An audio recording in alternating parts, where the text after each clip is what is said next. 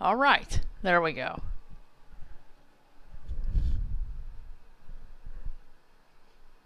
This is the one day of the year that I always play Spyro.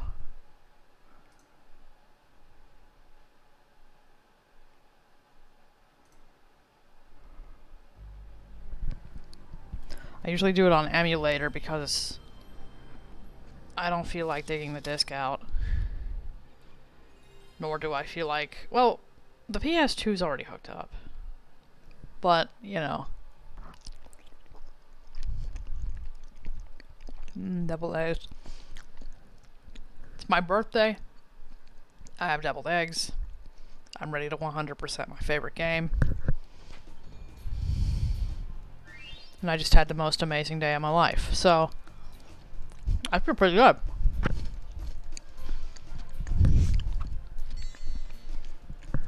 Welcome to Shroom's birthday Bonanza shitpost stream.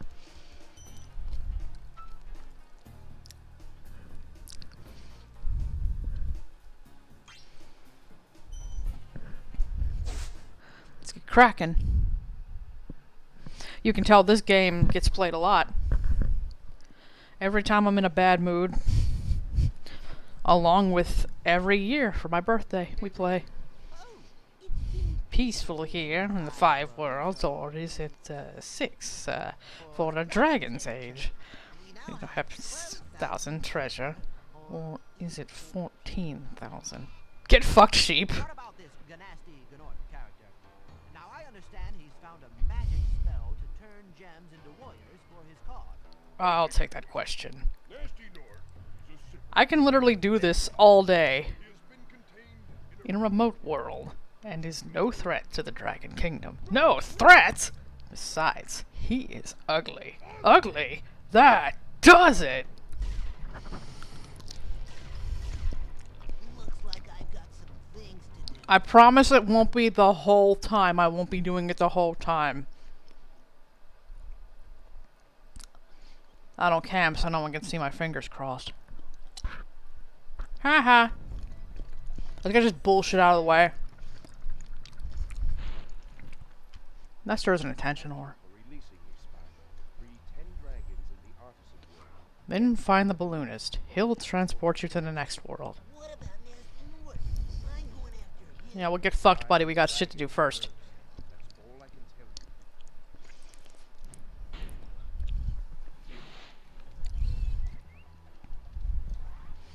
There are several speedrunning tricks you can do in the first world that I don't know any of. So if anyone's like, I wonder if this person is good enough to be a speedrunner, the answer is no. You're not looking at the next Deo, man. I'm just a random person who likes the game a lot.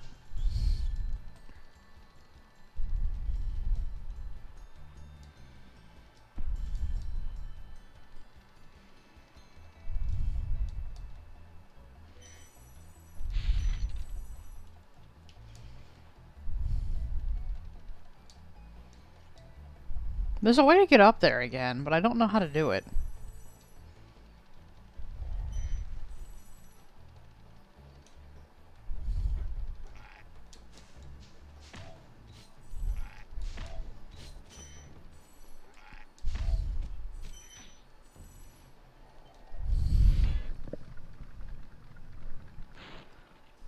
Where's Nasty Nort? I'll torch him. Keep your horns on, Spyro! You have much to learn first. Do you know what the dragonfly following you is doing? His name is Sparks, and he's helping and protecting you. Keep an eye on him and see what I mean. Fun fact, when the developers were first making this game, the dragons were a lot more brief and sounded a lot more alike. But supposedly because the devs themselves did all the voice acting. So, Nestor was a lot more brief with you. Is the one that always sticks into my mind. I keep missing this guy. Why do I suck?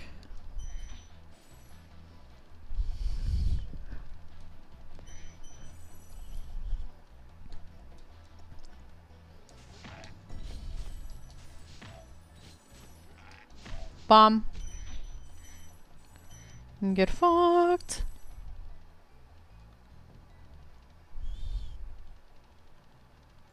This is gonna be a really relaxed playthrough, so it'll probably take 6 hours. Spyro, Press the jump button twice to glide. and don't be afraid. Afraid of what? Falling from high mountain peaks, plummeting into prehistoric glaciers, crashing through. In the demo, he actually says crashing through before getting cut off by Spyro. I find it weird that they didn't keep this. I thought that was a lot cooler. Well, maybe not cooler, but I thought it was a lot more in character for Sylvis / Thomas. His original name was Sylvis. Don't know why they changed it to Thomas. I guess somebody just liked that name more on the dev team. The names Delman and Thomas actually became mainstays in later Spyro games. I think Thomas is one of the first elders that you learn a move from in Shadow Legacy. And I think you can also find him, or a dragon with a really similar design to him, in Hero's Tale? And I think he teaches you the wing shield. Just as some Easter eggs.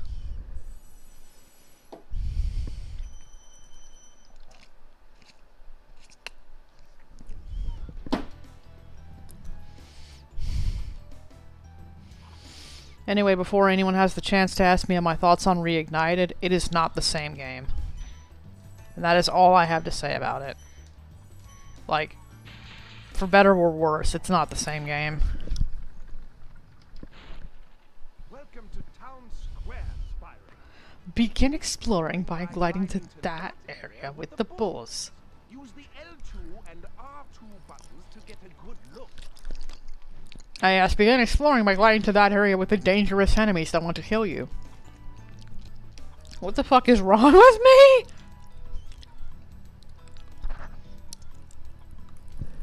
My god, I'm such a fucking normie gamer now that I try to use the right stick to steer the camera.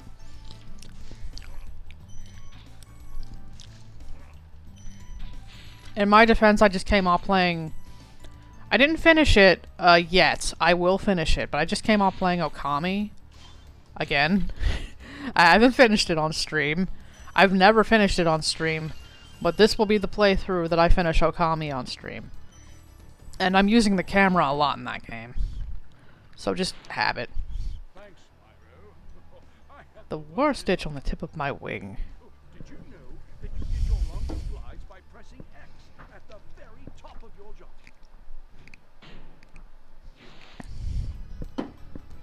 Having an itch like that while frozen has got to be torture. It's also someone's fetish. I guarantee you that is someone's fetish. Man, I hope nobody clicked on this video expecting family-friendly content, because I actually just think the word family-friendly is a dog whistle for Christian propaganda.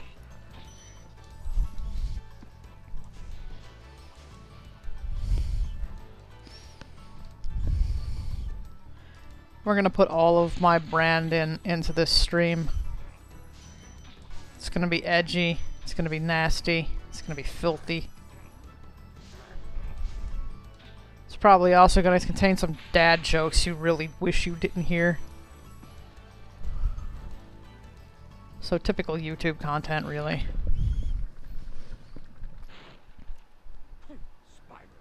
Did you see a man running in here? He's a thief, and he's stolen a dragon egg. You've got to track him down and get that egg. Run! Run! I'm feeling a little winded. My nostalgia. That's like my mom's favorite dragon in this whole game. She just kind of cracked up when she heard him the first time. He's not as funny in Reignited. Also, they got the line wrong in Reignited. They said I'm getting a little winded. I don't know if that was, like, deliberate. Bro. Why can't I play this game? What is wrong with you? I can always one-cycle this guy before. Fucking pathetic. Well, I guess it doesn't help that I'm, like, eating deviled eggs while playing. Just kind of plucking away at him, you know?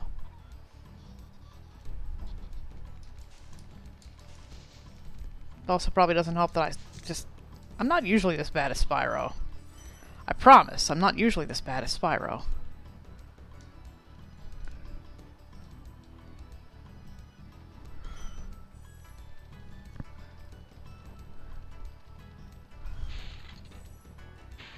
Oh well.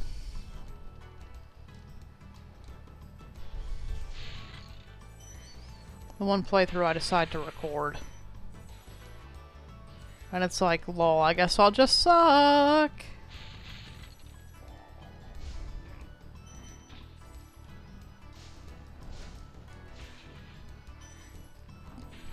Anyway, because I do this, well, thank you for releasing me! I'm not even sorry.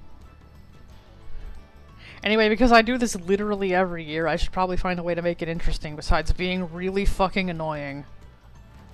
Hang on. Did I really just get everything in Town Square? I barely noticed Town Square existed. Huh. Well, anyway. Town Square fucking sucks anyway. Not at me. Double egg.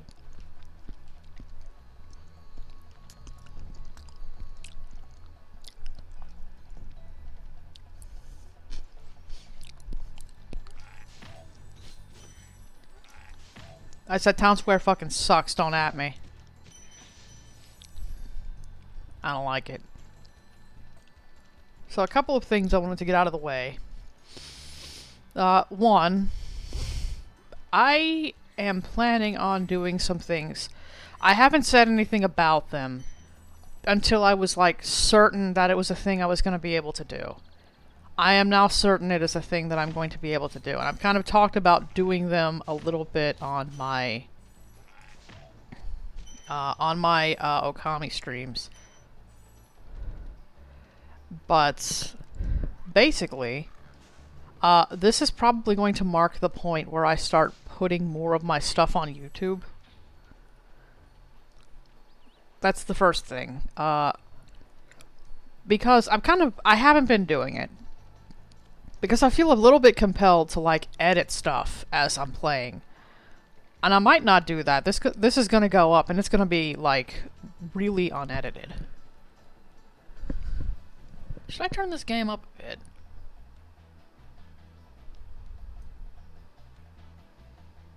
Maybe we're turning up just a bit. Yeah, that's good.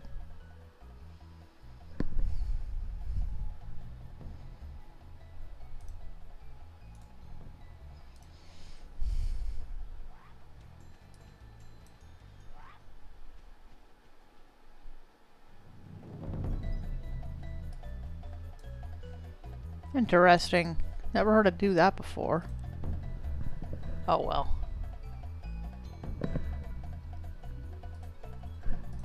Now we go back to making sure that stream chat is layered over top of OBS stream chat, because OBS stream chat is slow as hell lately. Anyway, I don't know if I'll edit that out. It's just a little slow bit of something. It's basically, I want to make sure... That's too loud now. It's about like a hair. It's a bit loud. Well, in any case, I want to make sure that this game can be heard. Even though it's, you know... Trust me when I tell you, if you follow me on Twitch, you will probably hear this game again sometime. Like, this isn't really a Let's Play. I kind of just play this game every single time. Not even just like once a year. It's like a few times a year. If there's like I can't handle anything anymore and life sucks and I'm collapsing into the ground, I'll play Spyro.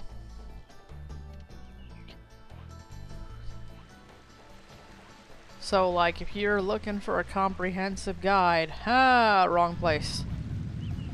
I don't even know if there's like a market for that anymore. It's not like you can't just easily find a long play. Which I guess is the reason why so many people are into... This is going to be a loud stage, isn't it? Alright, it's not that bad. I'm gonna have to turn the sound back down when I play Okami again because the noise pollution in that game is real.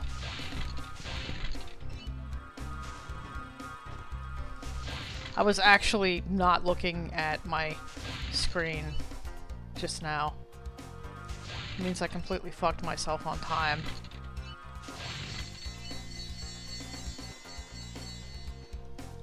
Well, maybe not. It might be fine.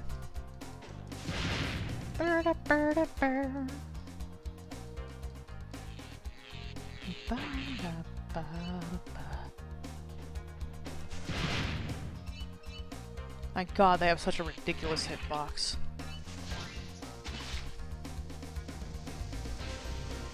Oops. Now that I've got a sufficient amount of speed, be careful not to lose it, because when you go up, you do lose a bit of speed. It does make it a little bit easier to control Spyro, though. Unlike in Reignited, where flight physics make no sense and are garbage. I don't hate Reignited, I just think that it's a bit crap. Anyway, that train eluded me, but it's fine. We'll go get him later.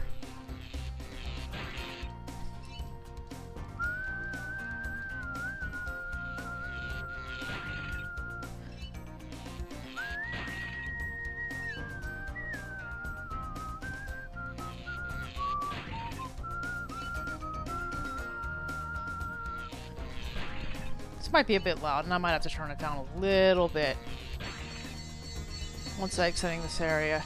I see him up there. Chasing him down this way is probably not the best idea. You get destroyed. Look at the sky, it hasn't fully rendered. It's neat. Spyro skies render in chunks. So you do get glitches like that sometimes. The way that the skyboxes work in these old games is really fascinating.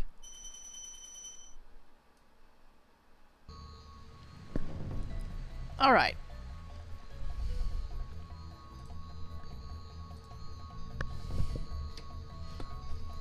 Don't know why I don't just hide the cursor. Can I even do that? I guess I could. You know, if you're not stupid. Don't know why you wouldn't.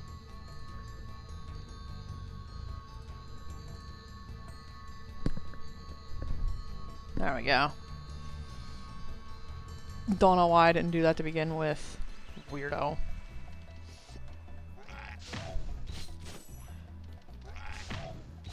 I promised myself this would go up on stream on YouTube, and I'm putting it up on YouTube. Regardless of problems, regardless of how embarrassing it ends up being for me. I promised myself I would not be particular about recordings anymore. It is a resolution of mine, and I wanted it to start with this stream. So it was the first thing that I kind of kept to myself, because I didn't want to make that promise on any stream before this. There's all the shit. Flash, do that again. Your mom. The artisan's boss has threw a portal behind me. You can challenge him now, if you feel you are ready. Oh no.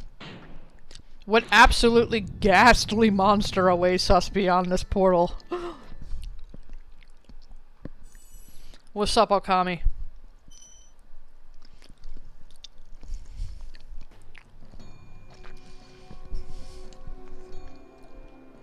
I have doubled eggs. So I'm munching on those while being really shit at Spyro. This is like the worst I've been at this game in a long time. I'm like an embarrassment to people who play this game regularly right now.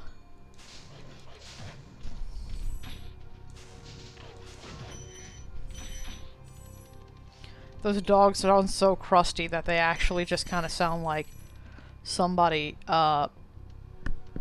crumpled paper together. Anyway, the promise I made myself was I would record this and put it on YouTube. I would do so...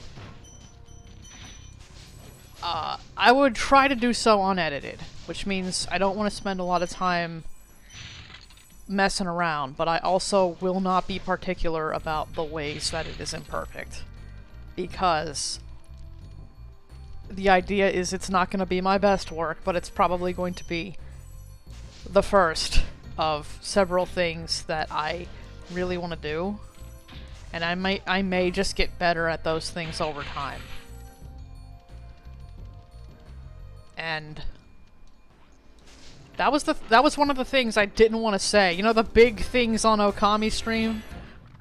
When I'm just talking like Donald Trump and making all those fucking promises? Nasty Nork has put one of his most devious henchmen in charge of the artisan world. I'm sure he has. I think I smell a barbecue. I smell fried mutton. Be careful, Spyro. This boss has many tricks up his sleeve. This guy sounds so fucking sarcastic.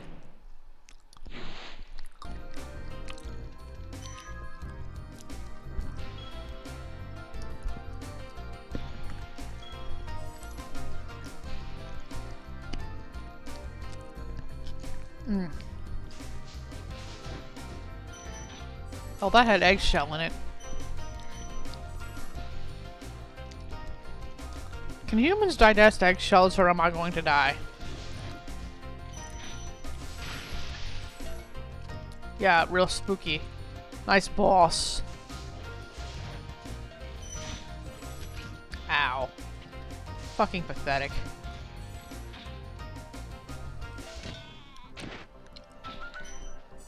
Oh, that probably just bars my exit. Like, bitch, I'm not stuck in here with you. You're stuck in here with me. It won't kill you. Well, what doesn't kill you makes you stronger.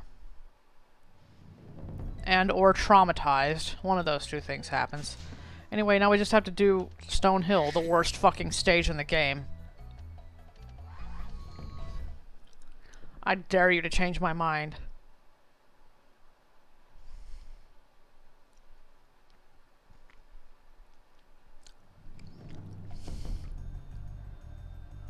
We are definitely going to be pressing this stream beyond my birthday. Like, we're going to be finishing this at like 5 in the morning at this rate. Which, to be fair, is enough time to finish a 10th of Okami. So... But the things I was saying in the Okami stream, you know, like, oh, big things, important things, it's gonna be terrific, all that shit. No, one of those things was, I'm gonna start putting stuff on YouTube. Kook's been doing it with Metroid Prime. Won't even make your day worse. Watch the dragonfly, Spyro. His color indicates his power. When he eats butterflies, he stays strong. Like me. Sure.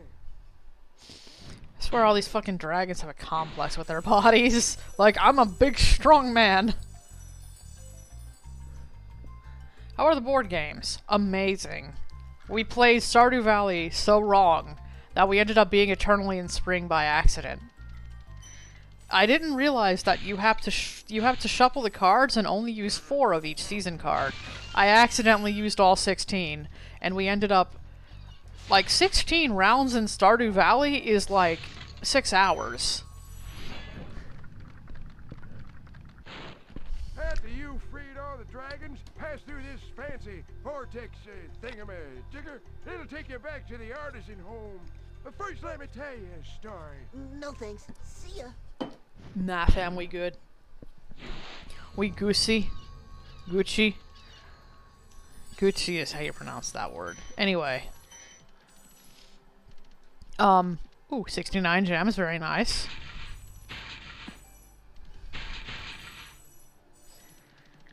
I think I just found the video's thumbnail.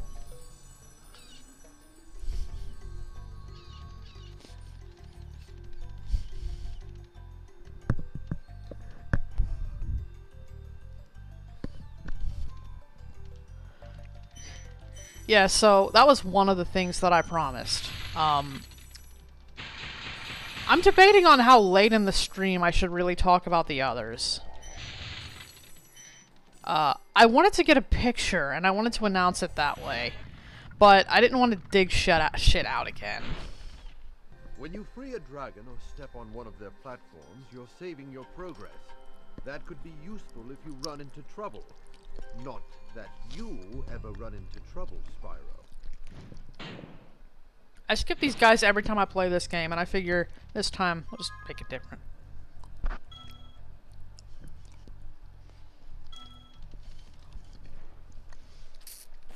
Also, it gives me an opportunity to eat eggs.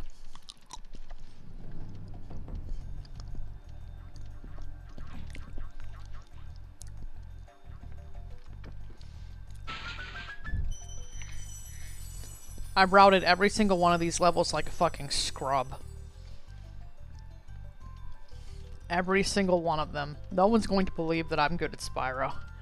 Or no one's going to believe that I played this game multiple times.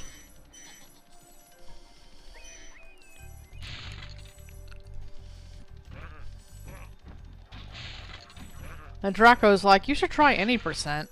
Nah. Or, no, 120%. He's like, you should try 120%. I'm like, nah.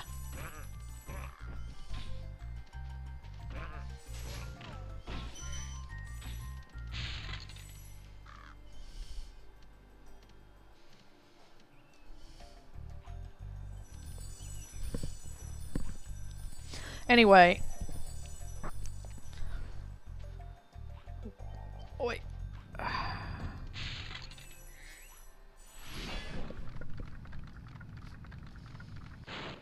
Spyro, my friend, How about a hint on gliding? You bet. For the longest glide, press the X button at the top of a jump, and try pressing the triangle button to drop down in mid-flight. I wonder what Spyro's individual relationships are with all the dragons. Like, I'm assuming that he knows the dragons from Artisans.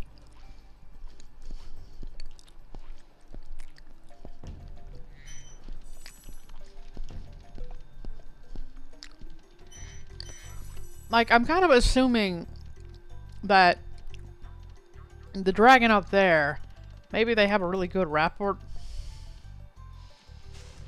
Bro. It's killing me. Can you just not suck for like 5 seconds? Why do you suck? It's because I played this game on the PS2 the last time and I'm not used to the PS4 controller? Is that what's going on? No matter how many times I see anything of Spyro, the only information my brain will assimilate is Spyro exists. What's that supposed to mean?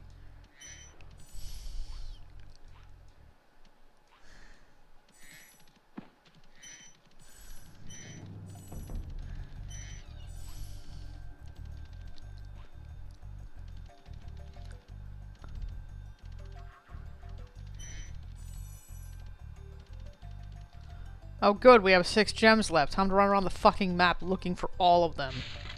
4 gems left. The others are in chests somewhere along this garbage fire hillside. That looks really damn impressive in tech demos and game stores. It makes kids want the game, but it's a bitch and a half to find all the gems on, let me tell ya. Never mind, that was easy. Goodbye. Are you talking shit about my favorite game? Is that what's happening right now? Alright, time to do Dark Hollow, a stage I actually really like. It has nice music. I think it has a nice scale.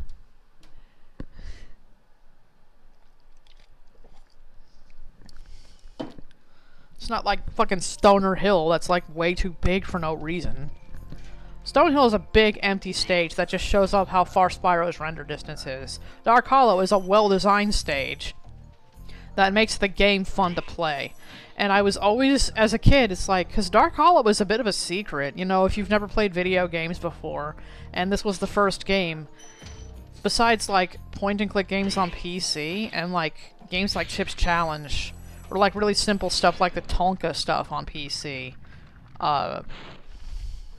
Oh, it's you. I wasn't sure if you'd escape those annoying little creatures. Of course they wouldn't bother me, but here's a hint. Metal armor is fireproof, but a charge attack will take care of them. I'm gonna start skipping all the dragons unless it's a dragon that I like to listen to.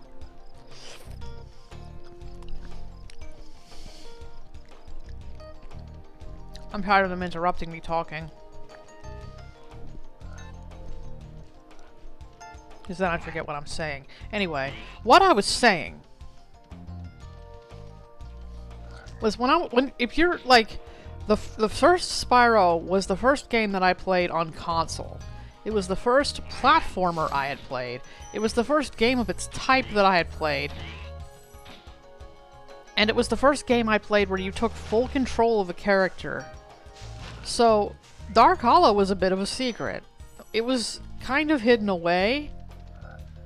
And so, Stonehill is like the in-your-face, big, bright sunlight place that has the far-ass render distance. Dark Hollow is like the thing you play to really understand the game. Because it has all of the things that you're going to be doing throughout the game in the easiest possible format while also being in a really condensed space. It's just a really good game.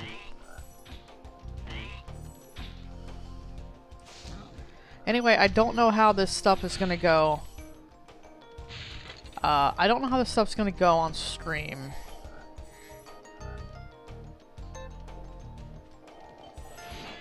What does this guy say? Big enemies like this Gnorc with the club cannot be charged, but a quick flame, that should defeat them.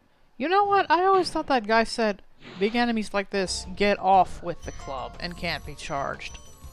But he says Gnorc instead of just saying Gnorc. In Reignited, they fixed this. I'm kind of mixed on how I feel about that. I feel like the way that he says it wrong adds to the character a bit, but it also seems like a genuine mistake. Get fucked.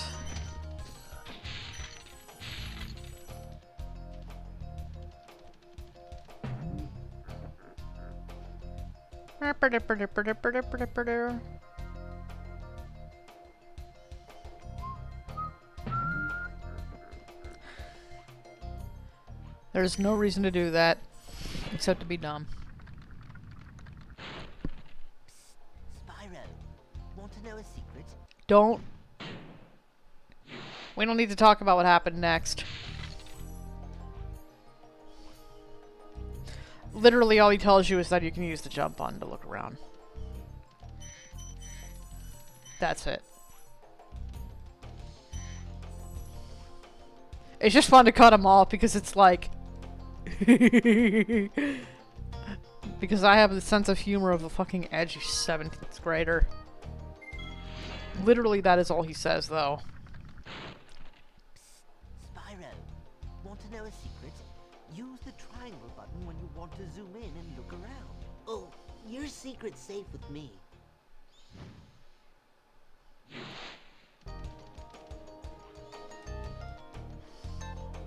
Why does this dude just kind of hang out in a basement? There's some really interesting things with Dark Hollow's aesthetic and Reignited. Something about... There's something about a lot of Reignited's aesthetics, though, that remind me a bit of the Game Boy Spyros. Like, aesthetic-wise, it feels like it takes a lot more from those. That's not a bad thing. It's just interesting. Just tend to not assimilate information unless I'm participating in the thing itself. Nah, that's fine. I have an emulator on Android, by the way.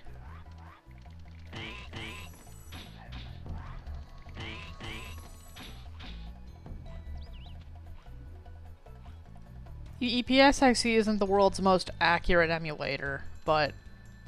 you know. It exists. Oi. Deviled egg burp.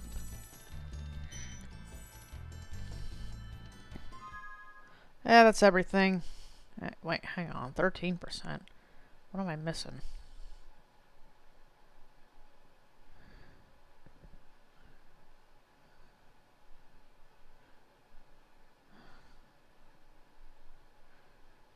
Nothing.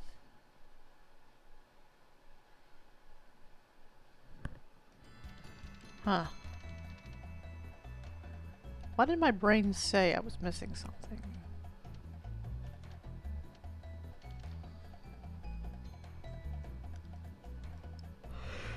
Hey. I don't exactly feel like playing a 3D platform on a mobile device. I can't say I blame you.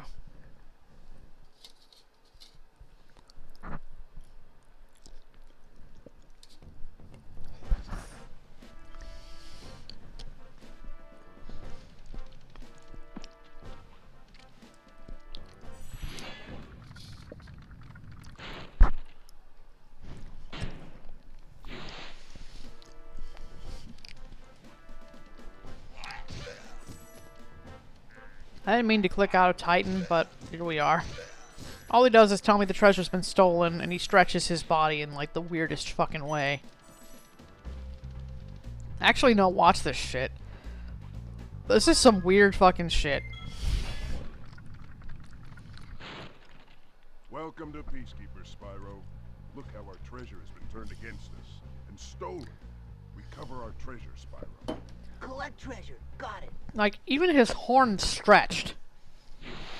I really like... I like that about this game. Everyone just moves in this way that's, like, odd and strangely animated. And just...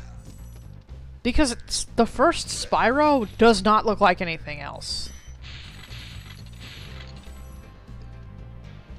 Crash is kind of like that, too. Crash and Spyro don't look like anything else. And it's kind of a shame that, like, people sort of ignore that. Very scaly. Yeah, they have, like, leopard print patterns and stuff.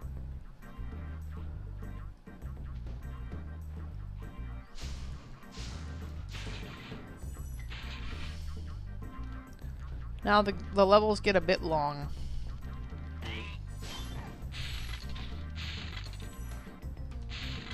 Not actually sure how long it took me to get through Artisans.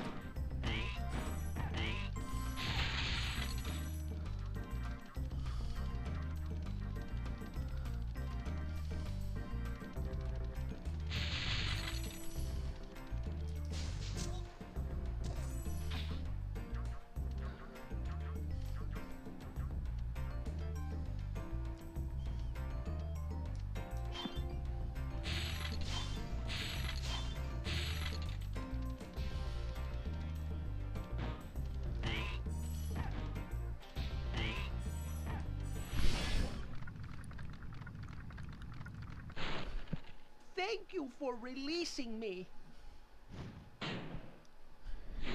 Same guy. How about you just don't catch the egg?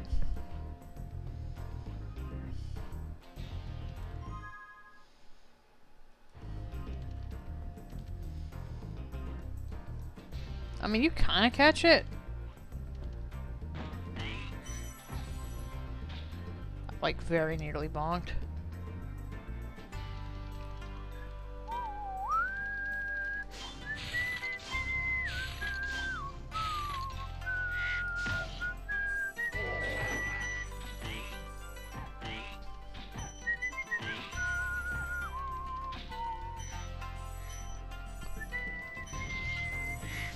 Anyway, about those updates. Well, I'll get to it after this guy. It'll be a while before I free someone after him anyway. Is that you, Spyro? Are you the young dragon I've been hearing so much about? Ever since you're a wee puff of smoke, we've known, You've known? I forget. Fucking mood.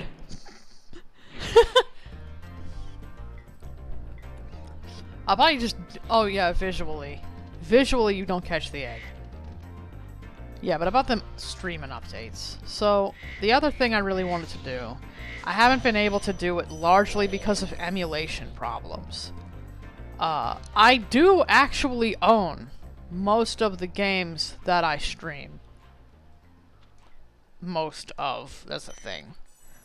And I'm talking about, like, retro games and stuff. Like, the exceptions are games that I no longer have, but they were games that I did own in the past. So it's like, most of the time when I stream an old game, it's a game that I have either procured at some point, or it's a game that I do have, and if possible, I have ripped my own copy of. If not possible, I just have the cart somewhere. Like, that's always been a thing. I don't actually pirate a lot of the games that I stream, even though I'm a huge advocate of piracy in the first place, because I think it's the only reasonable way to make old games accessible, and these companies sure as fuck aren't doing anything about it.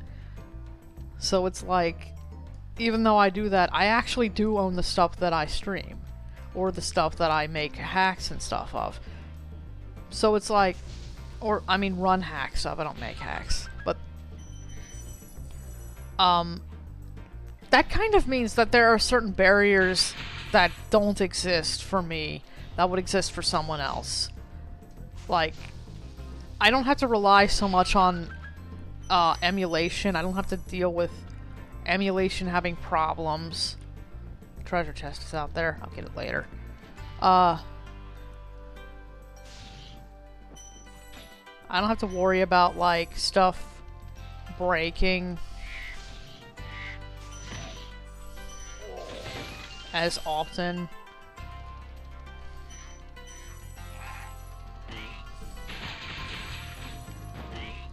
Because when I stream something, I'll get an accurate picture of it.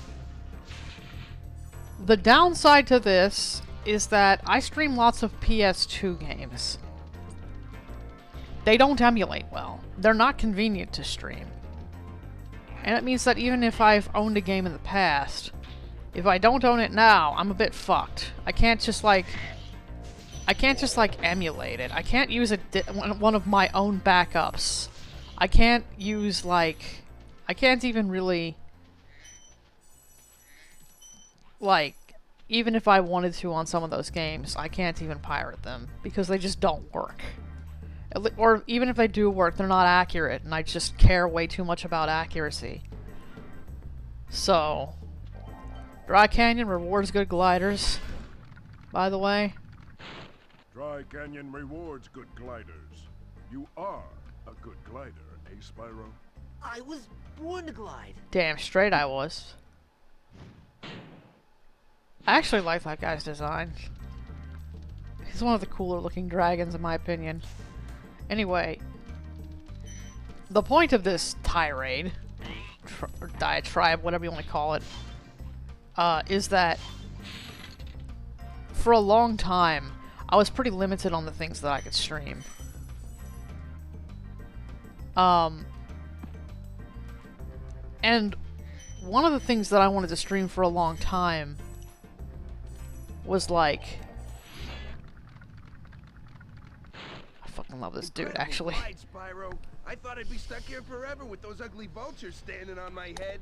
Those birds might look tough, but they're pretty tasty. Flame broiled, with a pinch of salt.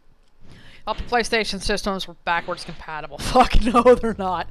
The PS2 is fully backwards compatible with the PlayStation 1. The PS3 stopped being backwards compatible with the PS2. Around the point when Sony realized that they could make more money by selling people digital copies of games we already fucking own. Oh, I'm sorry. I mean when the PlayStation 3 malfunctioned. Yeah, that's what we're calling it, a malfunction. This is the start of the level, by the way. The end of the level is, like, directly above the start of the level.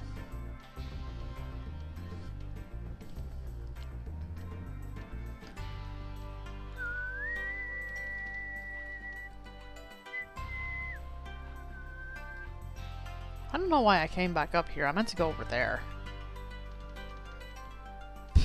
Yeah, but anyway, the point of this diatribe is that when there are games I've wanted to stream for ages. Specifically, the entire Jack trilogy, the entire Sly trilogy, all of the Ratchet & Clank games, and Legend of Spyro. Those were the 4 that I wanted to stream for a long time. And I just did not think it would be possible, because in order for me to do that, they'd have to emulate well. The Sly games emulate alright. They mostly emulate fine. I tested them earlier in 2020 and determined that they actually work. or rather 2021. The Jack games debatably work, and the Ratchet and Clank games lag like shit. And also, I've never actually played the Ratchet and Clank games. So, I didn't even have them on a backup disc. And like, I don't have a problem with just pirating something and emulating it if it's an old game, who gives a shit? But like, I mean, companies care, but I don't. Respect companies, so whatever. Oh, I have all the gems, let's go.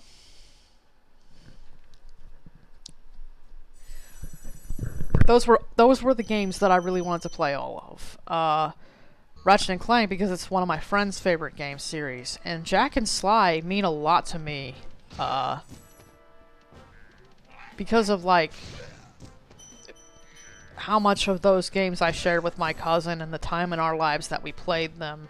Because we played them when we were like 10 and 11. We played them like just as both of us were getting into some really complicated territory in our lives. And they're like the last good thing I remember before both of our lives kind of went to shit for a while. So they actually mean a lot to me, and I've wanted to, and I did not want to just stream a crap version of them.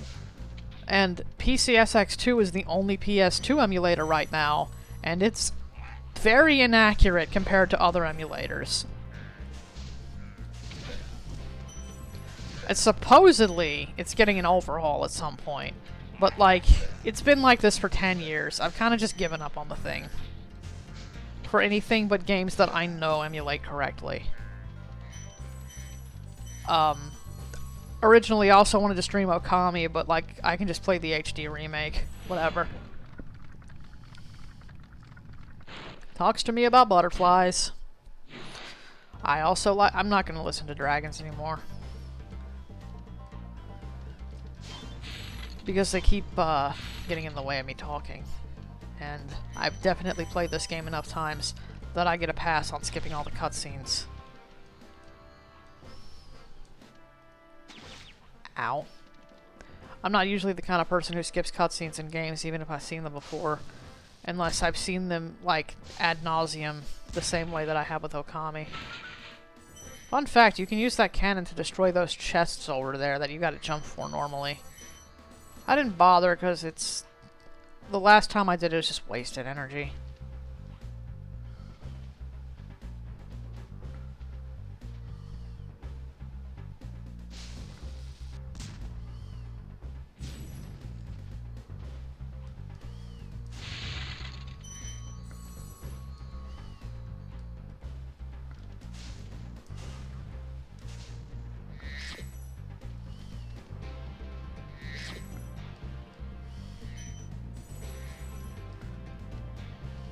It's interesting how Sparks picks up the gems for you. And if he's occupied with eating a butterfly, you gotta pick him up yourself. It's interesting how that changes the pace of the game a bit. I've never thought much about it because it's such a microscopic thing. Well done, Spyro. Keep up the good work, and I know you'll fulfill your destiny. Destiny? I just want to kick some... Just toast those enemies and collect the treasure.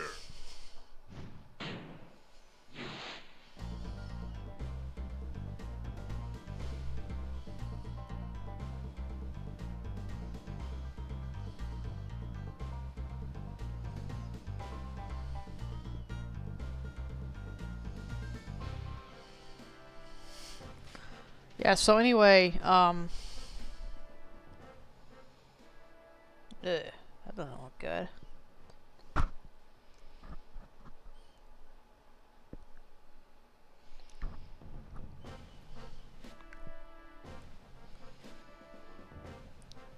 I had to, like, kind of seal my nail back together with washi tape and top coat.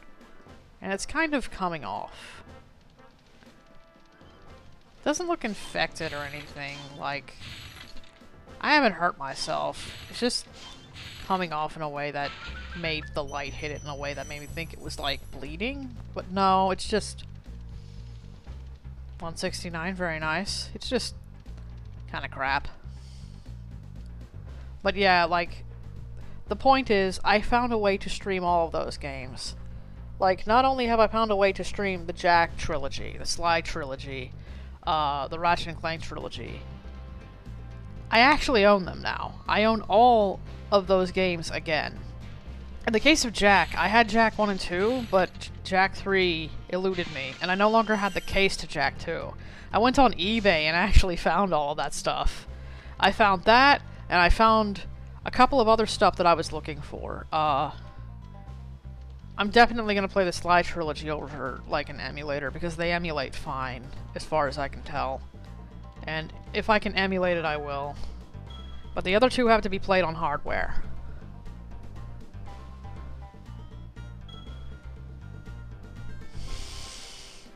And that's a big deal to me. That's the big thing that I wanted to get into. I'm gonna stream games that mean a lot to me, and I haven't played them in many years. You tested the games yet? Yeah. It was the first thing I did when I got them. I tested all of them. They do boot. They're also in pretty good condition, and I got them from sellers that have high ratings. So, I don't know if I'll run into problems with them. They can't be worse for wear than some of my old games. Like, believe it or not, retro games can take a beating before they just completely shit out on you. So, unless there's like a real major flaw with a disc that I cannot see, it'll probably be alright.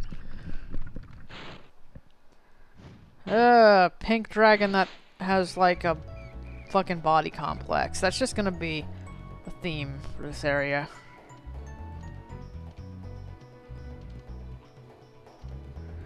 So there are two ways you can see Ice Cap.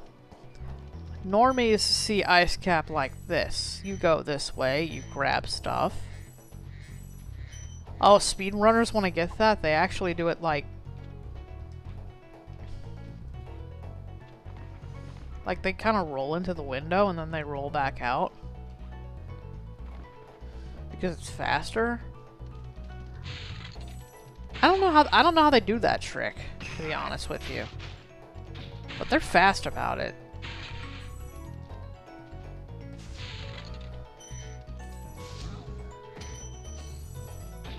I'm not a speedrunner, so I can't do it.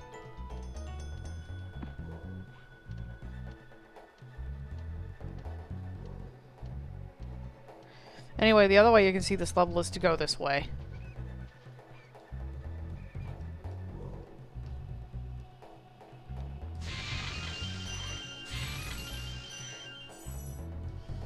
Not that I need all these extra lives, but here they are.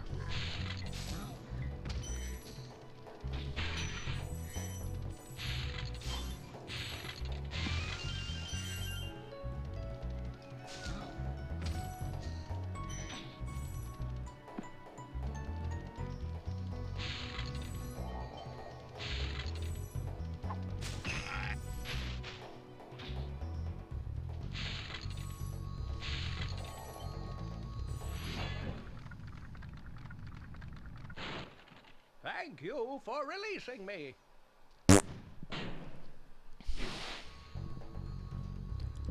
ERB food. Fair enough.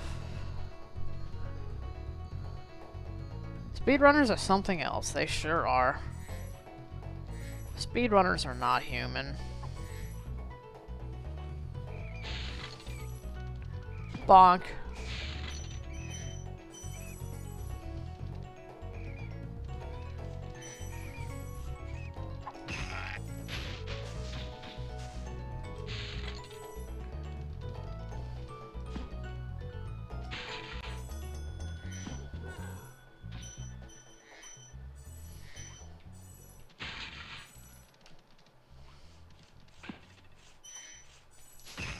The one place they think to use armor is just the part of the world where they can fall into the ice.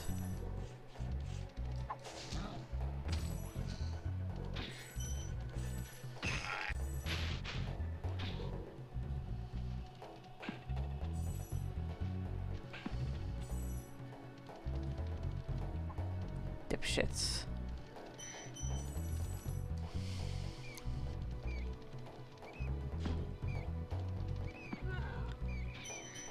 Get fucked.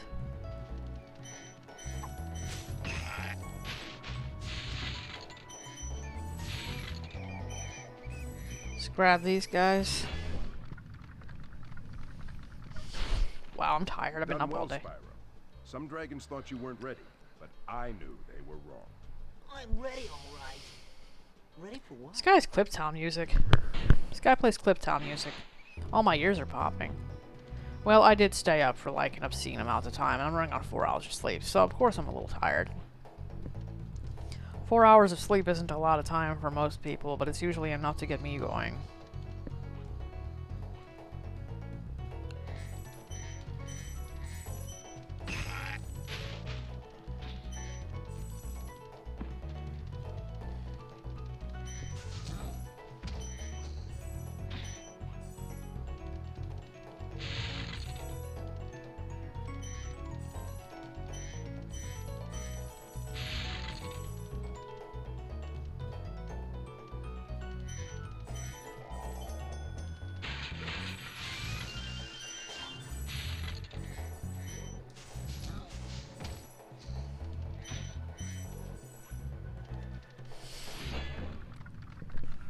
Thank you for releasing me. Thank you for releasing me.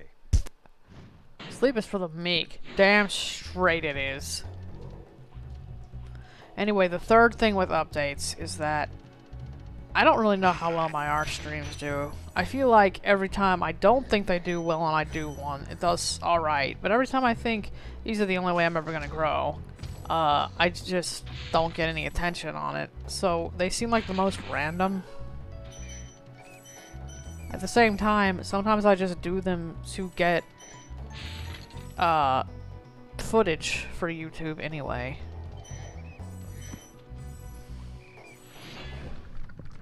So I'd like to make sure that I do. Spyro, some big Norks up ahead are wearing armor. And in the ice cave, armor can be very slippery, I know. Trust me, my guy, I know.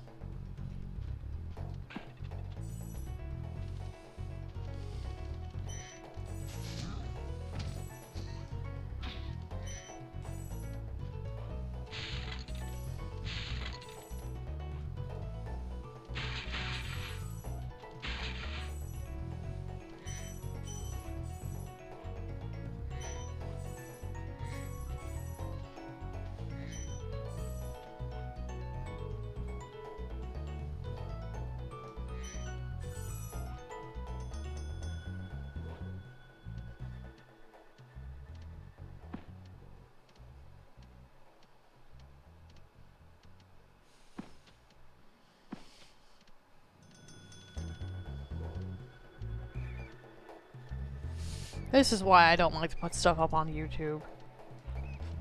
I get real dead silent sometimes. A bit more compounded when tired. Which, to be fair, I have streamed tired for the past 6 months. So, that's not really much of an excuse.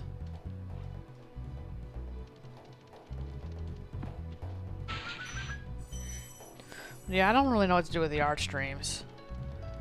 I don't want to stop doing them because they do serve a purpose.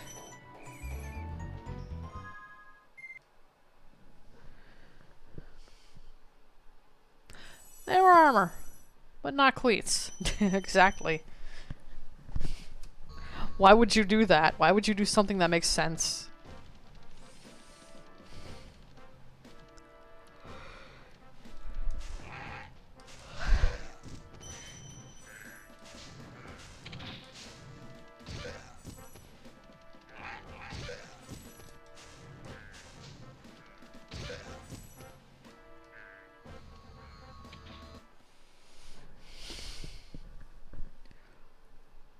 Record the audio separately for the art streams. No, it's not. I don't have to do that. Like, the art streams, most of the videos on my YouTube channel, those were from art streams. Like, the art-related playlists and stuff those were art streams. I have seldom recorded an actual video, like, on my own time. I've done it a couple of times. But it's pretty uncommon for me.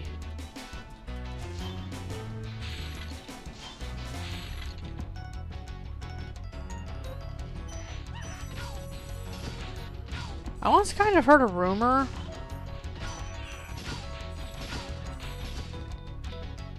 that Sparks, depending on his color, actually determines his pickup range for gems. I don't know if that's true.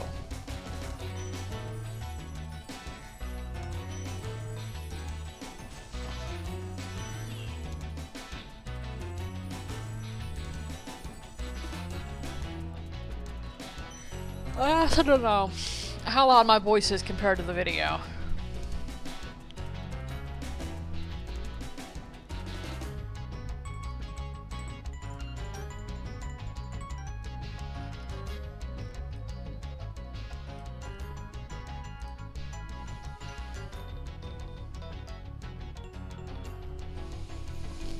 This guy just going absolutely ham on the keyboard. Stuart Copeland just really going at it. I always like the sky in this place. Big angry looking eclipse that looks like a mean eye.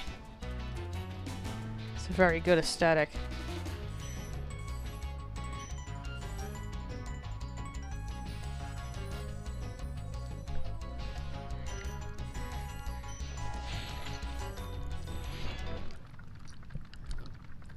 It's a nice view. Yeah, it is. This guy thinks he's so cool. You don't know what it's been like listening to him over and over. But I'll tell you one thing. He should watch his back. Me whenever Kook is talking shit. Oh, my ear's popping again.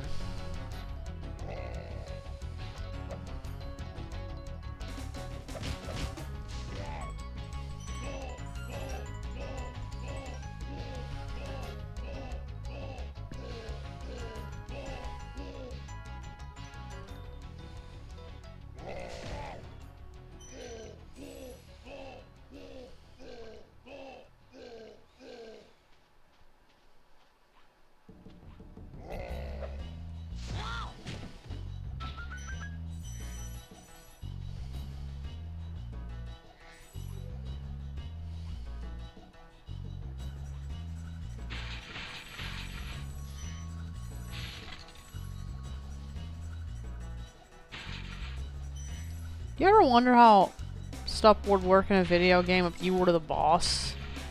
Like, what if you're the bad guy? And you get 3 hits. And it's like, you... one of those die in the game, die in real life things. Like, would you just be stuck in an infinite time loop where you can kill the good guy until they inevitably kill you? Because the good guy has to win? That's kind of a horrifying thing to think about. Shower thoughts.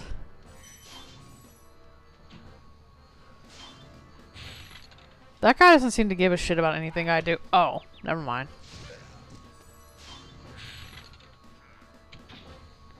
Oh well.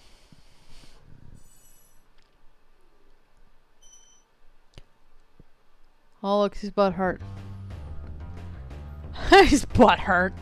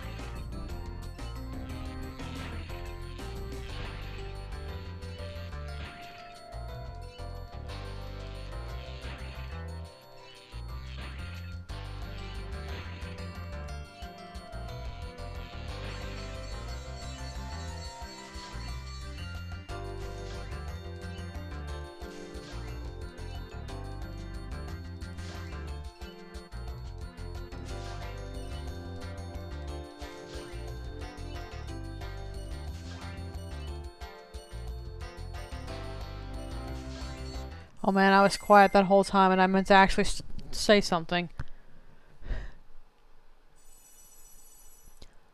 And not in the best of brains to contemplate horror movie scenarios. Fair enough. Unfortunately, my mind likes to just spring them on me at random. And then I get mildly horrified about what the implications of that are. And it's like... Bro. Alright. That happened. I'm gonna go all the fuck the way back there. Come on.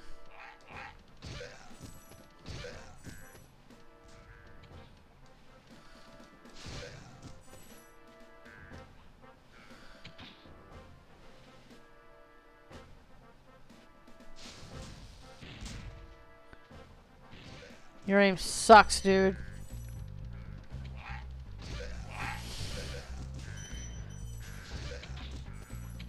Yeah, I think what I'm gonna do is just continue to kind of inconsistently do this DR streams. And I thought about doing them like before doing game streams, but I don't think I would have the energy for that. It'd have to be just dedicating an hour to a day to one or the other. And I don't really know how to handle that right now.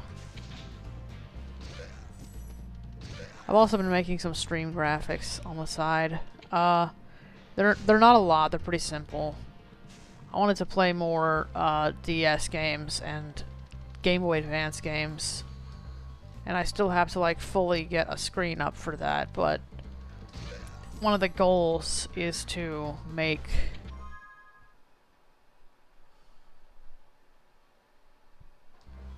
Oh, I'm missing Clifftown. I'm an idiot. One of the goals is to... What the fuck, bro? I guess that's what I get for trying to talk.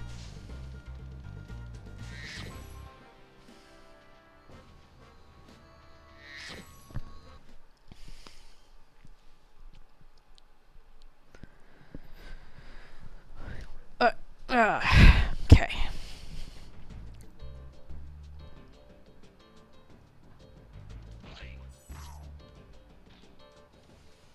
I missed that chest completely. Lol.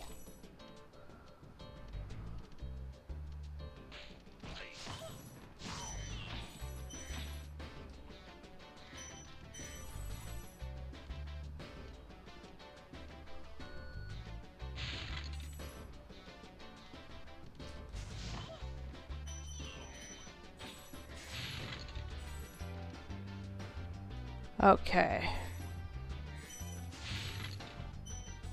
Cool. Let's see how fast I can do Clifftown, because it's kind of another annoying level.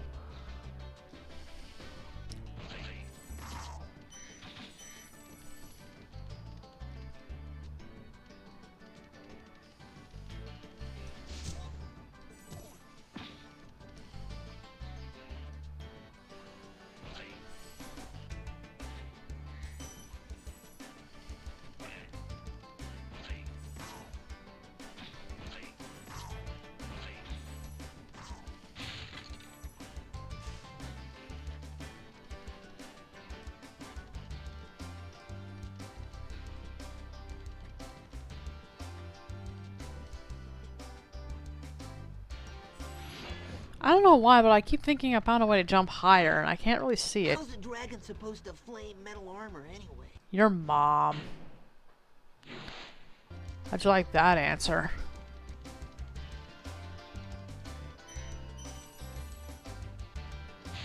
Oi, there's gonna be a scenario where I'm probably gonna play this game like half asleep.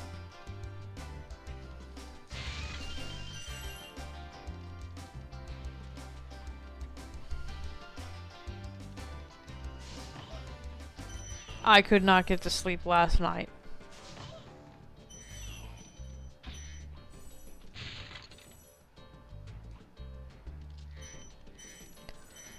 Anyway, I haven't been recording the Okami stream because I have other plans for that. I mean, I have other plans for, like, Okami in the future. I think I may just record a proper, like, actual video of Okami.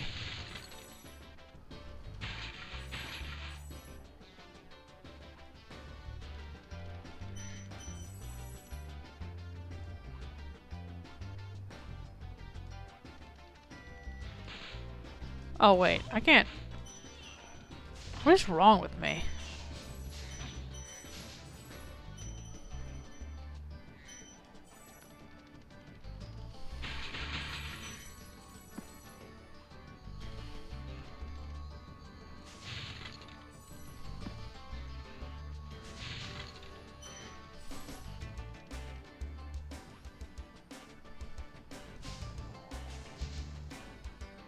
Yep, we got both gems from there.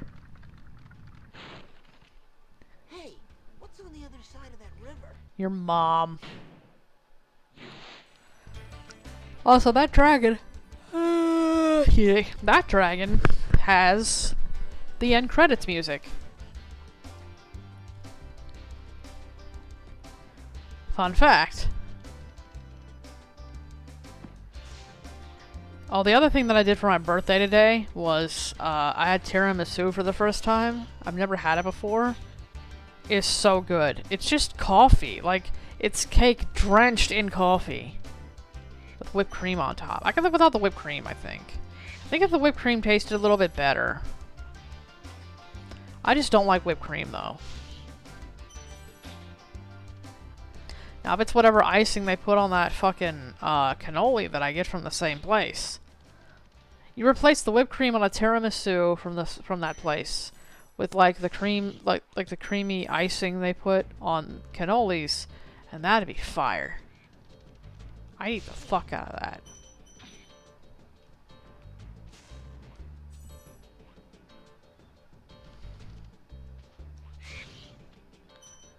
Man, you have such a high-ass hitbox.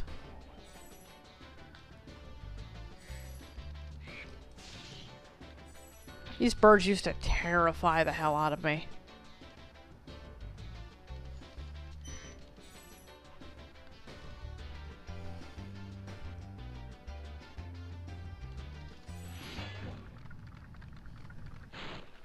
You Marco. reached the highest point in Clifftown.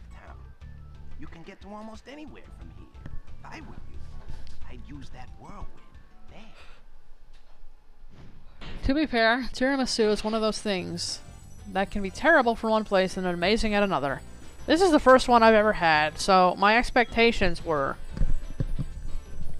probably not set. But like, I liked it a lot. I'd probably eat it again. Maybe not over a cannoli. At least not from the same place. But I liked it a lot. I think I'd be in the mood for it again. Excuse me. I got a little bit of the itis, that's why I'm not talking as much. I did just pound down 11 deviled eggs. I've also just been talking all day. Like, we played board games, which, you know, I talked about that before. And I had one of the best days, honestly, in a long time. Which is great, because I have not really played board games with people in a while. I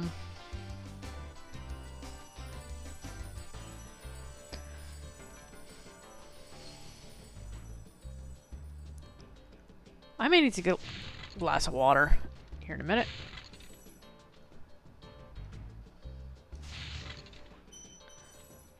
So that's gonna be a thing. If I have to stop at any point during this stream, I'm probably going to end up having to cut content out of it. And that'll annoy me, because then I'll just see all the dead space. But I don't really know how enjoyable it is to watch a completely unedited stream. Okay, there we go, 32%. How are we doing on time? 11:53. Hour and a half. This is nowhere near world record pace. Ah. But we're making good time. The levels only get more linear from here, so it's a little bit easier to get everything a lot more quickly. You get up into like Dreamweavers and the game is just really streamlined. I'm gonna go beat the shit out of some guys to get an extra life. Feel a bit entitled to that one that I lost.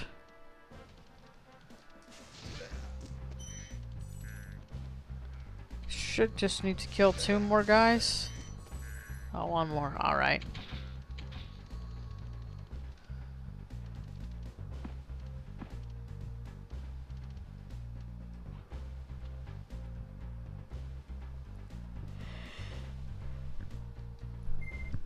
Away we go.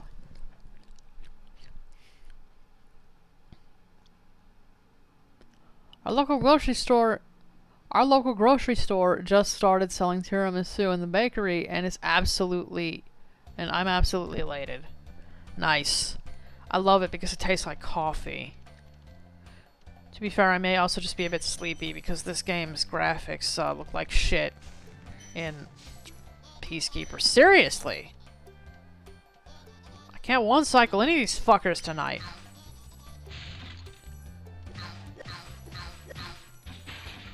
I did have a long day. It was a long, good day. Welcome to Magic Crafters. I want you to release the dragons, reclaim our treasure, and recover the eggs from those pesky blue thieves.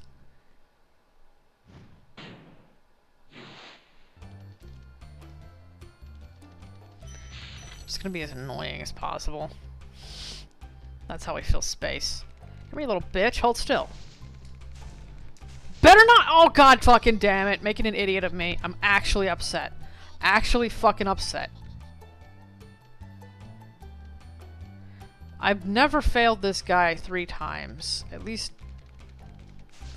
not in many years. What the fuck was that? That was embarrassing.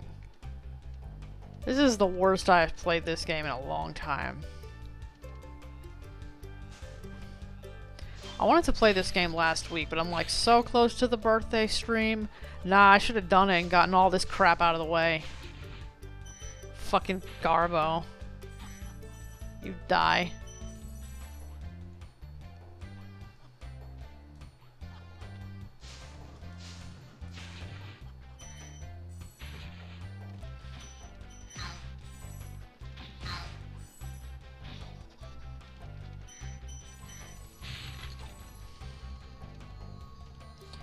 In we go. I'm glad. My brain is kind of shutting down, so I'm going to head off. Happy birthday and good night. Good night. Gotta fill space myself now. I don't know if anyone else will show up for stream.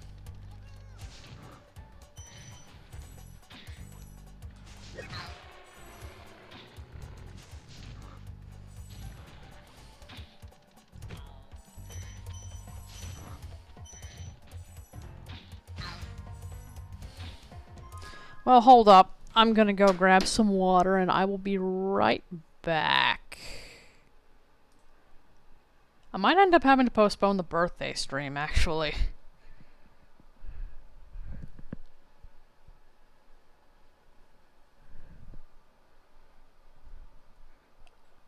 Because we kind of...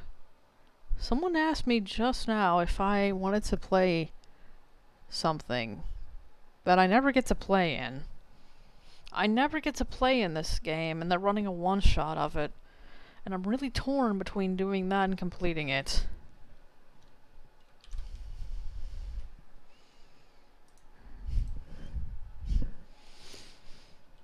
And I'm real tempted.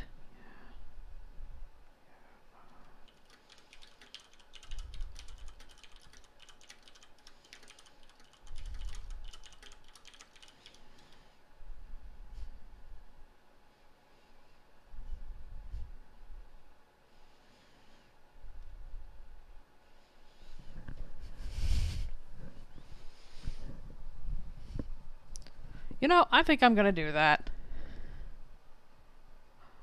I might postpone this until, like, later tonight.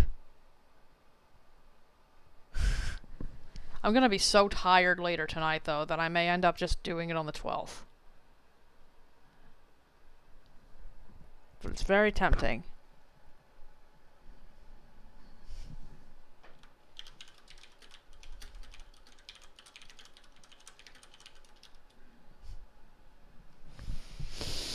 I'm going to actually tell this story on stream. I'm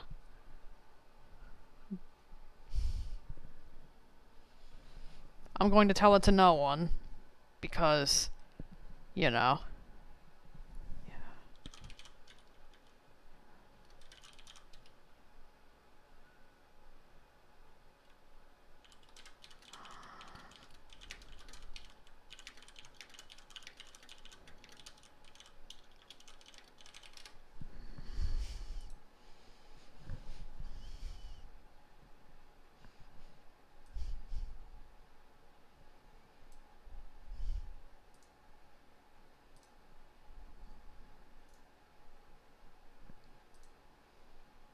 Well, I'm glad that I got re-invited to that server because I really liked the people on it. Probably shouldn't have recorded all of that info, but I did start recording right as I got back. And I don't really want to edit this stream, so here's the TLDR, and I guess this technically counts as content. Around last year, I joined a bunch of I joined a bunch of servers for tabletop games. I like to play board games and tabletop games a lot, but a mistake that I made, and this, I've had to like, I've needed a couple of weeks to kind of process this, but a mistake that I made. This dude's a coward. Zane is a coward. Anyway, a mistake that I made was joining a bunch of Discords to learn to play games so that I could learn to run games for my friends. And the reason this was a mistake is because I had a lot of goals in mind when I did that. It's like, I'm going to play in games. I'm gonna try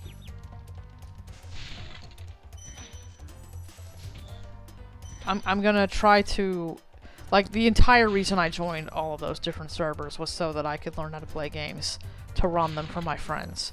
That was my only goal. That was it. This tiny goat. This cute tiny goat bitch. But that was my only goal. And on paper, that sounds like whatever, but the problem is that I hyper-focused on that goal. And I never intended to really stay in, like, a bunch of servers I was in. I was really just there because my friends are not experienced with games. And nobody else really wanted to run games. Especially not games I wanted to play in. Like, one guy would sometimes run 5e. I don't like 5e.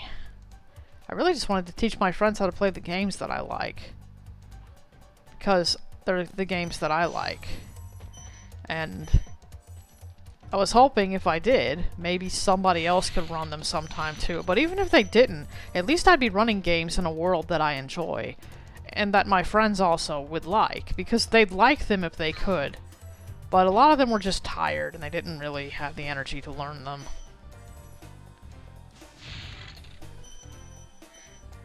So, I'm like, well, okay, I'll take it upon myself to learn how to run games.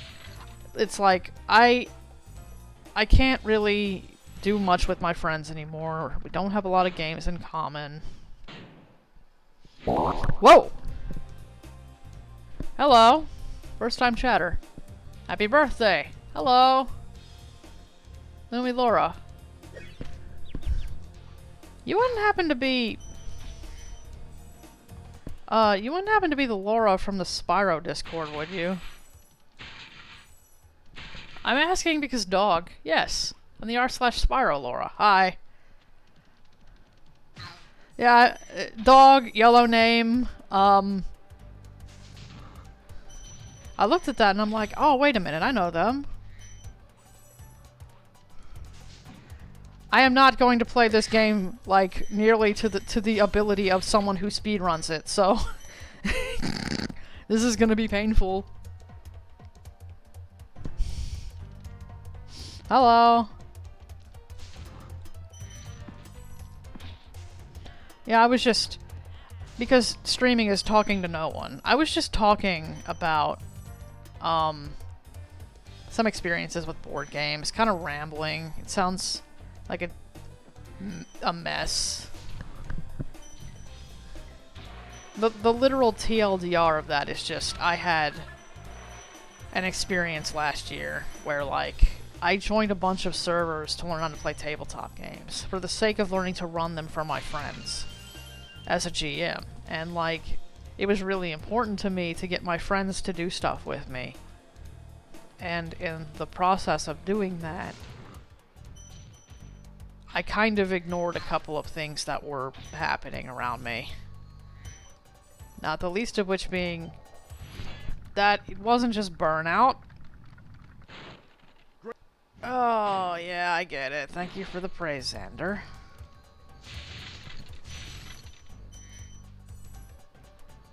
This game is for having fun. I actively choose to psychologically torture myself.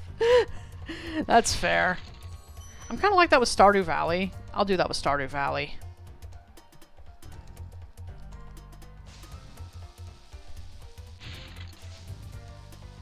I, like, massively regret some choices I made last year, though. I joined Discord servers that... Not all of them were like this, and I just now rejoined the one server that I actually really liked being in. With people I think I could probably have been friends with. But a lot of the servers I joined were places that made me deeply uncomfortable. One of them was a place that felt like all it did was lecture and scold me, and I just felt like... After a while, I felt like, I don't want to be here anymore. And I was only there to learn how to play games, because it's difficult for me to just pick up a rule book and read the rule book. And damn, I can't one-cycle anything today, can I? Come on. Dingus. Is that everything in here? Oh, okay.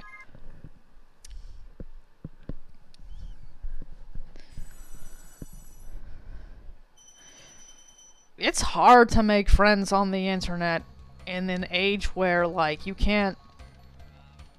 I can't just act the way I always have. Honestly. Which is mostly edgy. It's just edgy. Like, I'm one of those people who plays Cards Against Humanity specifically because the shock humor amuses me, even if it is very offensive and probably should come with a lot of trigger warnings. And don't get me wrong, if somebody doesn't want to play it because they find the content upsetting, that's fine. I wouldn't do it with someone who found it upsetting because they're not fun to play with. It's not fun to upset people. It's just fun to be shocking. So, like, I don't think I'm an asshole. But, there are a number of people on several Discord servers who do not agree. Because the very fact that I'm like this is enough for some people. And I'm like, yeah, whatever. But done stressing out about it. This guy has the same name as the guy in the other place, just spelled a little different. And if you're like, it's not the same name, but it's spelled a little different, I'm going to tell you something about names. Rupert is the same name as Robert. It's Germanicized. It's the only difference is that one of them is German. Leads to a special place where you can learn to fly. I remember when I was a young dragon, honing my wings. Learn to fly. Got it. It's just gonna be this. Did not notice that. Oh, that is that Rupert is Robert. I didn't know that either. I looked it up. I hate this fucking level, by the way. My least favorite level in the game. Well, nah, that's Stonehill. I still like Stonehill less. This one's just a bitch, because if you... I've been doing so badly all night that I am not going to be able to do this in one try. That's not happening. I have played the worst game of Spyro in, like, years tonight. So watch me just fuck this stage up. I guess the moral of the story, again, because I am not very good at, like, abbreviating my ADHD thoughts, is being in spaces that make you uncomfortable for the sake of learning to do things just for the sake of anything, really, is not healthy. And if you have to do it for your job or something, it should be a situation that you try to get out of. But if you have to do it for the sake of something that's supposed to be fun, like tabletop games are, you should get out when you see that it's a problem. And don't stay there because you think you can acclimate, and you think you can mask, and you think you can make people think that you fit in. Do not stay in places you feel like treat you like dog shit. And it's like, I think, well, I could return to that place one day, you know? I could go back there, and maybe then I'll be a little bit better at masking. No, not a healthy thought, because I shouldn't have to. Pass me the controller? Oh damn, what the fuck? That's the old speedrun route. Huh? What do you mean the old speedrun route? What I did? What do you mean that's the old speedrun route? That's the way I've always done it. That's the only way I've ever known how to do it. How are you supposed to do this level? Straight up, you just did the old route. Good intuition. What? How are you supposed to do this level? I feel like if you do it the way the level wants you to do it, you'll fail, and you're not fast enough. So this is the only way I've ever been able to do it. I don't know how to do this level right. What's the new speedrun route? Rings first, chest, arches. See, that's the way I used to do it, and I would always lose as a kid, and it's like, how are you supposed to do this level? This can't be the way to do it because I keep failing. And I guess I just sucked. And, decided to reroute it. Oops. See, I'll show my friend Draco this later, and he'll be like, why don't you 120% the game already? And I'll be like, because I'm not that good. And also, I don't really think I have the energy. I've seen the way that speedrunners play this game. Those people are insane. I sat on a Deoman stream once. I know I am not speedrunner material. Your route is 1 arc, 1 plane, 7 planes. Whoa. All the rings, then interchange between chest till the end. God, that sounds nightmarish. It's kind of whack.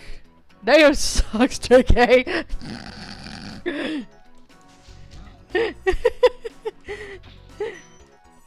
Aww.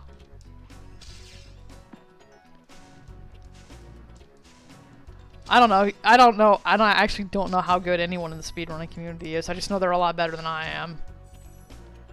Spyro 1 is an impressive game to watch. I used to think that all the good speedruns were like glitches and stuff, because those are really fun to watch videos about on YouTube, like the Summoning Soul videos, where, oh, we found this skip and it saved us like 69 seconds in a stage or whatever. But then, like, when I really got more into speedrunning myself, because I used to do single levels in Celeste for a little bit, I was never good at it. But I did it for a little bit. Ow. And I mean, I wasn't, like, great at it. I guess I was better at it than some people who were, you know, playing casually or whatever. But whatever.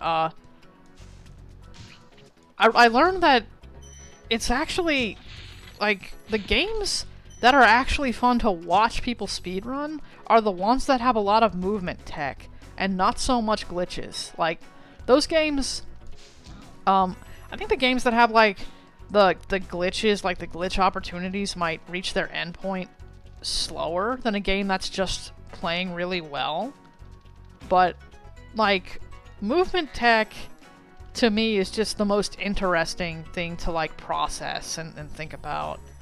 Because it's a thing where it's not, like, flashy or anything, but I think it's accessible in a way that, like, learning insane skips or dealing with bullshit RNG isn't.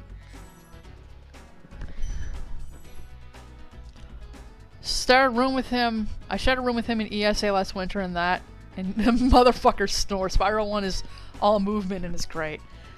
I actually like Spyro 1 to play casually because of that. I like it because it's the most, like, you just go kind of game. It's like, Spyro 2 and 3 are fine.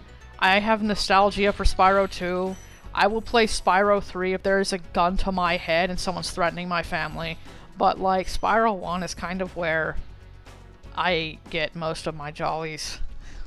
Most of my enjoyment comes from playing, just playing through this game. Like, it's the comfort game. Because you just go. There's no stop. You just go. Welcome to Wizard Peaks. Yeah, this is my favorite supercharged spot. I would use it to bash those wizards. Sure will. Bonk, bonk.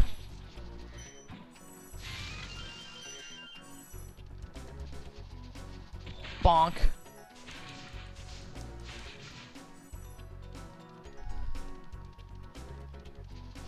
Bonk, bonk.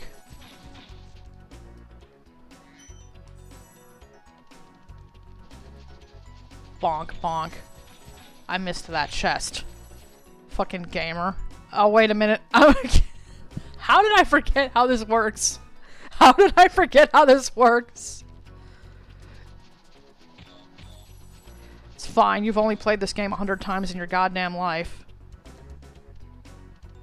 Those wizards look like they're breakdancing when they do that. They look like they're just synchronized dancing. The worst game of Spyro in my life. Just right here. Bonk. I had the best birthday of my life. One of the best birthdays of my entire life. I think it rivals that day that I went mini golfing when I was like 11 or something, or 10. One of those days. But it's one of the best ones I've had in a long time. Like, even rivaling the ones that I have probably romanticized all to hell from being a child. I think I missed gems up there. I don't think I missed gems up there, but I might have. Bonk. I love watching the enemies in Spyro 1 kill each other. They don't really fight in 2 or 3 that often, do they?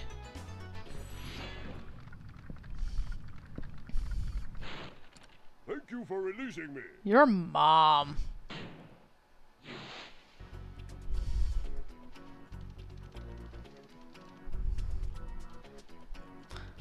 I want to kill these guys the fun way.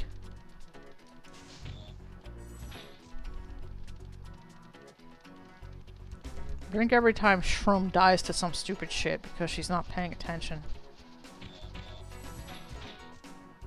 Yeet. This guy took me so long to find when I was a little kid because I kept hearing his voice and we thought it was like the game was messed up or something. But like, why do we hear a thief up here? Lo and behold, because he's a little bitch. Like, if you were gonna jump, you fucking should have done it, motherfucker. Oh, I can't make that. Ow. Well.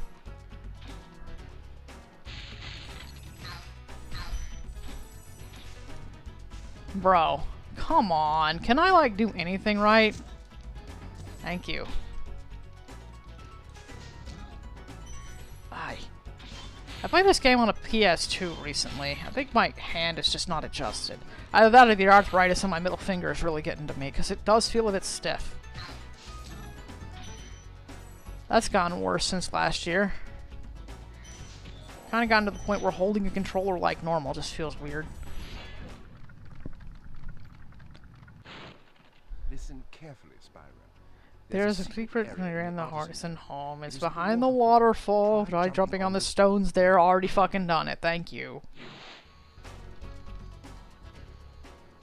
In Reignited, it's interesting that guy was designed as like a cartographer, sort of.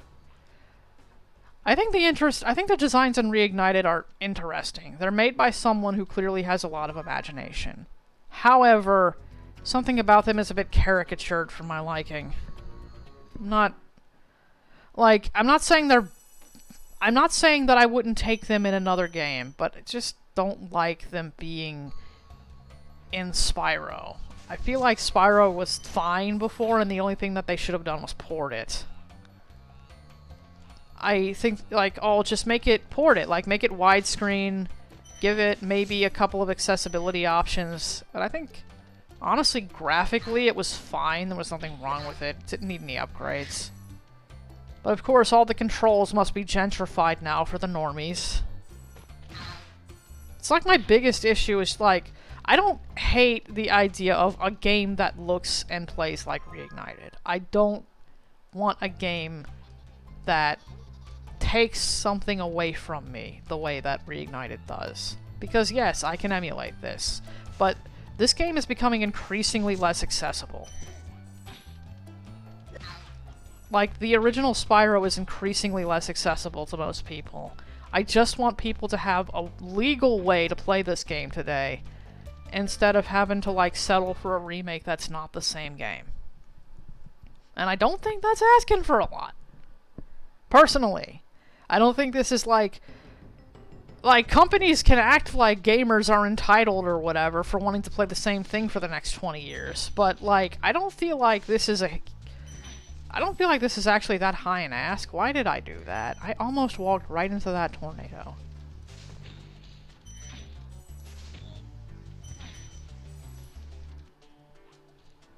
I never realized just how those tornadoes fizzle out, even if they don't come in contact with a wizard.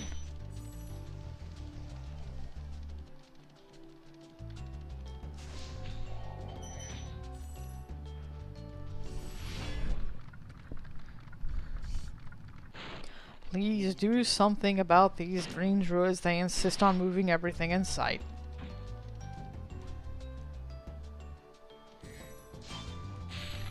Anyway, the other moral of the story I learned, going back to the tabletop thing. Yeah, I'm not done with this diatribe. The other thing that I learned, and I would do this differently, is I wasn't paying attention to what other people were thinking. I kind of figured the problem was me. I was like, well, the issue is I need to have the initiative to run games. If we're going to play anything, it's my job to do that. I facilitate space. I organize people. That's what I do. I always have. I facilitate space. That's what I do. I always have. It's just a thing that I say to myself whenever things don't go right in my friend group. Whenever things fall apart in my friend group, I always think it's my fault. And, you know, that's not great. For a couple of reasons. One, if you think everything is literally your fault all the time, you're gonna get real burned out real quickly on doing, like, anything with anyone. Why did I do that? Why did I do that? They're not even making any sound. Like, they're silently ashamed of me. Let's run into this guy first, actually. We hate those bugs. I hate those bugs.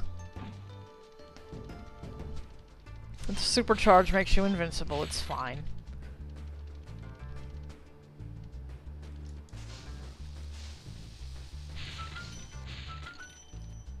Did I not?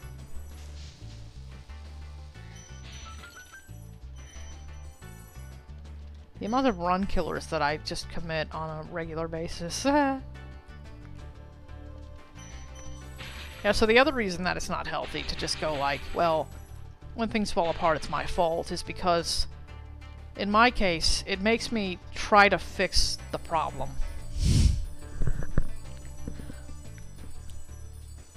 I don't recommend this. for a number of reasons. On top of the other number of reasons. But basically, the TLDR is, if you are trying to fix a problem that you or it's something you think is a problem, wow, I suck at this game. There's just no excuse. There's no excuse.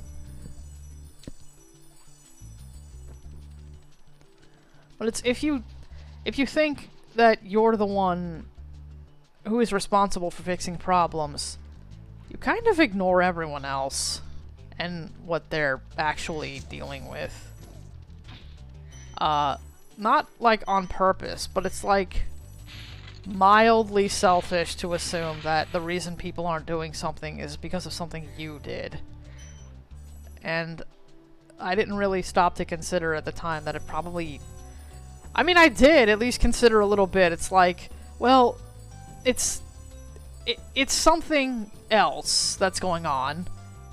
But in my head, in the back of my head, I'm like, oh, it's mostly me. It's mostly me failing to get people excited about something. And if I want people to like something that I like, I have to get them excited about it. And I guess a part of that feeling is like my... Not really, it's not an innate response. This is a learned response to getting genuinely frustrated when other people don't enjoy what I do. And it's like, instead of getting frustrated about it, why don't you try to make it engaging for other people? You know, like a normal person.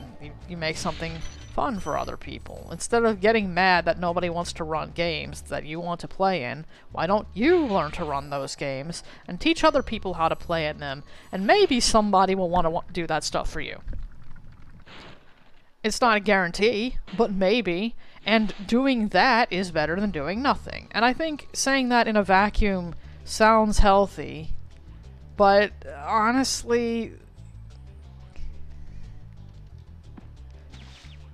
The other thought that I had was just like, even if you end up doing stuff as the forever GM, you're gonna end up, then whatever, like you're doing something with your friends.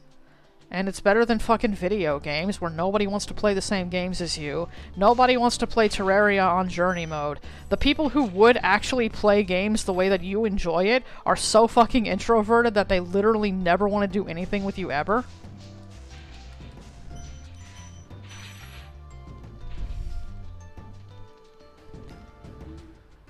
And again, I have learned to just ignore that frustration, like, of why doesn't anyone ever want to do anything with me, and instead ask myself what I think is a constructive thing of how do I make people interested in doing things with me? How do I accommodate other people? And I'm going back and forth on this a lot, saying the same thing about how it's probably unhealthy the way that I did it.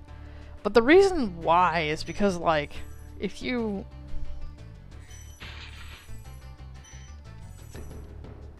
It kind of becomes pushing a bit hard. I guess. And it just kind of gets on someone's nerves if their whole thing is like, I don't like to do things with other people. And in my head, I'm like, well, why? I don't get that, because I always want to do stuff with other people. And, like, I just ignored that feeling. I ignored it for a long time, because I'm like, the alternative is to get mad at people for never doing stuff with me. Unfortunately, that happened anyway. So, trying to be the accommodating person who makes things accessible for people, who puts months of their time into doing stuff for the sake of other people, who joins communities that they hate being in for the sake of learning how to put stuff together for other people. It just made me feel like I wasted my time after a while. It made me feel like what I was doing was never gonna work out. Like, maybe... And honestly, even though no one asked me to do that, it started to make me feel like other people were selfish and ungrateful. Especially that ungrateful part. That nobody appreciated the work that I was putting in. That I put in 90% of the work in all of my friendships. Even though, again, nobody asked me to. But it started to feel that way. And after a while, I kind of just exploded on a friend of mine.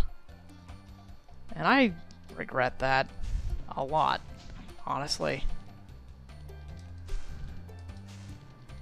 I think there are two things I would have done differently in that situation. Oh, I gotta go get the key again, because I didn't get the chest the first time. And the keys don't have persistence. Lol. Old games. I think they changed that in Reignited, where the key does actually have persistence. I'll give them credit for some quality of life stuff. Either that or they didn't, and it was one of the weird things they kept the same for no goddamn reason. Like, they should have just given you a hover in Spyro 1 if they were going to change the physics to the point where the charge jump no longer worked, or the charge boost. Yeah, but anyway, if I could do something different in that, the first thing would probably be to remove myself from situations that were making me uncomfortable. But, like, I guess the alternative here is the reason why I didn't do that is because then I'd have to confront the much harder to swallow pill of people just don't like doing stuff with me. And it's like, that's not even a dig at people in my life. Because it's not like they specifically don't like me. They just don't like doing stuff with anyone. They're introverted as fuck. My friends don't do things together. They do things adjacent to each other. They're those people in Discord servers who exclusively exist online and only play single-player games because they fucking hate doing stuff with other people. Old games are fun games, though. I whack. But anyway, that's like the majority of my friend group is like that. And I care about my friends a lot, but I actually kind of hate this about a lot of them. If I'm gonna be honest, and there's a thing that I hate about my friends, it's that. It's that no one wants to fucking do anything anymore. And they kind of never did. And when they do things, it is specifically to oblige me. And it is almost never because they enjoy it. And I just did not accept that.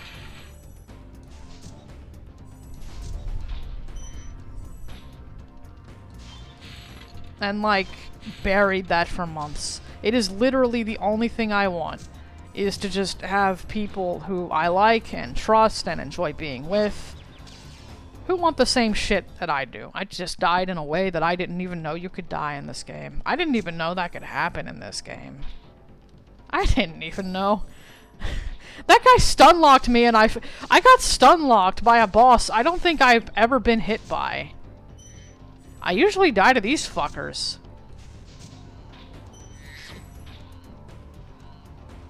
I didn't even know this guy could attack you.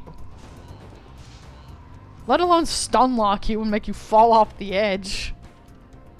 Maybe he did that to me when I was a little kid, because I know to avoid the lightning.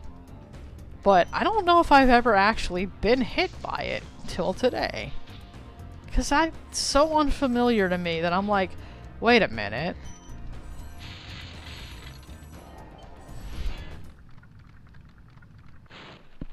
Thanks for releasing me, Spyro. You have no idea how long I've been trapped in Crystal. And, neither do I. Who are you again? I'm out of here. Hi, out of here. I'm Dad.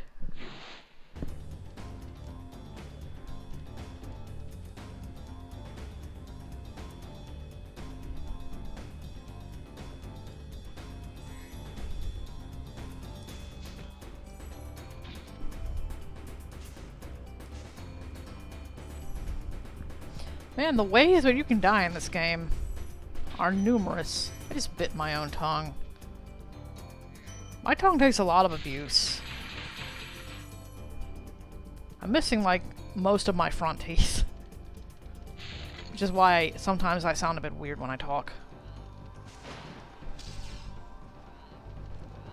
Anyway, I don't, like, hate the people in my life for that. But it deeply frustrates me. Because I see people around me who have, like, friends that they'll do podcasts or co-streams with. They'll start up game dev studios together. They'll, like, or at least, the very least, they'll reliably bother each other to get into multiplayer games. Like, and I don't mean like, oh, they agree to meet up on a day. I mean like, they'll just like ping someone and jump in a call. And it won't need to be scheduled. It'll just be like, they will prioritize doing that over whatever else. I don't have a lot of friends like that. Most of my friends are people who need to psych themselves up to be social. And I guess it's because I met most of them online. I wonder if it's an autism thing sometimes. Like, I don't want to stereotype here, but like, I kind of wonder if that is an autism thing. Of just like being really I don't want to say antisocial, but being extremely asocial and not wanting to, and like being introverted as fuck and doing your own thing and not really giving a shit about what anyone else is doing, because there seems to be like this Venn diagram where people on the spectrum meet with introversion.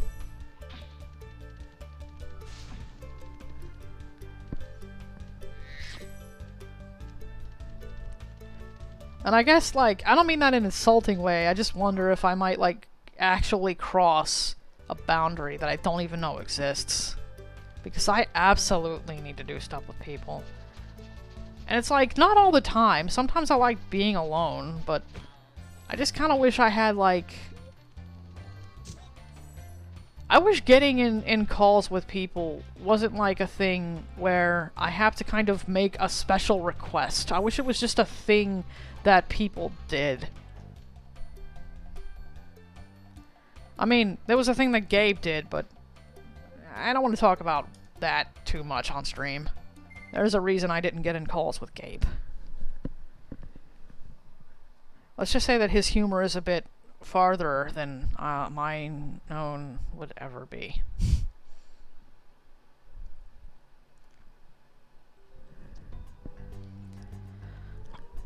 It is no longer my birthday, by the way, and it hasn't been for 40 minutes, but whatever. Damn, it took 40 minutes to get through Magic Crafters. I suck at this game.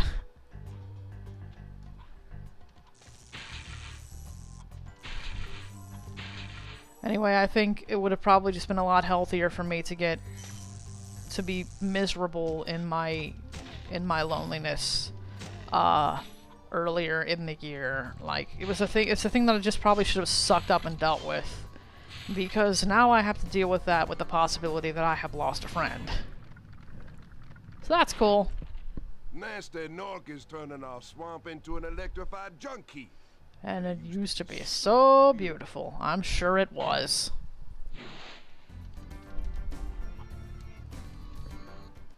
So your birthday in my time zone, fair enough. I keep a Steam wish list, wink wink, nudge nudge. That's a joke, don't go out of your way. I got everything I wanted for my birthday, honestly. My mother got me a Sonic coloring book, so that's cool. My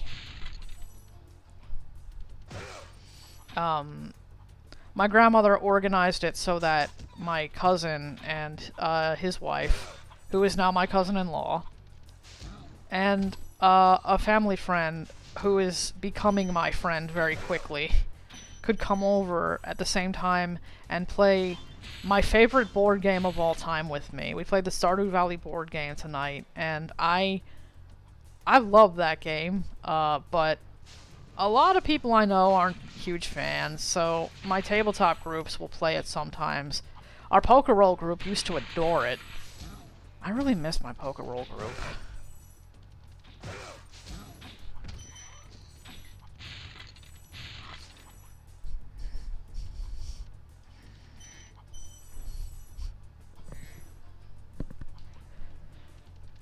I will say one thing.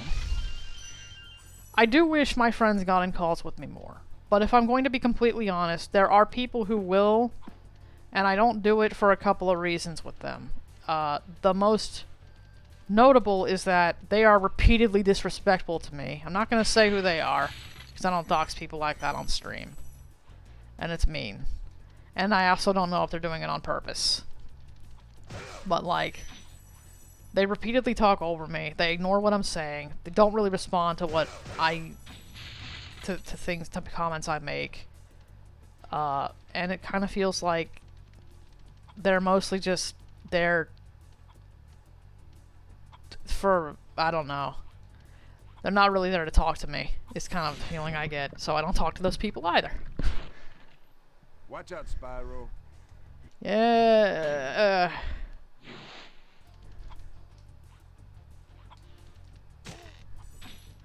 Yep, electricity sure does sting.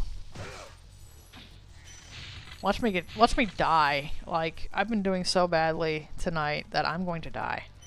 In this stage specifically. Ow.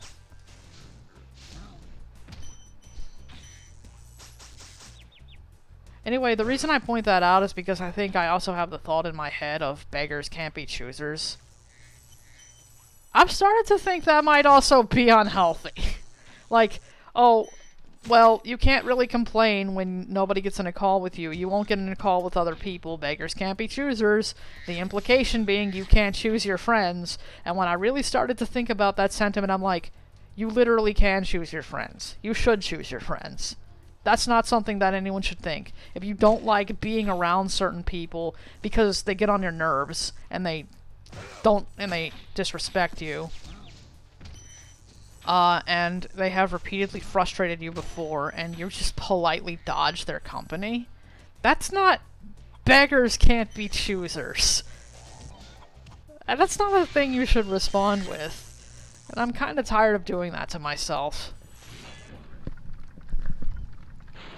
This dude's doing the sexy pose. Good job, Spyro. One day you'll be able to tell all the dragons about your amazing... I love the fact he comes out of the fucking... Sure, but what I'd really like to do is get out of this swamp. I love he comes out of the dragon crystal, and he's just fucking vibing. Like, whatever, man.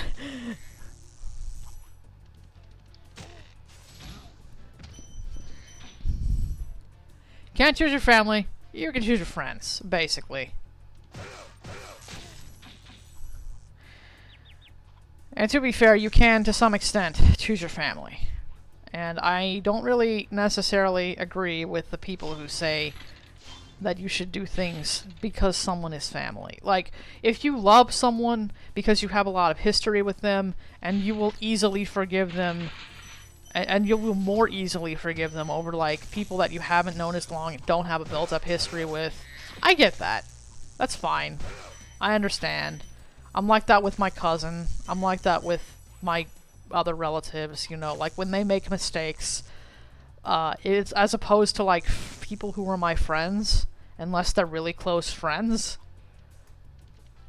then I will probably just be like, he's having a bad day. Even if it's, you know, something that I would really get on another person's case about. I'm more forgiving with people I'm closer with and people I have a lot of history with. But, like, there are people who think you should stick with family at the expense of your own safety and values and ideas. Fuck this guy. I hate this guy. Oh. I used to get so stressed about coming over here to fuck that guy up. But then I kind of learned, oh wait, I can just use the chest. Like, you can only do it once. Just don't die, though, you know? I say in a playthrough where I probably died 4 times to stupid shit. Absolutely pathetic.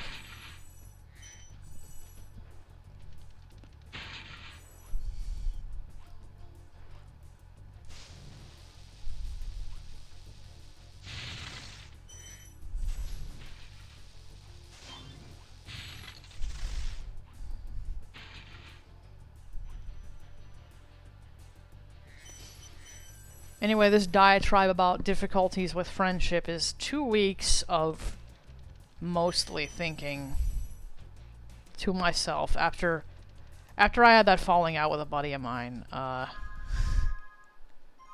left every server I was in for the sake of learning to play tabletop games, because I was really only there kinda for them and my inner circle, so to speak.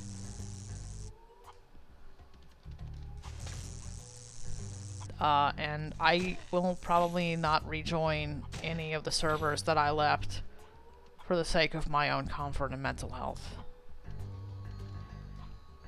There's like one exception to that, and I think the only way that I would ever go back there is if I just ignore the channels where people are problematic toward me. So, whatever. And at that point it's like, I don't know, if I even feel this way, I don't actually think any of the people on there are problematic specifically. I just think it's a community I don't get along with, and I don't like the vibe. And it makes me feel like shit. And I don't think that's a place I should subject myself to, no matter how useful the resources are there. Because even if it's like a thing where I think I should just keep my mouth shut and fucking endure it like an adult. But I'm starting to seriously think that this is unhealthy. Like, I don't get along there. The internet has become hostile toward people who are just trying to mask and be normal. You can't just, like, fake it anymore. You actually have to be a type of person to exist in a space. Like, you can't just fake being nice. You can't fake being politically correct. You can't fake being wholesome. Like, the places that are like that, they're like fucking... They're like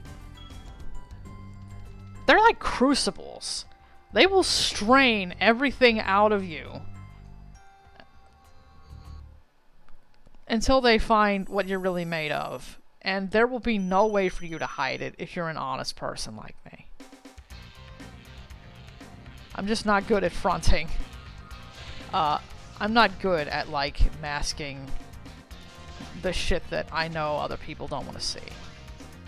Because in order to do that, I feel like, well, I have to lie. And the one thing I will not do for other people is lie. I won't lie to make people feel comfortable. It's not that I don't care about a person's comfort. It's just not a thing that I'm willing to do. I missed a boat. I missed a boat. Cool. Oh well.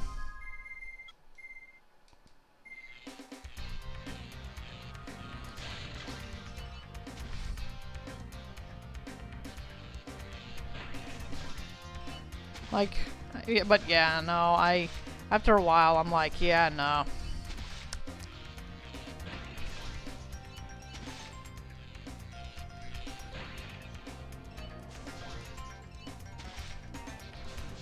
The sad thing is that the thing that my friend and I had an argument about wasn't even a thing that I think is really worth destroying a friendship over. Like, it's not the kind of thing that I would have ever considered. Like, if you told me that he was just having a bad day and would have snapped, it would have been a thing I would have put aside.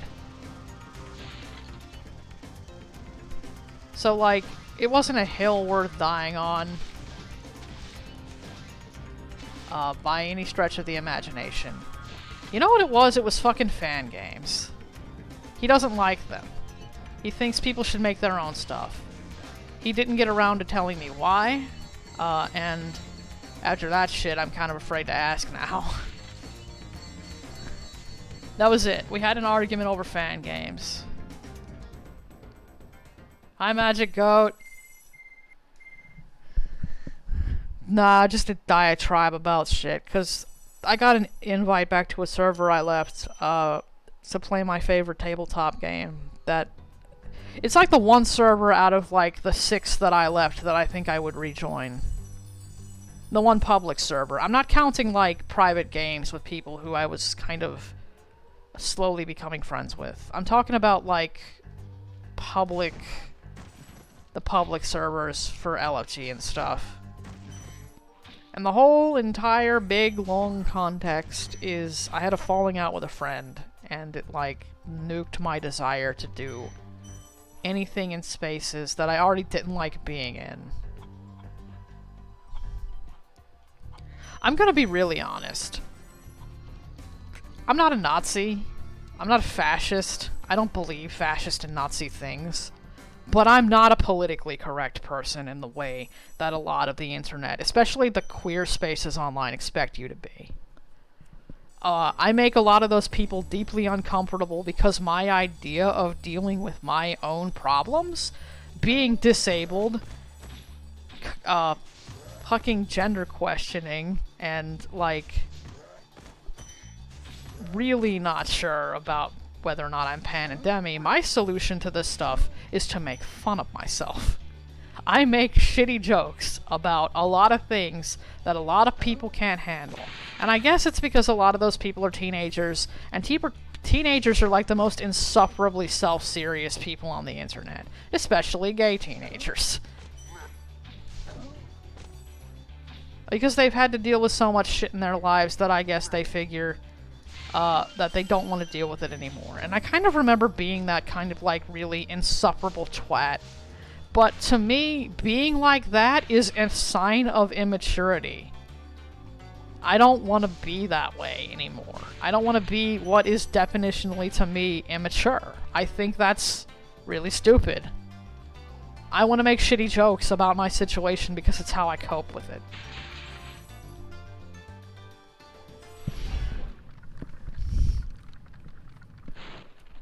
Greetings, Spyro. It was general dumb to lose friends over. Was it the silly wizard game? Was it that argument? Add gay adults to that because I know a few. God fucking yeah. No, gay adults that act like teenagers are just insufferable to me. When you're a teenager and you're really sensitive and you just, like, you take yourself too seriously, I understand. You're a teenager. You don't know any better. I was like that as a teenager. I will not give you hate for that. You don't deserve to get hate for that. You probably don't deserve the majority of shit people give you. Like, and people do give kids a lot of shit. People give teenagers a lot of unreasonable shit. And so, they get defensive about it. They get defensive about how no one takes them seriously. Even though they're, like, old enough to have pretty complicated thoughts about stuff. And they're also young enough to be really confused. And what they really need is answers that nobody can give them. And I'm not going to give teenagers shit for being teenagers, but after a certain point, it's like, the first thought in my head is, did nobody teach you how to be an adult? And the worst thought that I have is just the image of myself cracking my knuckles like I'm about to fucking teach your ass how to be an adult the hard way. And I try to curb that impulse because I recognize in my old age that hardballing people into acting a certain way doesn't really work. The only thing like, okay, it works some of the time for some people. It works sometime for some people. It worked for me. I am not a weak person. Most people are weaker than me. Which is kind of... I don't really like to admit this, because it implies that there's like a facet of humanity that I don't possess. Or like, it implies that there's something about me that is different enough from other people that I can't really map my experiences onto them. And that makes it hard for me to imagine empathizing with people, even though I want to. Then it makes me question whether or not I actually do. But also, it makes it just kind of... like, I don't feel like a strong person anyway, so... me saying shit like, I'm not a weak person, but most people are, I have to be nicer to them, is kind of like... I don't think of myself as a strong person to begin with. I actually feel kind of shitty most of the time about how I collapse into a ball, into crying fits, and I'm like, I am so much weaker than I think I am.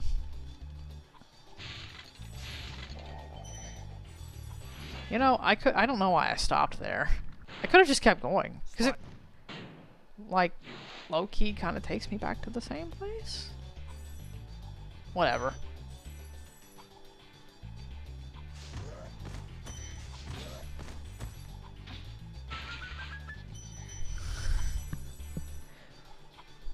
Was it the Silly Wizard game? No, it wasn't the Silly Wizard game. Everyone hits a wall eventually when it's grow up or get out of the way. As long as you don't murder anyone lacking empathy, it's fine. I'm not... The thing is, I just avoid people now. And I'm gonna be, like, especially honest. I swear to God those guys are invincible. If you can, like, kill those guys before they get to the place, I'd love to know. But I've never been able to. But, like... It's not that I don't think that a little bit of, like, discomfort would do some people some good. Especially if you're, like, in your 20s or whatever. Like, your late 20s. And you still act like a teenager. You probably need to suffer a little bit of hardship before you will start acting like an adult. But it's not an argument that I'm winning. Is kind of my thing. Like, I can make that argument. It's fine. It just stopped at 400, and I'm sitting here like, this level has 500 gems in it, right? Yeah, it does. It just fucked with me. Think they are invincible. Yeah, I think they're invincible.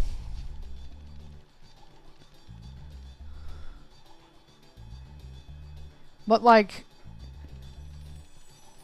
And it's kind of hard also today to say, like, oh, fucking toughen up, sunshine. The world doesn't care about you. Because saying that is also an excuse that shitty people use to be shitty to other people. And I kind of don't want to be that person to begin with. Like, I don't say those things to be shitty to other people. I say those things so that I can continue to do things the way that I've always done them. Like, I'm not going out of my way to be a shithead to other people. I'm just doing my own shit. And then having someone tell me, you can't do that anymore, is like, why not? What the fuck was wrong with it before? What's the problem with it now?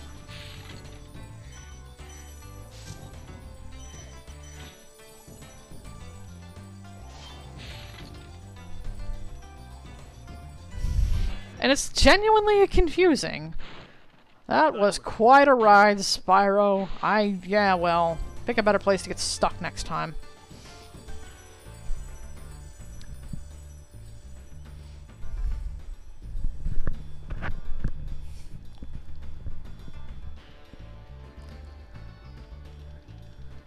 Anyway, I got tired of that shit after a while. I stopped participating in places that made me feel like I can't say what I want. I can't do what I want.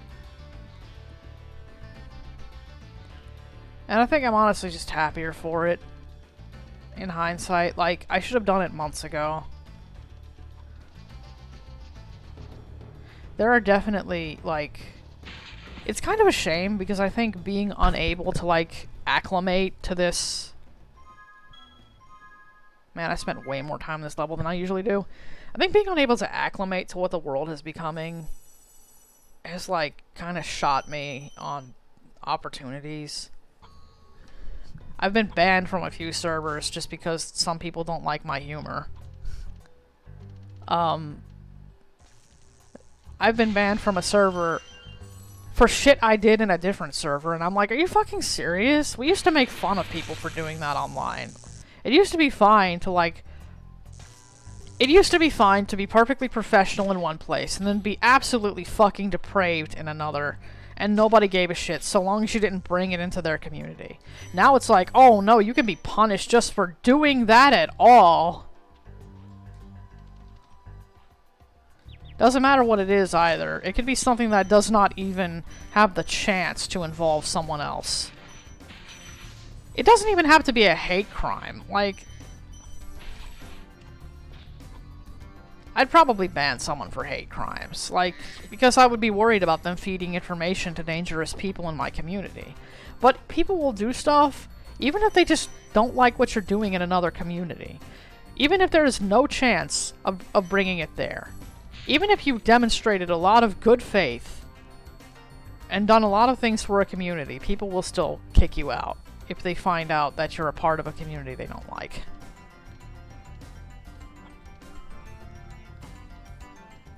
I get that problem a lot on the left, but I also hang out around leftists considerably more often than, like, the other side with all the fucking Nazis on it. So, of course, I get that more from the left. I hate using those terms because, like, a lot of, like, being a shithead is not partisan. You can be a shithead and it doesn't matter where you're from. Some things are inherently shitty. Oh. Ah, damn it.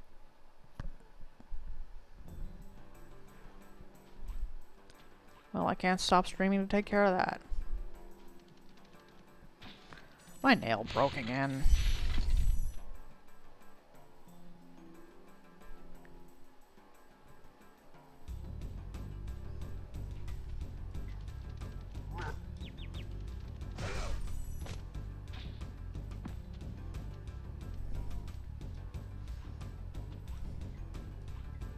I think at this point I'm gonna have to just break off the nail and let it grow out. It means not being able to play the kalimba for a while. That sucks. I broke it trying to fix another kalimba, hilariously enough.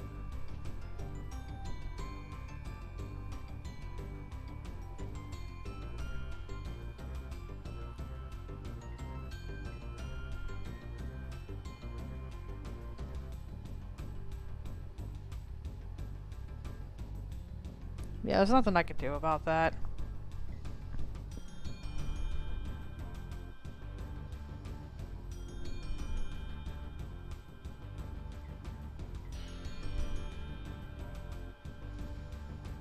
My nail's also getting kind of irritated about me trying to fix it in this way. That thing is held together on duct tape and prayers. Uno momento. 69.99. Nice.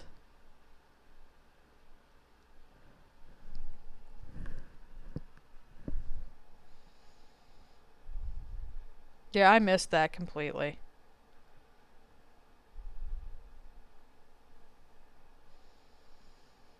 I might be able to fix that with duct tape again. Not duct tape, but like washi tape.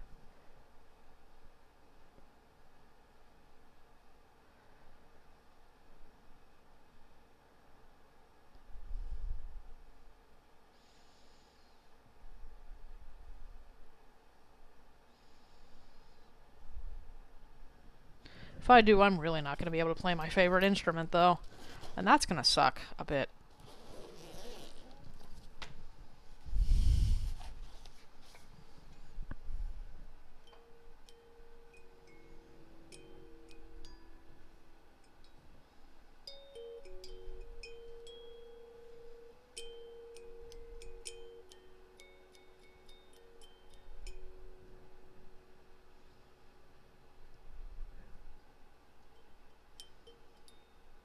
Yeah. Unfortunate. Well, let's just rip it off now. Ugh. Looks a little bit worse for wear because it was just torn while trying to fix a kalimba.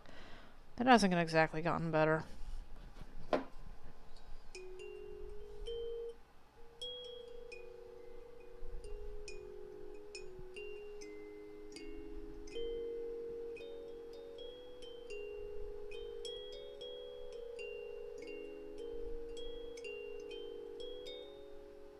Well, it's okay-ish. Just makes the kind of clumsy on this finger.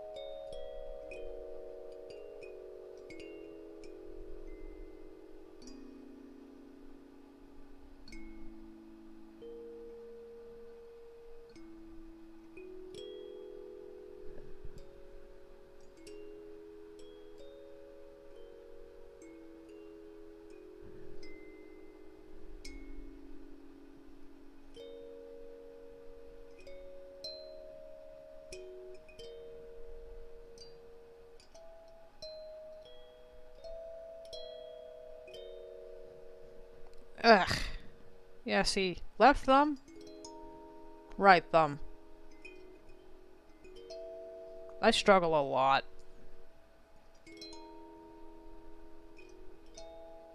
That sucks. It's gonna take weeks for that to grow back.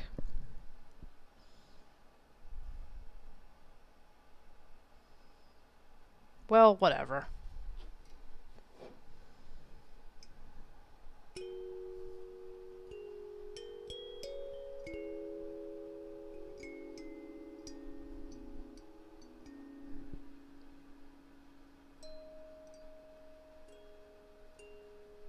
Better than me on guitar.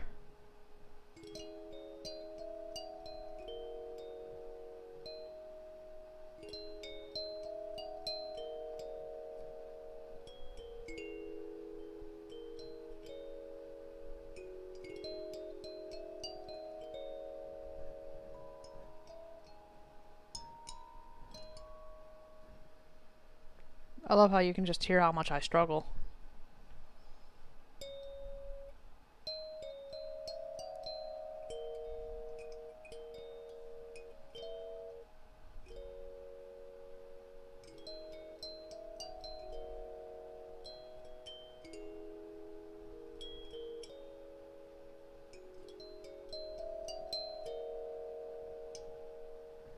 Oh well. Time to just be depressed. Better than me on guitar. Lol. Why are you bad at the guitar?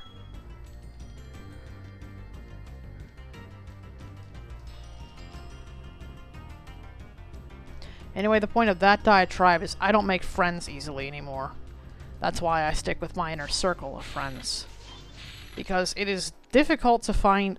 Because all of the people who would appreciate... Who feel normal to me, all of the people who feel like what the internet used to be, have either become horrible people in their old age. As in, they said things that were ironic and offensive in the past, and I found out that those people were actually not being ironic. Or, they tolerate people who are like that. And I don't feel welcome in those places either. Because, while I think some people take themselves a bit seriously, I think that the inverse of that is just a lack of sincerity in general, and I don't really feel comfortable in a place that feels very insincere for the sake of lulz.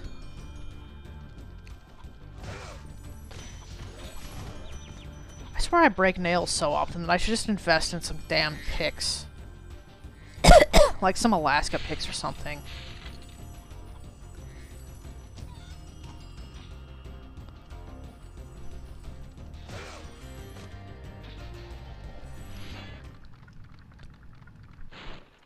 This big robot is all charged up to meet you. Attacking the power pole should disrupt its power supply. I was reading chat, so I forgot to skip that guy. Sounds like a lull of my instrument. Can I play Spyro on it? Lol. I mean, I can, but maybe when my thumb heals. It just sounds like crap now. Not that I was ever very good at it to begin with. But I can't make the good sounds. Some people will say that if you get an acrylic kalimba that's not made of wood, mine is. I have a few that are. But I don't have an acrylic one. They say that if you get an acrylic one, it's like, you know, it actually does sound like a music box. Personally, I think the normal instrument sounds like a music box, and I was afraid to get it for a long time because the sound of music boxes makes me cry. I have an old yellow one that I've had since I was like 3 years old. I forgot to get the key. I'm such a stupid.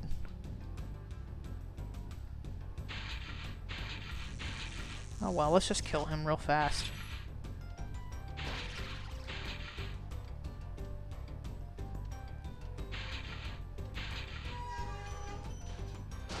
Let's kill him real fast and go get his key. Honestly, I don't see point in making new connections unless they're a direct benefit. Selfish. Take it as is. I made my friends. It's hard dealing with people. Figuring out who they actually are. And if they're face or not. I sort of have that attitude, but at the same time, I've had to be extremely fake in a lot of places for the sake of my own safety. And I have grown deeply resentful of it. I think I'm actually... honest to God, I think ever since Alpine Ridge, I've just been trying to compress a lot of, like, life stress that's been going on for months. For probably years at this point. Into, like, explaining what the fuck went on with me and a friend. And no, we didn't have a fight over the Wizard game. And unfortunately, I like the old Wizard games on the PS1. The Stoned Sorcerer was my jam as a kid. I think it's one of the better ones. But I'll never stream it. Not now. Not anymore. Maybe when the fucking Madame Umbridge dies and she no longer gets royalties from it, I'll stream it. But now it's like, any amount of attention on that thing puts a focus onto her that I don't feel comfortable with putting onto her. So it's like, yeah, I might play the old, like, the old PS1 retro Wizard games on my own time for my own nostalgia. I'll never stream them. At least not for a long time. I won't record them. I won't make content of them. I probably won't even talk about them outside of, like, friend groups. Because, like, I don't think that person deserves attention. When she uses her platform to hurt people. And that sucks. Because that is a huge part of my childhood I have just cut off. But it wasn't about the Wizard game. It was actually about... Spyro. I don't even remember how it started now. And I don't remember why it went the way it did. But the TLDR is... The constructive bits of that were... A friend of mine... I explained that Reignited killed a bunch of fan games. I thought that was incredibly selfish of the company. And you can say what you will about it being entitled to fans to think they can just make fan content of whatever they please. But honestly, fans give a shit about the games way more than the companies do. And they only want control of the IP to make money, so who's really the entitled one here? And I realize that that's me saying that it should be okay to means test whether or not somebody gets to control something based on how much they care about it. And yes, I am saying that. This is exactly what I'm saying. 100%. I have said that out loud with my mouth. And if you don't agree, I question why. Like, okay, if you don't agree and the only thing you want is money, I know the answer, and I have nothing to say to you, and we will not like each other, and you can go fuck off and die in a hole. But if you're an artist or someone who, like, creates, why would you think this? Oh, I forgot to do Misty Bog. How could I possibly forget one of the worst levels in the game? I must have suppressed it from my mind. I think I've said that there are like 3 worst levels in the game at this point. I haven't mentioned that Treetops is one of my favorites. I haven't mentioned that I really like Wizard Peaks. I do, by the way. I love those stages. I don't feel like I need to say that I hate... I don't feel like I need to say I like a stage in a game that is my favorite game of all time.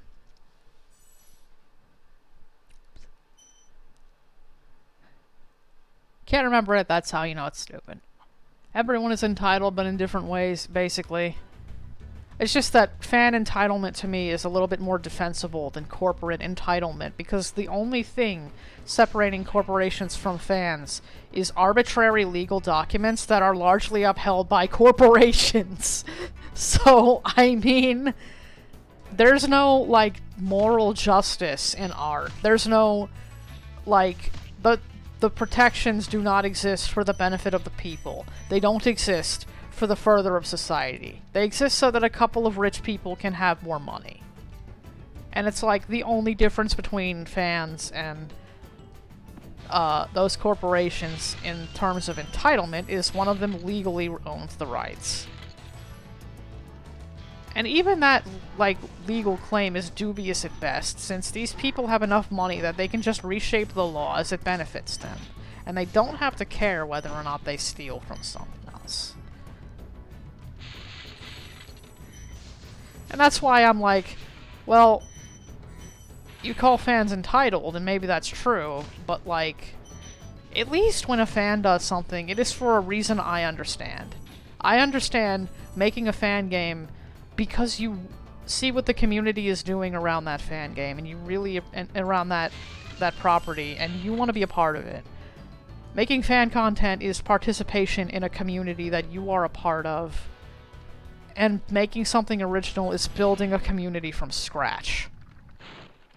Be on the lookout for attack frogs. They're cold-blooded killers, they sure fucking are, and I hate them, and it's why I hate this level.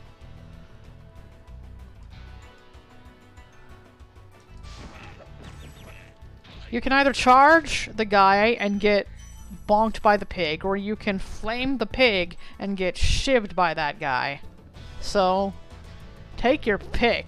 There is no way you're coming out of that from that angle without taking a hit.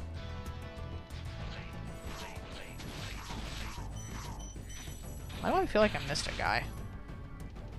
Oh, the game lagged out there. I feel like I missed a guy. Don't go down here. This is a trap. Nah, fam, we want to go this way.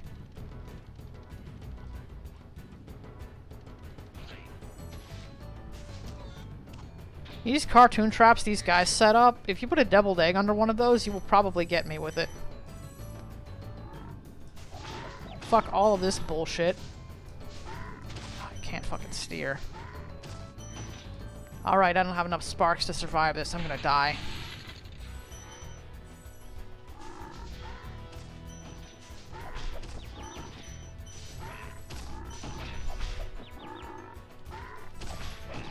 Damn it! I tried to damage boost and it didn't work.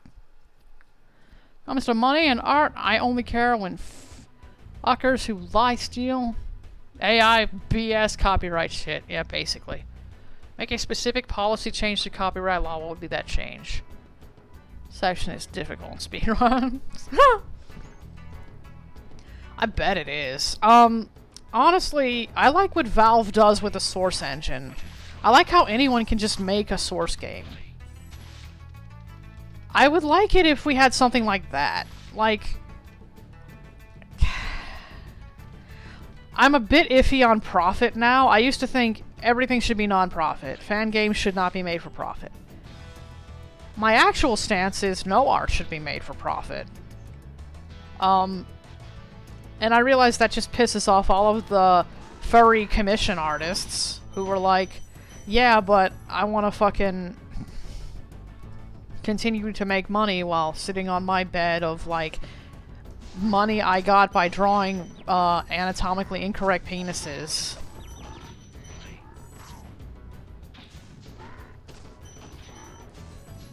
And, like, there's some stuff to unpack with why I am so vile specifically to commission artists. A lot of which has to do with, you fucking people are the reason why we are in this mess to begin with. Like, yes, you participate in a system that is shit. You don't have a choice, but you're still complicit. I mean, they do have a choice. Feels like I was in there since I was your age, yeah. Like, they still have a choice. And they choose to do the thing that personally benefits them and makes everyone else's lives shit. Because then it's like, well, now I have to defend my IP. I don't know. I've gotten hateful about IP laws in my old age. I used to be, like, vehemently against people using my own stuff. And that is for reasons why I really won't go into those on stream. I don't know how to talk about them on stream. It's not like a thing I'm ashamed of. It's just I genuinely do not know how to talk about it in a way that is constructive and healthy. You know, it's one of those, like, I am a part of an extremely marginalized group of people who does not know how to speak about my own, like, experiences in a way that would be conductive to other people understanding who don't have those experiences, and I don't feel qualified. So... Thank you for releasing me. Same time, I'd be pissed if someone was stealing my art. I'd be pissed about that too, but my thing is kind of like, it's in my old age, it has become, what if they can't steal it from me? Like, what if my contributions to my work is inassailable in a way that is beyond, like, somebody made fanfic of it? If somebody makes fanfic of my work, and it is recognized as fanfiction, and it isn't doing anything that is harmful to a demographic, and it's like, it isn't like, it's not hate speech, it's not bigotry, it's not something I would disagree with on, like, a philosophical level, it's not socially harmful, it's not, like, misinformative, and it doesn't, like, it doesn't promote dangerous shit. If it's recognized as fan art, and it can just not be canon, and I can do whatever the hell I want with my stuff, I do not care what other people do with it. If you're stealing it from me, and you're taking away my ability to make new entries in my own content, I have a problem with that. But why does IP law have to be this? And I'm gonna tell you right now, the answer is because if it's not, corporations can't do it to other people. They literally want to be able to be the first people who steal shit from others. They want to be able to do that because they've fucking done it before. Copyright law doesn't protect you from corporations stealing your shit. It literally exists in the form it does, so Disney can steal your shit and call it original the way they did with Kimba the White Lion. But they don't want you fighting back. That's why it's the way it is. They fucked this guy's voice up and reignited, by the way. They fucked this guy's voice up and reignited. It annoys me.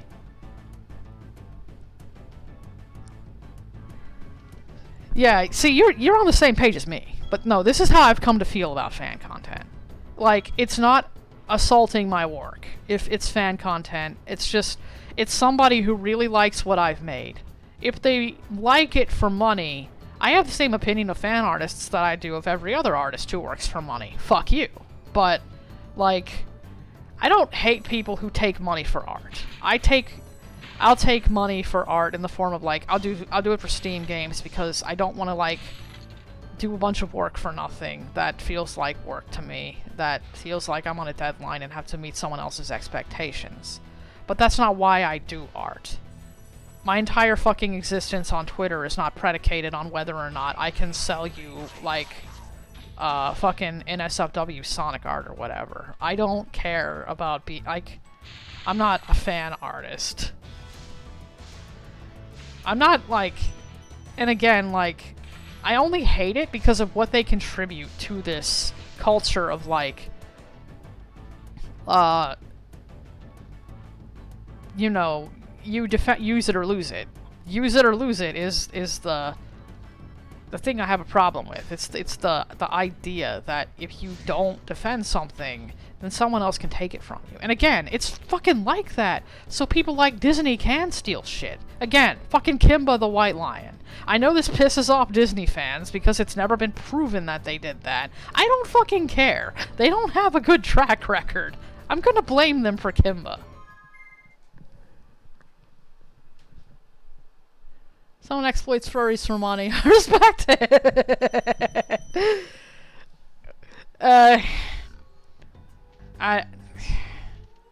I don't know. I have a problem with exploitation in general, but, like, the exploitation is less the problem to me than making it harder for other artists to operate in a genuine way.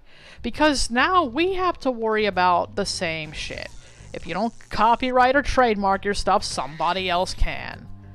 and it's like, oh, the copyright applies when you publish something, and it has to be published, and it's like, it has to be provable as yours. What happens when it's not?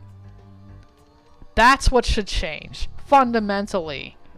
That's what should change. And how do you prove that in a court of law? I don't know, but this current system is designed by corporations. It's not designed by... like, it's not designed for, like, any humanitarian shit. It's not designed to protect people. It's literally designed for corporations, and fuck corporations.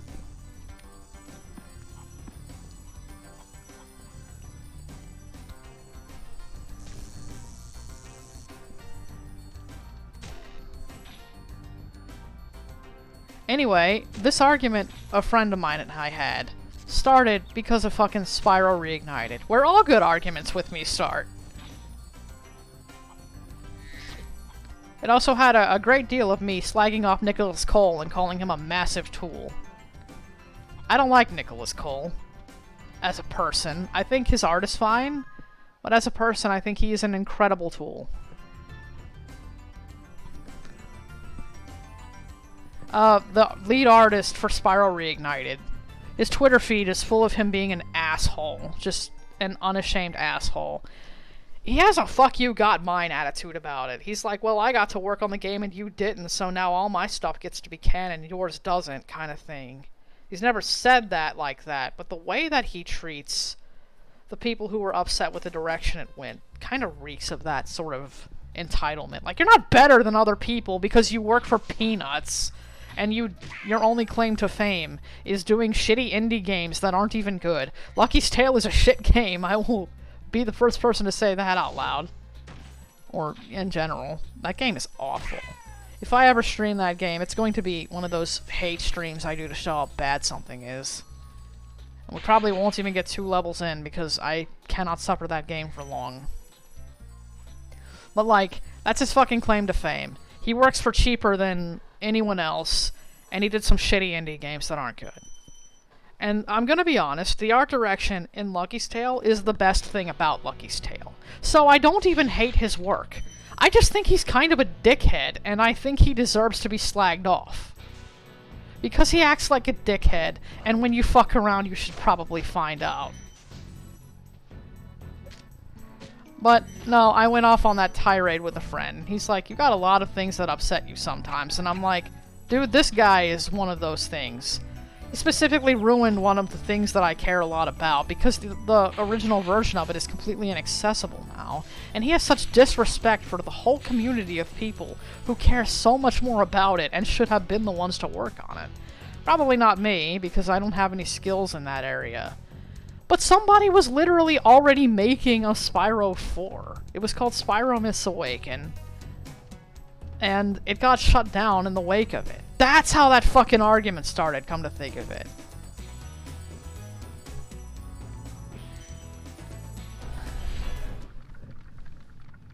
Okay, why ask? I don't give a shit about people.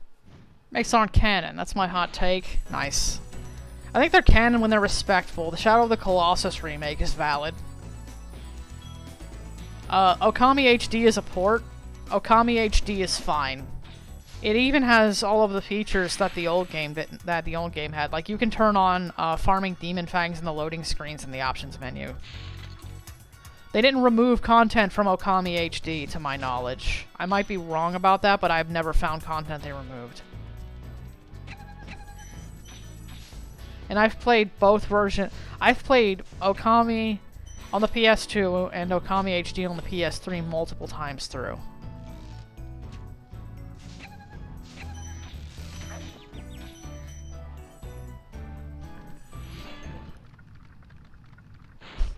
Most, if not all, remakes don't need to exist. You see, a remake. It's just a visual upgrade. Yeah, you don't really need to remake a lot of games. Like, I get that a lot of the older design choices in games can be kind of inaccessible. And I'm the first person to argue for accessibility in the vein of making stuff a little easier to see, giving subtitles to cutscenes that didn't have them before, you know, having, like, adjustable sliders for things like font sizes, making making certain things a little bit more modern in like the options menu, like improving the sound quality. And by that I mean taking whatever the original files were and like re-exporting them so that they can work on more technical hardware, which will inherently change the art. The nature of sound software is just, or the nature of sound compression is that it will inherently change the art. But like, a lot of the stuff people do is overkill. Like, oh, this looks pixelated on modern monitors. Now we have to remake all of the art assets to be vectors, I guess. Don't do that shit. And definitely don't have an anxiety attack about future-proofing your stuff. Your stuff is allowed to look grainy and pixelated. If it looked grainy and pixelated, and it looked fine at the time, it looks fine. You don't have to fucking change every goddamn thing for the sake of appeasing a modern audience that didn't like it to begin with. And I'm getting sick of people having that attitude. I'm also getting sick of those fucking tools on Twitter who... Not Twitter, like... In general. On Twitter, and especially on the Steam forums, which are just an absolute cesspit. But anyone who says that a pixel art game... Like, that pixel art is easy... Or just, like, low-spec art in general... No, fuck you. It's not easy. It's accessible. I know why people think it's easy. It's accessible. So... Like, everyone's like, oh, no, it's yeah. No, it's not. It's not like... But that's not the same thing as being easy. Yeah, you can do it in MS Paint. Doing it well still requires a lot of effort. But anyway. Good remakes. Don't remake anything with graphics and quality of life stuff. The OG game is, well, it's good itself. It can carry itself, with minimal to no changes, basically. I know there's this fucking group of people who will say that I'm a grognard for daring to suggest that something old is not necessarily bad, and that it was only good in the cultural context that it initially existed in, and that if you try to do that today, it wouldn't work. And I'm gonna fucking kill myself. Psych. Not really. Anyway. That's a thing you can do. That water has no death collision. They forgot to program it. But anyway, like, I know that there's a group of people who think that something can only be good in a cultural context. Those people are dumb and should stop talking. That doesn't make any sense. Like, if that were true, Undertale would not be as big as it is, because that game looks like shit. Yeah, and I don't just mean, like, it looks old. I mean, it looks like shit. Undertale looks bad. By pixel art standards. It actually looks really lazy sometimes. But you can't say that it doesn't look unique. You can definitely tell what you're looking at whenever you look at Undertale. And it's like... There is a niche for literally everything that exists. And video games should focus more on finding the niches instead of trying to appeal to a big audience. And I'm getting real tired of everyone and all these excuses people make about needing to make a living. And you wouldn't need to make those excuses if you didn't live in a society and work in a system that makes you do that stuff anyway. But I feel like the people who make those excuses the loudest are the kind of people who would perpetuate that system for their own selfish gain. So I have become extremely callous to the you gotta pay bills somehow artists. I'm a slut for pixel art. I think the only reason I feel like it's easier for me than regular art is because I animated excessively on Flipnote. That's fair. I like it because I'm fucking blind. And I like art that focuses on implication. But anyway, I brought up Spyro Miss Awakened to my friend. I actually explained that the way it affected the person who made that game is like... He probably wouldn't have even started in game dev at all if it weren't for starting out with a fan game. It actually, he made an original game once he got that DMCA. And I will play it on stream at some point. I wanted to play it when it's farther along in development, but I don't think that's going to happen for a while because it's not really a project he can look at anymore. And he does smaller projects now that are in the wider retro gaming community instead of still in Spyro. So, like, he didn't stop making stuff, but his gateway was fan games. And on Twitter, I just straight up asked him, I'm like, hey, would you have ever gotten into game dev at all if it weren't for, like, making a fan game? He's like, no, I wouldn't have. I wanted to do more things within the community. I saw what other people were doing with Spyro, and that was what mattered. And I've also read all of his blog posts and know that it really fucked with him to not be able to make the thing that he started making, and he wanted to just finish it in the way that he saw. And it's like, I've had a similar situation. I've never had, like, a legal DMCA, but I have been, like, socially ostracized in the past for making fan content instead of making something original. People used to make me feel real fucking bad about it, so I kind of empathize with that. I was fucking resentful of Freedom Planet for a long time, specifically because of that, by the way.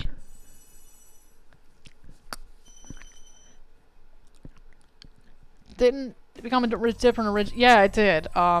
Like I said, I'll play it on stream someday. But I think that still kind of broke him. I told my friend all of this, and his response is, well, if he had started with an original game, this wouldn't be a problem. And I'm like, did you even hear, like, 2/3 of what I said about how he probably wouldn't have done it at all? It leaves me with the impression that maybe my friend would have preferred it if somebody got into didn't get into game dev at all instead of somebody making fan games. And after a series of question dodging, which is a thing my friend does when he doesn't want to feel bad about the stuff he says, I kind of ignored that he did this at first because I actually want him in my life enough that I just excuse that shit. But he changed it after, but he fucking changed the conversation after a while to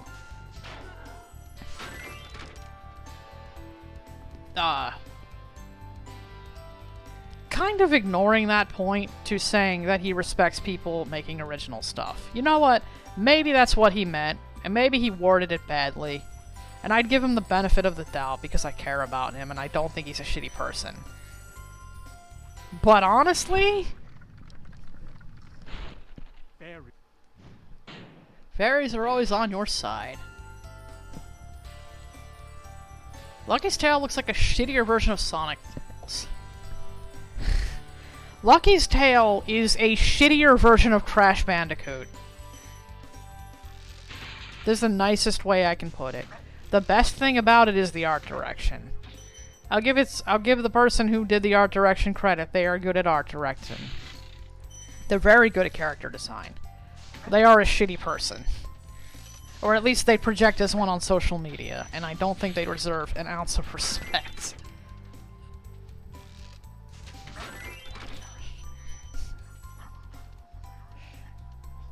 This is the only thing like this in the whole game. Bum. There's only a single one-pointer of this type of chest in the whole game, and it's in this level, and here it is. Look at it, in its glorious majesty. Alone in its kind.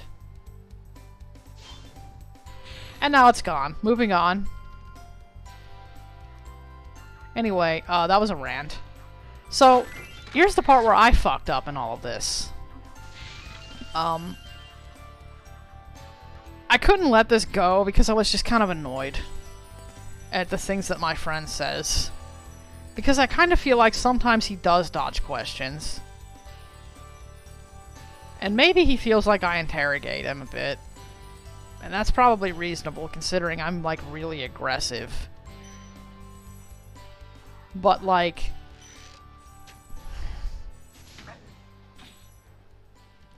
the place where I fucked up is reviving that argument a day later. That is the thing that I would have not done if I had known it was going to probably, like, permanently damage a friendship, was revive it a day later.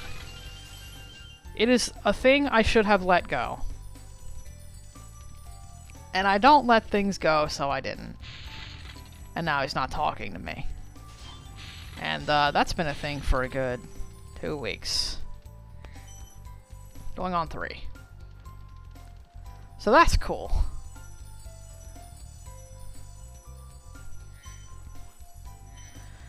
Even if I did, there was probably a nicer way to say it than why were you being such a dickhead about fan games the other day. I think I specifically said jackass, actually. Why were you being such a jackass about fan games? And you know, the thing is, in hindsight, I wasn't even really saying it because I was mad about the fan games thing. You just heard me say a whole bunch of passionate shit where I do care about the type of projects that people do. And I think people should be allowed to do what they want with their art, regardless of whether or not it's original, because people care about the things that they make. Well, so long as they care about the things that they make. Lofty Castle 2, where the fuck is Lofty Castle 1? This joke will never get old, and I'm going to keep making it. No one's gonna get those jokes unless you know what the dragon says. That's fine. It's not like you can't look them up. Anyway.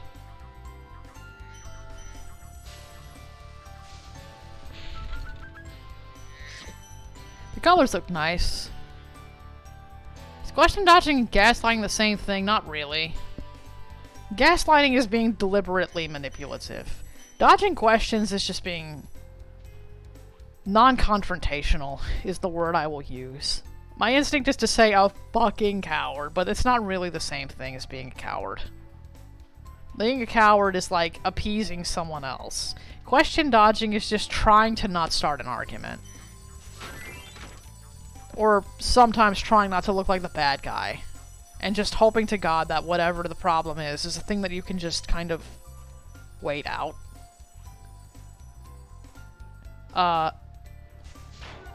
I'm like confrontational by nature, so I don't really understand the appeal.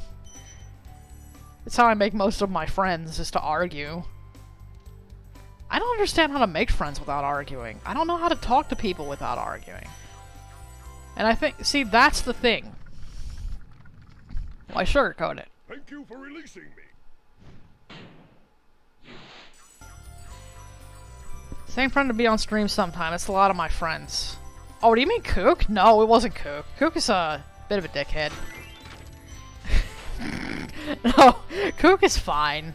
Kook and I disagree about a lot of shit, but she can argue with me just fine. Like, now this is a friend I care a lot about, but he's just really non-confrontational. He doesn't like. See, that's the core of it. I said all this shit, and it is true that I care about how people do art. But I wasn't really upset about that. That's not what I was mad about, and that's not why I got mad.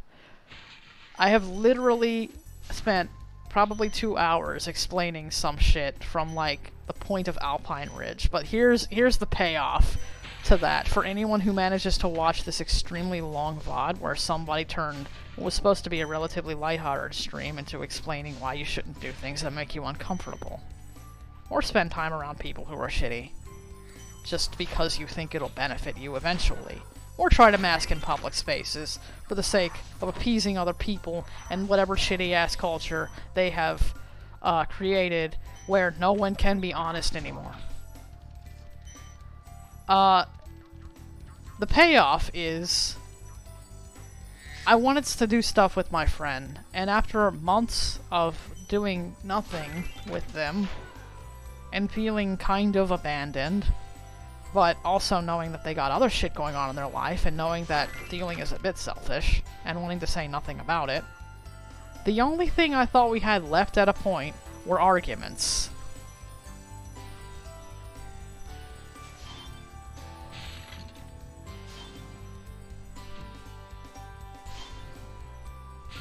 And we don't. There are other things. We have other things. We do have other things, but they don't want to do them.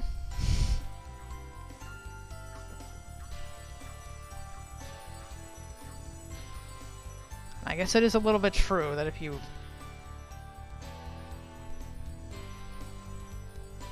push a bit hard to be with someone, you will eventually push them away.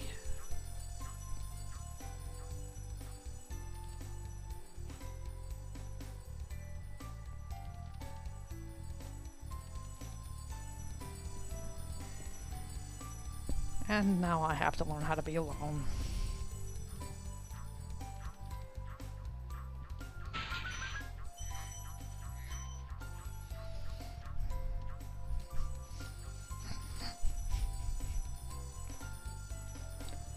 Fuck you, game! Eat my dick. Fuck you. Watch me go all over this damn map. Oh, you got the Stone Hill super easily? It's time to, like, search Lofty Castle up and down. Dickhead. I bet I know where that fucking gem is, too. It's in here, isn't it? It's, like, in one of these crevices.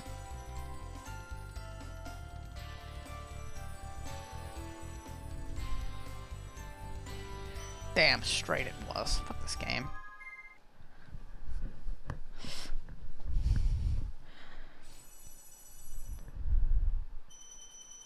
I have speed runs miss one gem in this stage. Lol. There's always that one fucking gem. There's a lot of gems to keep track of, so like, unless you really have the route down.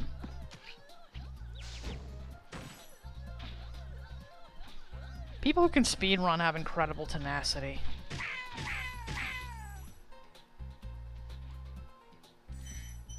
You know, maybe the reason I feel like sometimes if my friends don't feel like doing anything with me, that arguing can be a substitute is because of the way I interact with Kook and all of my other friends. Because, well, that is how we interact. Stream may teach me to just leave the server I got in a dumb argument over. Because there, do, pretend, and only engage with stuff that doesn't include intensely serious and political things. Have you ever had a gem not spawn at all? I've had that happen in the third one. Was it in Reignited or was it in the original? Because that is a known bug in Reignited. But also, the third Spyro 3 in general is kind of a mess of a game, so whatever. I realize that a lot of people are like, oh, well, it's their favorite. I don't understand the appeal of Spyro 3. I low-key get the appeal of Spyro 2.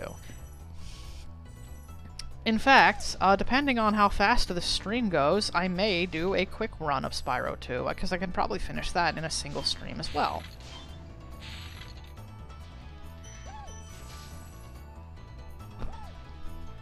Because I don't actually hate Spyro 2. I don't like it as much as I do Spyro 1.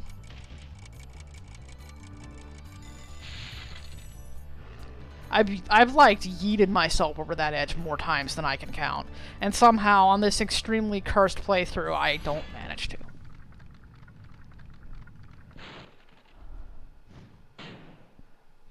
That guy's name is Uniki. His line is, "Thank you for releasing me." Don't believe me? Look it up.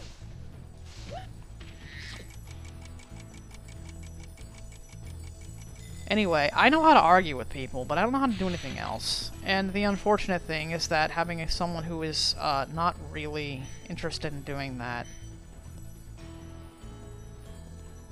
Like, if I'm honest, in hindsight, what he really wanted was just time to himself, and I didn't give it to him. Instead, I bugged him to do stuff with me for months. I pretty much disregarded his feelings when he told me the first time that it's a really good way to make him not do stuff. I didn't really disregard his feelings with it. I mean, I offered a couple of times, but I don't feel like I really did it the right way. The right way would have probably been to figure out how to be alone and stop trying to avoid an amount of discomfort.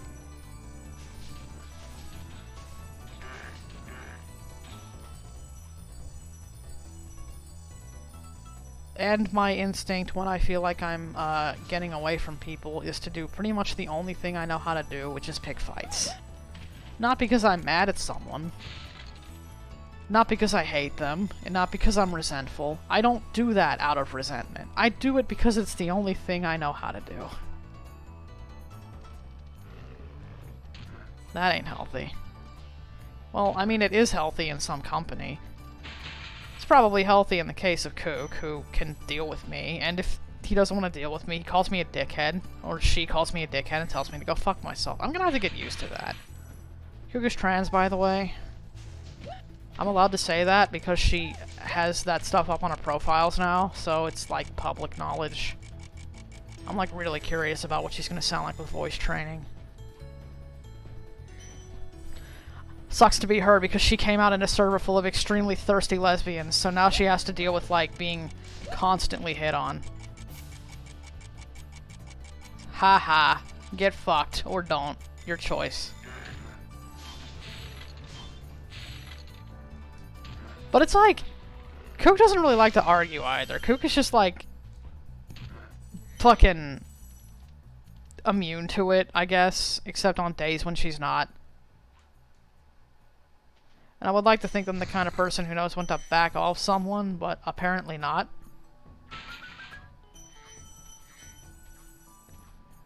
So that's where I fucked up, and I'm not really gonna stop feeling bad about that anytime soon.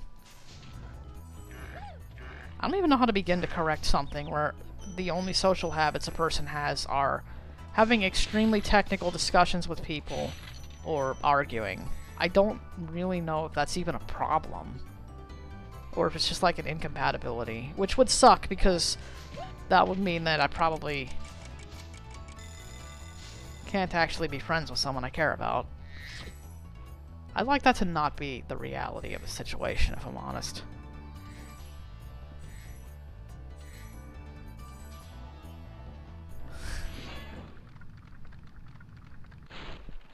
Any advice before this battle? Watch out for flying boxes. 69 dragons, very nice.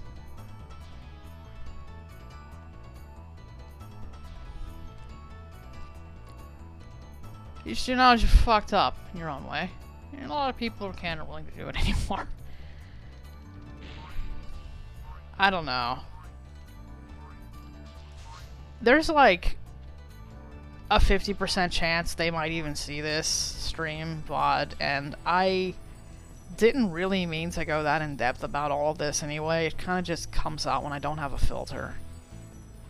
So now I have to worry about whether or not me admitting all of this, and that there really is just something that makes us not work together, will just push them further away. And that's like an anxiety I kind of live with. It's like, the thought is, how do I make somebody come back? But also, what if they just can't? And what if it's a bad idea to make them try? Bad influence here. Could always push it and find out. No.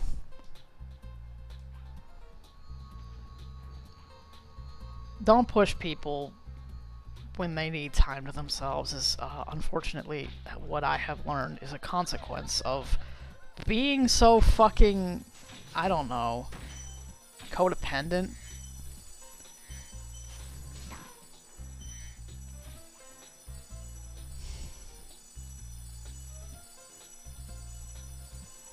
This is kind of a thing where, on the one hand, I don't really know what to do about this, but on the other hand, now that I know it's a problem, at least it's something that I can look out for. It feels moderately easy to deal with social stuff. Okay, seriously? This thing has, like, no fucking aim. Glitchy ass laser. Oh yeah, now you work when I'm not even aiming right. That makes sense. That laser will never hit that one, by the way.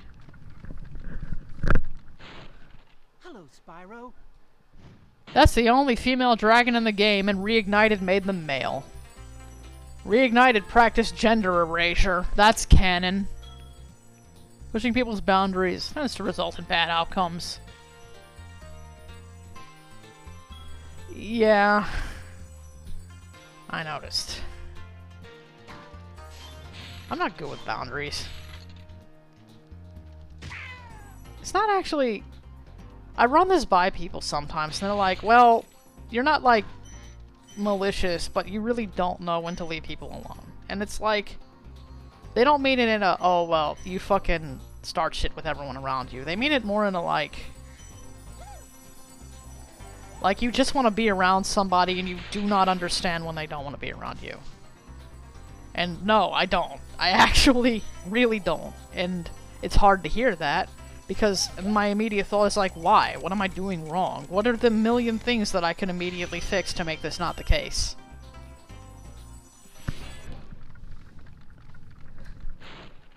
I had like the longest fucking conversation with someone the other day about it, where they just kind of had to like break down and explain to me some things that I didn't really consider before, which is just like, I realize what introversion is. I know what it is. I know it's like, oh, you recharge alone. But I never thought about it being like, I thought it was just like, you always want to be around people, but you're just tired sometimes when you're around them too much. I didn't realize it was literally like having exactly no desire to be around anyone at all. Ever. For any reason.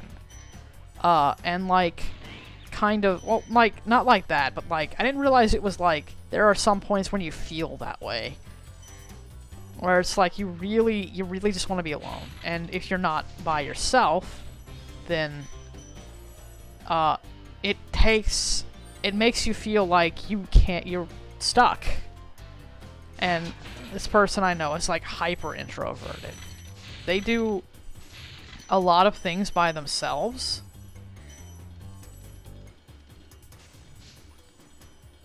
On their own time. And they blow off friends. And I'm like, do you feel bad about it? Was my first question just out of my mouth. And they're like, I feel bad that it makes people, that it hurts people, that they don't get how I feel this way. They're like, I feel bad that I can't do the things that they need from me. And they're like, but I don't miss them in the way that they miss me when I need to be alone. I think the way that they put it was something like, they need that just to feel an amount of empathy. And like, not compassion. Like, because those two things are different. But an amount of like, being able to like, really connect with people at all. Being able to just be around someone at all. Like, they need to be by themselves. And if they're not, it actually just erodes that part of them. And they're like, I wish it weren't like that, because some people I know are like you. They literally need someone all the time. They're like, and I feel bad that I can't be like that, but I literally can't. And I kind of never thought about that much. Honestly, I kind of just figured that some people are just either being dicks, or they need some other kind of comfort.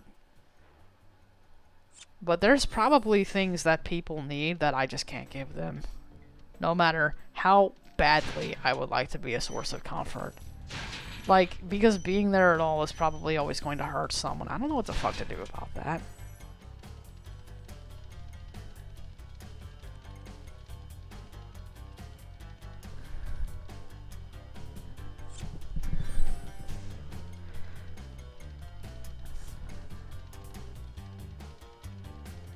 Like, honestly, how do you... I don't know why I'm bothering with this. Just get the thing up there, I'll be fine. Damn.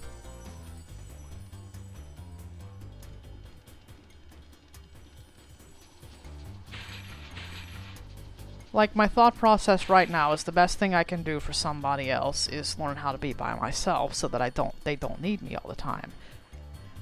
But then the other thing that strikes me is, I'm still doing that for the sake of someone else. Save it for nasty. And like, I had just had a whole ass diatribe about how I probably shouldn't do things for the sake of other people because it hurts me.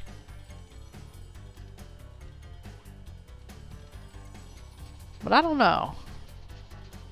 I don't know what is... in this case, it's like...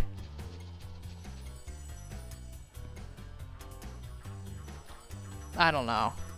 This is where I get into the murky territory that I'm still figuring out. How the fuck do I be the thing that my friends need? And, like, I don't really understand what they need, if I'm honest. I kind of just thought that I did. And, I don't. And that sucks. I genuinely do not understand the appeal of being alone. I can't live by myself either. Drives my mother insane. She's like the fact that you just freak the hell out if people are gone from the house for like half a day.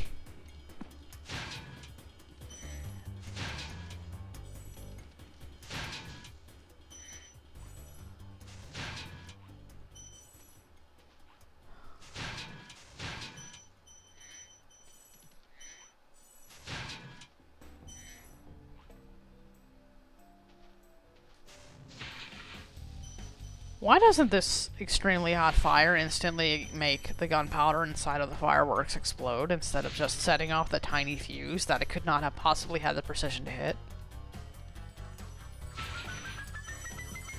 I don't actually care that much about the logic of it, I'm just mad that it made me sit around and wait for the thing to load its animation.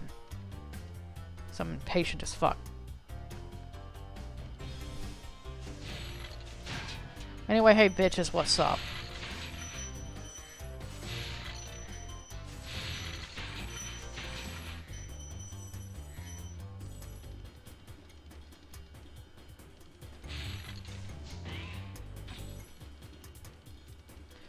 Yep, I have already macked with the Queen of Fairies. Now all fairies are just side hoes to me.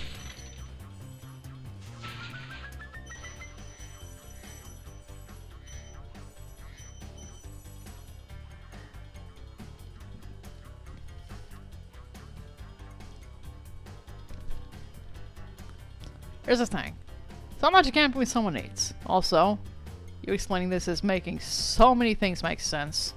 I'm introverted, and I've never really heard anyone explain the other side of the coin before.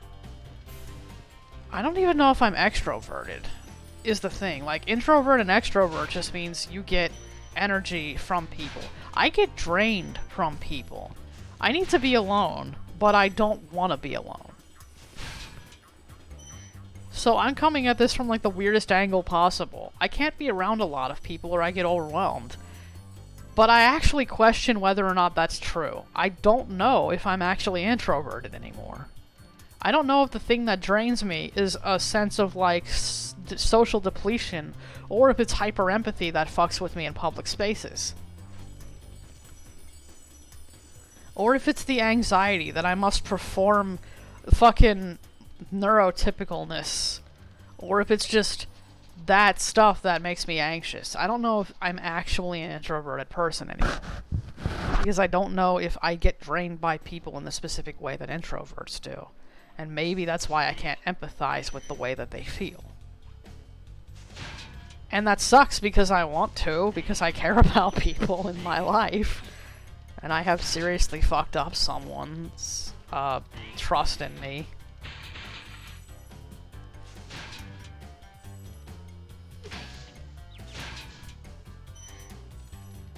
It sucks too because it's like, my friend's not even a dickhead. Like, I'm annoyed at him for explaining himself badly in an argument that doesn't matter.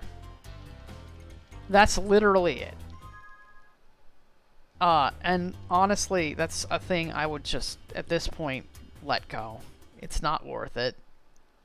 It wasn't worth it to begin with. I literally just wanted to interact with him in the only way that would even get his attention anymore. I guess it makes some sense, because we kind of had this talk before, where I get aggressive and apologize later for being a dick, because I don't even know why I'm that way. And I legitimately didn't know why I was that way, until I actually really had to think about it.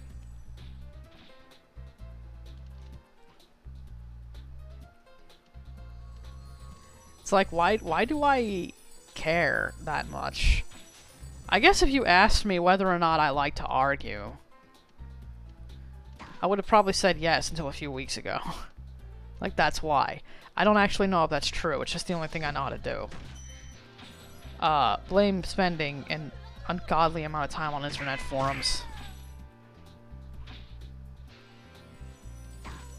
Get fucked. Give me that extra life.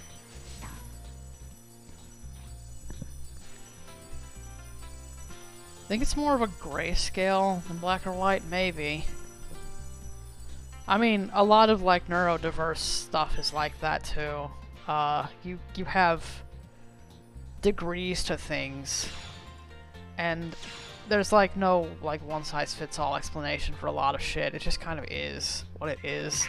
And whatever the solution is, if your experiences are, like, in the ballpark of somebody else's, you probably have the same thing that they have. But I genuinely question how in the ballpark my own experiences are with, like, needing time to myself and someone who actually gets exhausted by people. My mother has said repeatedly in her life that she finds people exhausting and fucking despises dealing with them. And that has always confused me. And I kind of adopted her attitude for a while out of a bitter spite. A feeling that, like, nobody wants to deal with me, why the fuck should I want to deal with them? But my mother is just actually does not like dealing with people. If she could do everything by herself, she'd be doing everything by herself. If she weren't disabled, she wouldn't fuck with people. If she weren't disabled, my mother would be self-sufficient, probably to a degree that is, you know, typical of, like, the really analytical, sort of like neurodiverse people. She wouldn't, like, she'd drive herself everywhere. She would do everything herself. She wouldn't ask for help. She probably wouldn't have even learned to perform being polite the way that she has, because I think she thinks that's a waste of time. Because she thinks some people should just be mocked and belittled and told off and made to feel bad because they're getting on her nerves. It's kind of like her attitude. And I think if she didn't have to, like, perform in the way that she does, she would probably just be exactly like that all the time to everyone. But because she's disabled, and I kind of feel this too, like, in my old age, I've sort of started to understand this. It's just, you have to, like, you have to tolerate people, because you need help, and you don't get help by alienating people who can provide support and resources to you. But I think if she feels like she didn't have to do that, she fucking wouldn't. And I kind of feel like that too. Internet forums were super addictive in the 2000s. Honestly, I wouldn't call them addictive, it was just kind of the only outlet that I had, because nobody wanted to deal with me in real life. But the internet was like, the only thing you have to worry about is whether or not you are correct. And you can be as antisocial as you want, as long as that is true. You can just be the biggest dickhead in the world, and you will not see consequences for it on an internet forum, as long as you're smart and correct. And so it's like, well, okay, that's easy. I know how to do that. I can measure whether or not someone is right. I don't have to worry about whether or not somebody is nice. And I don't have to worry about being nice either. And that's easy, because no one's ever been nice to me, so why the fuck would I know how to do that, and why should I learn? So... And also, like, there's the nebulous kind of... trying to, like... I don't know what the word is. Pigeonhole is the wrong word. I guess categorize behavior in a quantifiable way that means you can measure the value of something. If I know whether or not someone is correct, or I know whether or not someone knows what they're talking about, even if they come to an incorrect conclusion, hi Delvin, where the fuck did you come from? Then I can basically... How do I put this? Be able to put words what existing is like. Mood. It's a bit like... Existence is a bit like being in a constant state of, like, varying degrees of pain. And just coping with that shit the best that you can. Until eventually you are allowed release from the suffering. And you can fucking find solace in oblivion. Is that about right?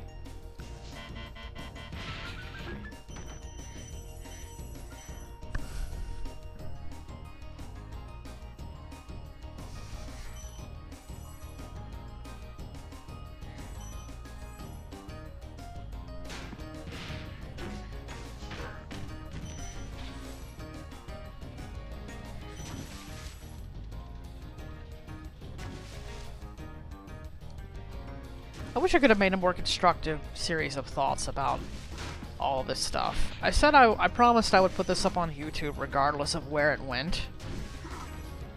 And damn, is it about to go places. The temptation to break that promise, though, because it's like, all I want to do in the whole world is be the good little streamer that doesn't rock the boat and that everyone likes, and that gets all the subs. Because I require attention and validation. Good work, Spyro. Something, something? Cool. Where the fuck did you come from? I actually know why all the dragons are here. It's because, you start encountering, like... It was supposed to be, like... They get captured again. Because... Nasty wants to lure you here.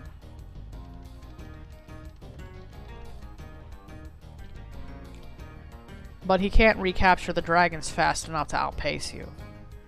Which, I gotta be honest, an organized army that has managed to build all of this stuff is getting its ass kicked by a juvenile dragon. This has some implications, honestly, about dragons being a master race. And one of them is enough to take out an army of a lesser class whose literal only crime is rebellion. Well, I guess I'll just die. Fuck it. Also trying to process how to put my experiences about introvertedness into words. So, with social media, ho. Yeah. I don't know. Like, I hate those people, but at the same time, I kind of wish I was like that, if only because those people get liked by a bunch of other people. I don't really want to be like that for any other reason than those people end up being liked. I don't mean like Twitter likes, I mean like other people genuinely enjoy them. And I'm just not like that. And I guess it was just kind of like a small thing that bothered me a little bit. It's like, yeah, everyone wants to be liked, whatever. Until I met someone who made me feel like I wish I could actually be like that. Like, hardline. Because... I don't know. Maybe they'd feel differently about me if I did. If I were. But I'm just not like that. And no amount of making myself be that way. And I kind of knew that no matter what happened tonight, some shit was gonna happen where I knew I would say some shit I would probably regret putting in a format that is very permanent. Because choosing to upload something to YouTube after you damn well know that you've said something like, I don't know, slagging off the creator of the art director of Reignited because you hate his spicy Twitter takes and you think he presents himself as a really shitty person, which I do actually think that he has an attitude problem he needs to check, and an entitlement complex about his work that he needs to seriously put a lid on.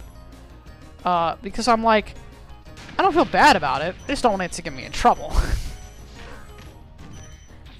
I only care insofar as there are consequences for me. And there are a hell of a lot of consequences for me. That's it. It's the whole take. Parappa reference. Would you thrive if you were famous? Nah. I'd probably collapse under all the pressure. Because being famous means that you have pressure to perform being more than just an average person. You can no longer be human. Now you have to be an icon.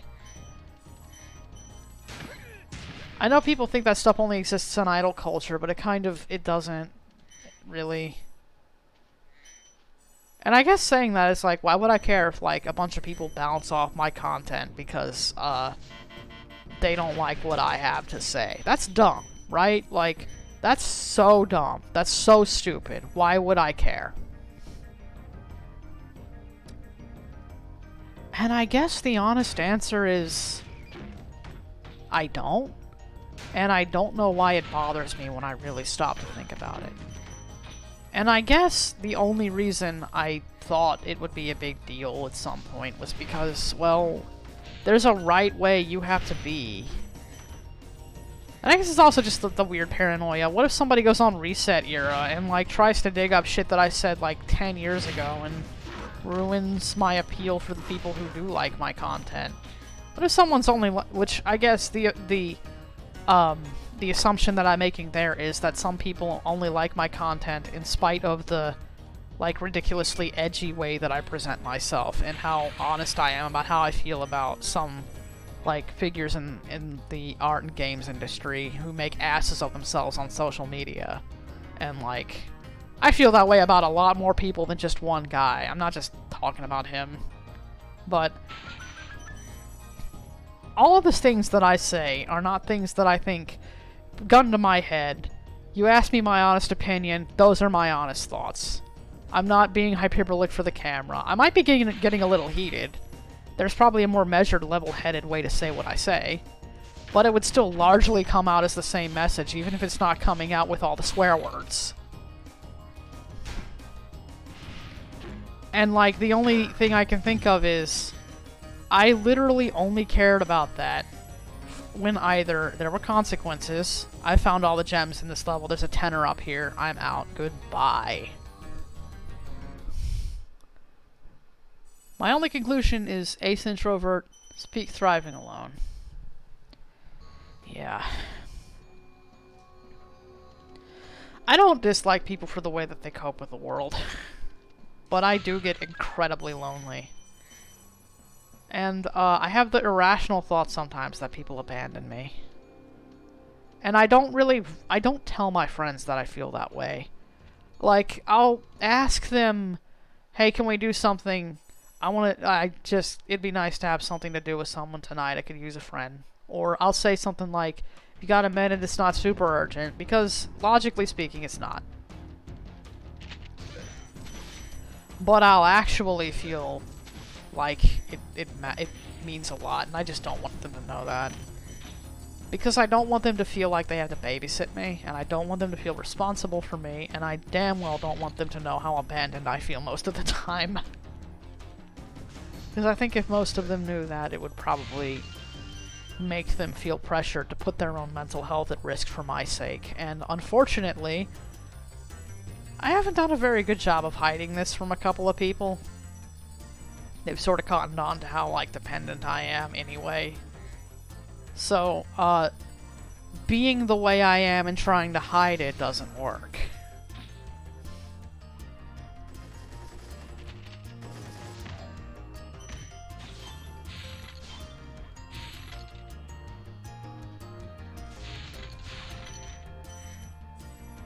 But anyway, I think there's an unhealthy mentality when you think about, oh, what if somebody on Reset Era ruins my reputation for people who like my stuff? And I'm like, that is assuming people only like my stuff in spite of the things that I say and do.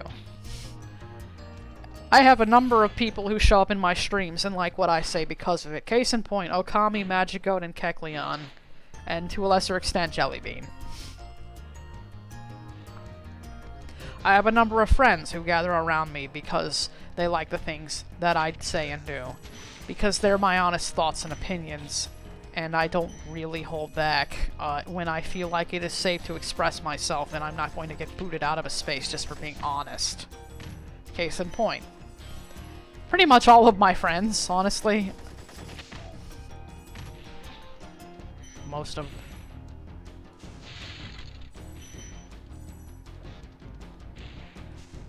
So I guess it's a weird fear. And it's like, well, if I feel like that, and those people back out, they weren't really here for the things that I offer anyway. They were here for something adjacent to what I do, but they might be better off finding somebody who does like what they want, who does what they want. This is a confused sentence. They might be better off finding someone who does exactly what they want instead of settling for someone like me who can only really get them halfway and who they feel like they have to take a bunch of caveats with. Because me feeling like I have to take a bunch of caveats with people is how I ended up in a Discord server for months where I felt like I took a shit ton of like passive-aggressive verbal abuse from horrible fucking people. How did I do that twice? Whatever, I'm not gonna question it. Get fucked, Rambo.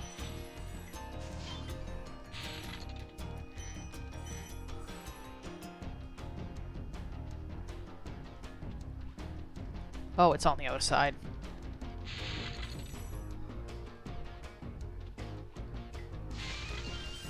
They ruined this level's aesthetic in Reignited, as they did with many, many parts of its environment. Well, not many. There are some good-looking places in Reignited. This just isn't one of them. Neither is Haunted Towers. They absolutely ruined it in Reignited. Butchered it all to hell, even. Why is the sun no longer below the map? Made a dinky little sun in the sky, and then you just made it all foggy on the bottom. You took away the thing that made that level unique, so you can make a generic castle in the sky. Lofty Castle was the generic castle in the sky. Why did you take away the thing that made Haunted Towers so cool? Now you're gonna tell me that the Eclipse in Reignited, Dr. Shemp looks fucking amazing, and then fucking Haunted Towers is like phoning it in. That's what it is. It's phoning it in. It's the fucking environmental artist wasn't paid enough to care. No effort went into that stage. I keep fucking this up because I'm stupid. Jesus. That honesty. True honesty. Now skin deep. I don't understand how you can have skin deep honesty. That seems like fake honesty anyway. If there is one thing that I agree with my friend about, the one I'm currently having a bit of a spat with, because I have an extremely high opinion of them in spite of this current bullshit, that— Whoa, what the fuck? Is that a speedrun strat? Is that a speedrun strat? Yo! I should learn how to do speedrun strats. I don't know how to do any speedrun strats. I was told earlier, by a speedrunner that I accidentally found the old speedrun route for doing Crystal Flight, but it's the only one I've ever been able to successfully do. I couldn't do the normal route because the normal route doesn't make any sense to me. I've tried it and I kept failing at it when I was a kid, and I'm like, maybe this other way is faster. Man, I think when I was a kid I would have been so good at, like, speedrunning, and I just never got into it because I was never connected to the internet in a meaningful enough way. I wonder if I would have gotten into a lot of things if I weren't disabled. I'm gonna go get some health.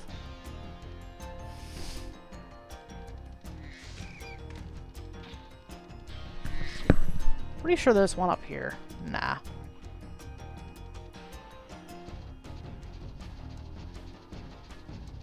Oh. See, if I jumped right, I could, like, ram right into this guy. I think it's possible to do that. I've only done it once.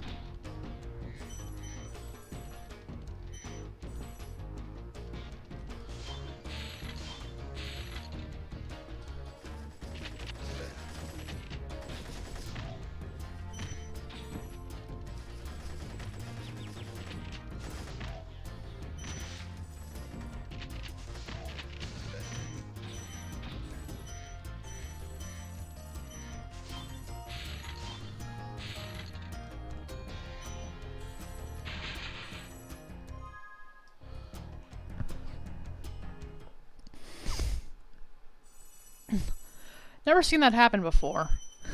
Ha! Faking honesty is just complying and faking you really are to avoid conflict. I learned how to do that for the sake of, like, existing in some places online for the sake of my own safety. Because if you're honest in those places, or at least if I'm honest in those places, they're full of the kind of people who dox you. And they are really good places to find anything you're looking for. Well, anything like reasonably legal, anyway. I don't hang out in the dark web because that place is infested with a bunch of people I don't want anything to do with. But I have been in enough shady parts of the internet to know when it's a good idea to keep your mouth shut because you don't know who's listening, and you don't know if it's some fucking Chan Lord who is a spiteful as fuck member with, like, anon friends who just want to fuck with who they perceive as a normie. So, I do at least have the sense to exist as kind of an anomaly in some places. Behind a VPN. And not start shit, because that's not what I'm there for. But, like, I don't think I would ever make friends in a place like that. I could never make friends in a place like that. And opening up to people in a place like that is putting myself at an insane amount of risk.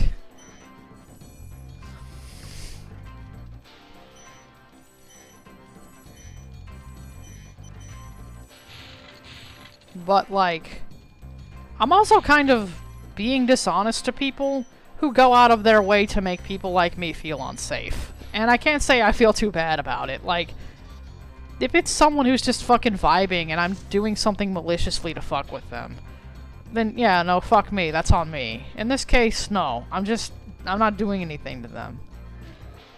I'm just avoiding trouble with, like, actual fucking nut jobs and shit. Fucking incels and Nazis and fucking assholes and just bored fucking trolls who don't really have anything better to do but act edgy on the internet and probably live in their mom's basement.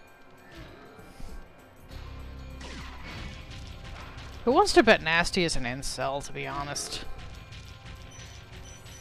Nasty seems like an incel.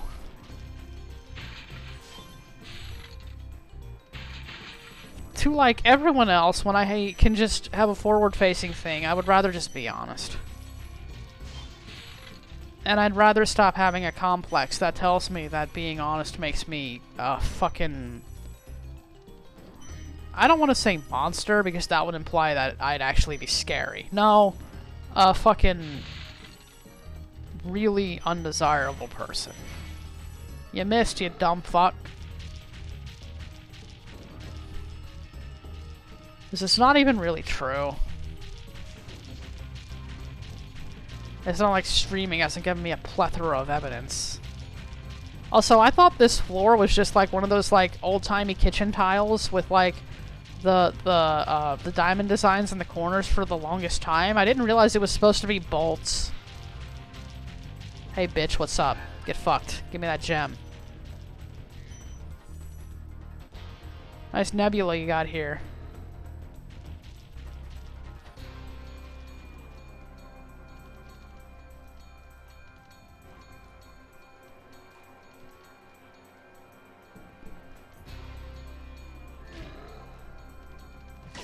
Get fucked. You're toast, Mork. Sounds like they were horrible places to be in. Yeah, they were. They weren't great. Sorry I took so long. Actually, I think you're an enemy for having a difference of opinion. Nasty Gnork? Nasty Nork? Nasty Nork. It's toast. So now there's order again in the Dragon Kingdom? Well, mostly. Nasty Gnor bioweapon! What will you do next? I'd say the sky's the limit.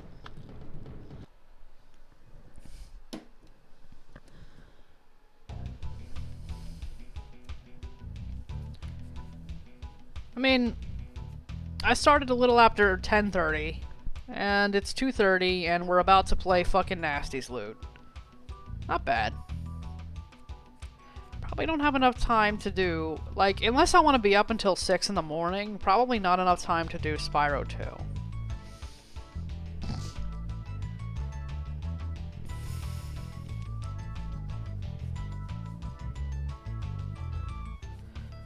I'm debating on it. I'm like actually debating it. Like, I could probably go until 2. But I don't know. Like, half this stream is just me talking about things that I've thought about for weeks. Relationships are hard. Like, I'm not even sure how... It's not even like an I don't know how to fix this thing. It's I literally don't know where to go from here thing. How the fuck do you people? But anyway, the thought that I didn't finish because I got distracted was... A thing I agree with my friend about is that you can be honest and nice. I'd like to think that when I have something nice to say, I say the nice thing. I'd like to think that's true. And I can think of... I have stream VODs that prove that I can say nice things about stuff.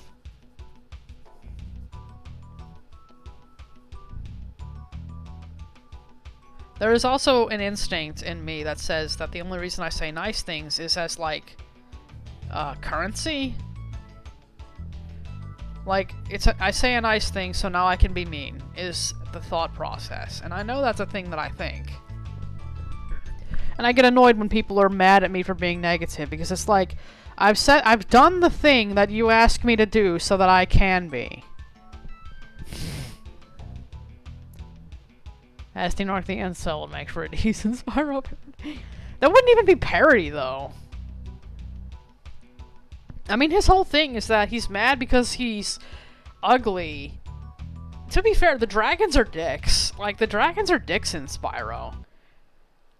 Like, the only thing the Norks have done is rebel against an oppressor. The dragons are actually pretty shitty to every other creature that exists. Magnus. I have reached 100%. Give me nasty booty. Let's go.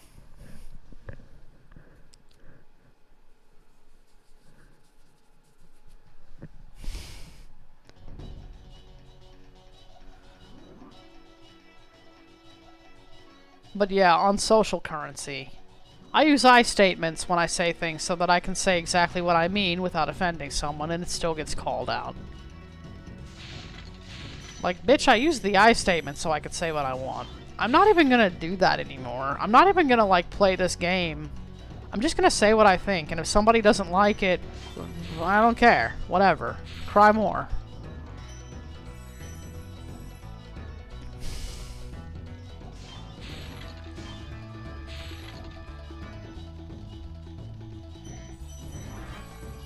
It is pretty exhausting to, like, play that game with people.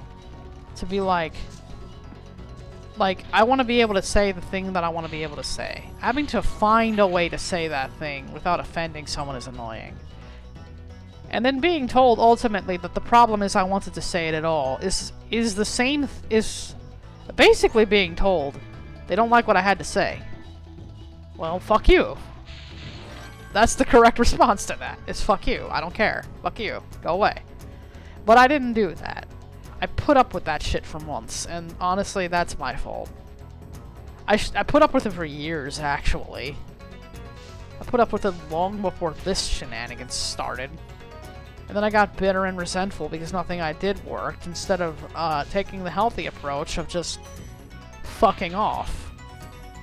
Because I shouldn't deal with people who make me feel like garbage.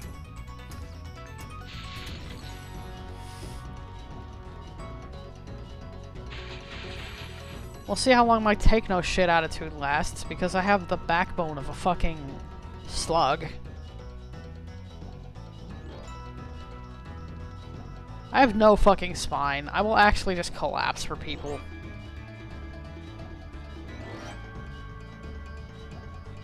Torn between an, like, insatiable desire to please others, on the grounds that I want to make people happy, and I also require validation to the unhealthy extent that I will sacrifice my own well-being for that. It is technically in service to my well-being, because it's like, well, it's not altruistic, it's not selfless, I'm literally doing it for a selfish reason. But it's not exactly healthy either. And I don't think it actually does what I think it does. It just kind of compounds issue that don't get addressed because I'm an idiot.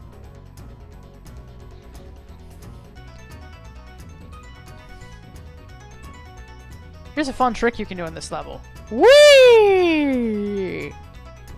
Hey look, my wings are tiny now. Anyway, this is a fun trick because Spyro gains speed, like, really fast. I don't know why, but it's like you can go faster like this for some reason.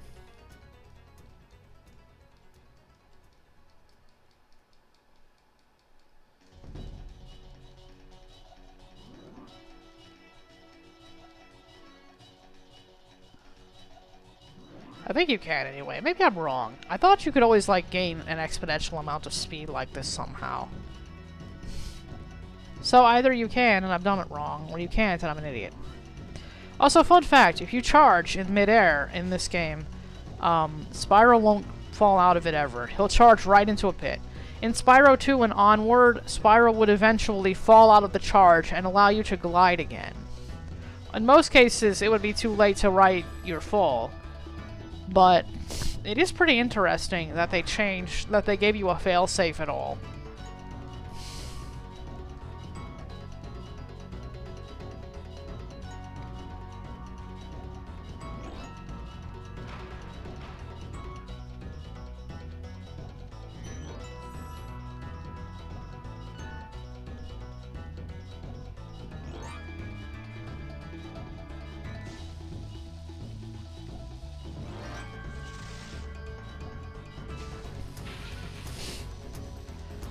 Also, I don't know why in Reignited, but your wings don't get bigger. And that was kind of part of the lore, was that the magic in the area that allowed Spyro to fly made his wings bigger. And they did that so that they could support him while he learned. And now the ending of the game is, well, you don't need that magic anymore. You have either enough of your own magic, or your wings have grown enough that you can fly and support yourself now. That's the way Spyro 1 is supposed to go. And it's so bizarre to me that Reignited does not keep this. Like, they didn't understand the subtext, and I guess they didn't care because they just had dollar signs in their eyes the whole time.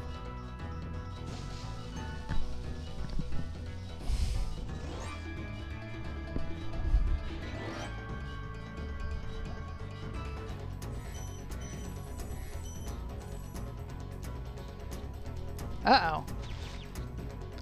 Well, that's it, boys. The damage run is dead. Lamau.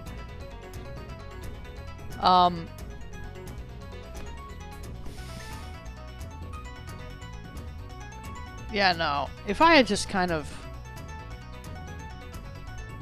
It's not... The problem isn't I can't make new friends. It's... I keep trying to make friends with people I don't like. Like, and I don't mean like, oh, give no one a chance or whatever. It's like, when I find out that something is bad for me, I stay in that situation way too long because I feel like I'm the problem for not being able to acclimate and assimilate, instead of, maybe this is just a bad idea for everyone who has to be in this space and I should probably just go find someplace more comfortable and save myself some grief, and probably also other people. Whee!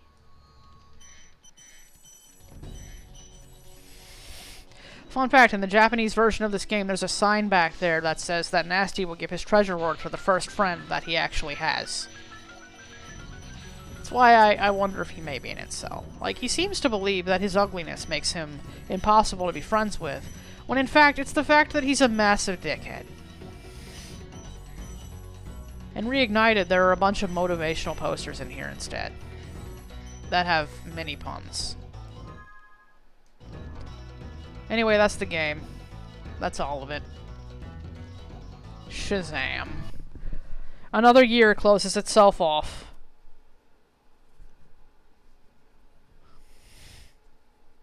Spyro the Dragon, You've defeated Ganasty Gnorc, collected the dragon eggs, saved all the dragons, and recovered every bit of treasure in the Dragon Kingdom.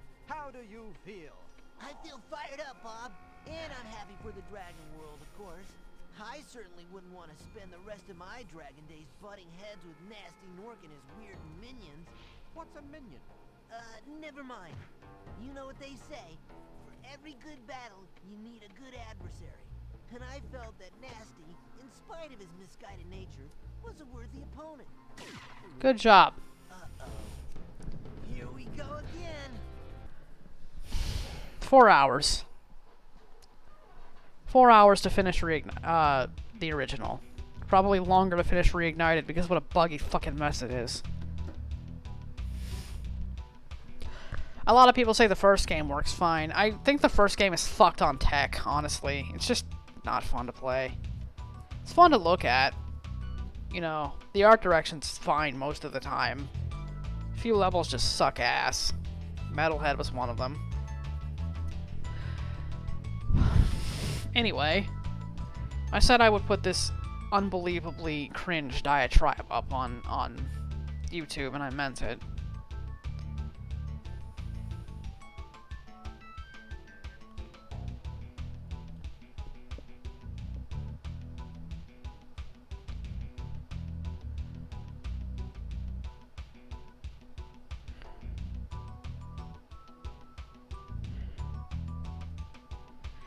I think if I get active online anymore and try making friends, like, after I had this argument with my friend, I left literally every Discord server I was in, outside of the ones that, like, I either ran, or were friend groups, or the places that I joined a long time ago and have just been in and don't feel like shit about. But I left most places online, because I was like, at that point, there is no point to be around here. I felt like my friend group fell apart, and I wasn't really in those spaces for me.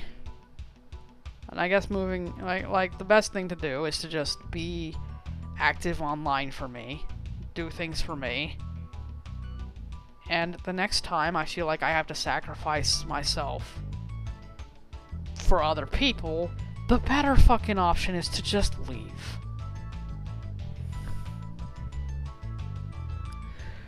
The Reignited Trail has pretty graphics. It has pretty graphics sometimes. They did a good job sometimes. There are definitely stages I use mods on.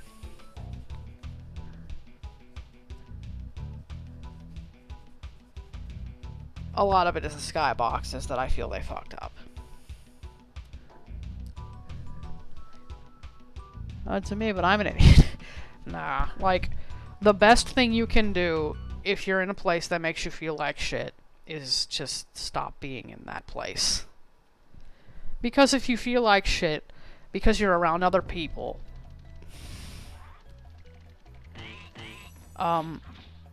there is an amount of listening to other people if they say that you might have some shitty habits. There's an amount of like, hey, maybe you could correct this thing because it bothers me. The first thing that I think is a healthy response is, how much do I care about this person's opinion? Like, honestly, I don't care about the opinions of most of the people who told me that in a couple of communities that I was in before a couple of weeks ago. I don't give a shit what they think. I think they're fucking babies and piss ants for being unable to deal with me. I have a low opinion of them. Why did I care? Why should I care? And that's a rational thought. But at the time, I was like, maybe I should take them seriously instead of trusting myself because I'm such an asshole. No. I am an asshole, and I'm not really that ashamed of it. And the only reason I cared was just because I felt like I should be. And it's like, if a friend tells me that whose opinion I value and who I care about, yeah, I might self-reflect. But only because I care about them. If it's someone else, though, no, fuck them.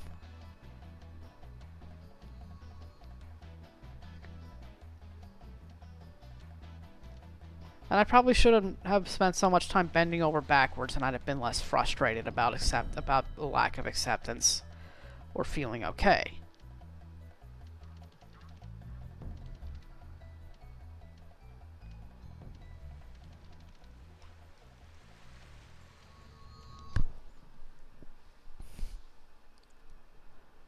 People should put themselves into environments that bring out the best in them. Basically, you know what really sucks about losing a friend like that, though? He actually did bring out the best in me. I felt like somehow there were things I could tolerate a lot easier. I had more patience with people I did not like and would not talk to in any way other than, like, distantly professional or, like, amicably. Because of him. And I think, honestly, that's a good... Like, he didn't make me do that stuff. He just made me feel like I could. He just made me feel like I was better than I am.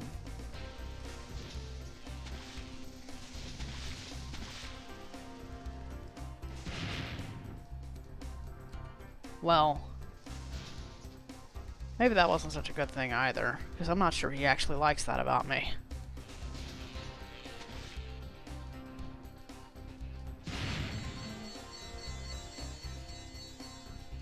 And I gotta wonder, well, I don't really know.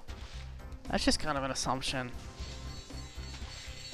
I know he likes a lot of things about me. My, like, irascible nature and just lack of empathy for certain types of people is not one of those things. And a lot of it's just I don't get it. That's not how I learned to act.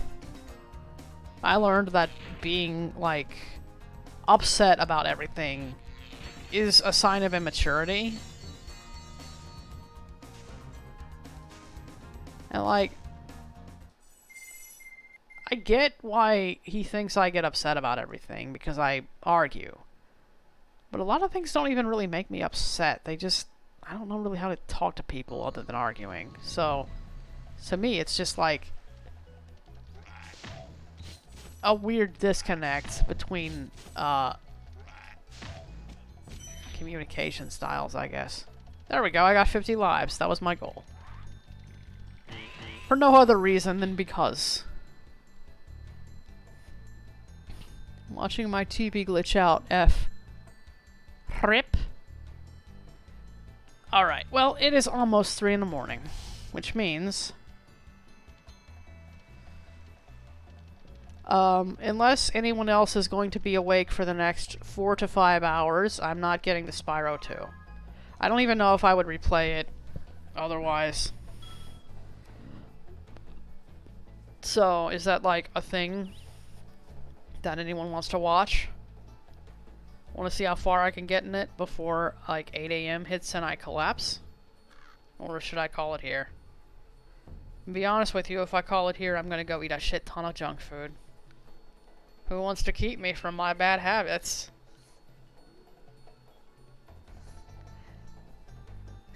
Nah, don't do that. I'll probably just go to bed. Or I'll stare at the screen. Do whatever you want, it's your stream, lol, fair enough. I had a good-ass birthday, so I'm pretty happy.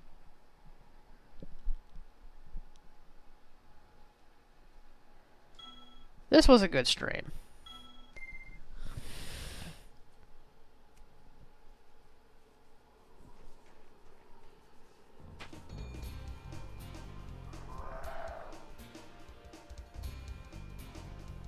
Happy late birthday. How do you enjoy your birthday?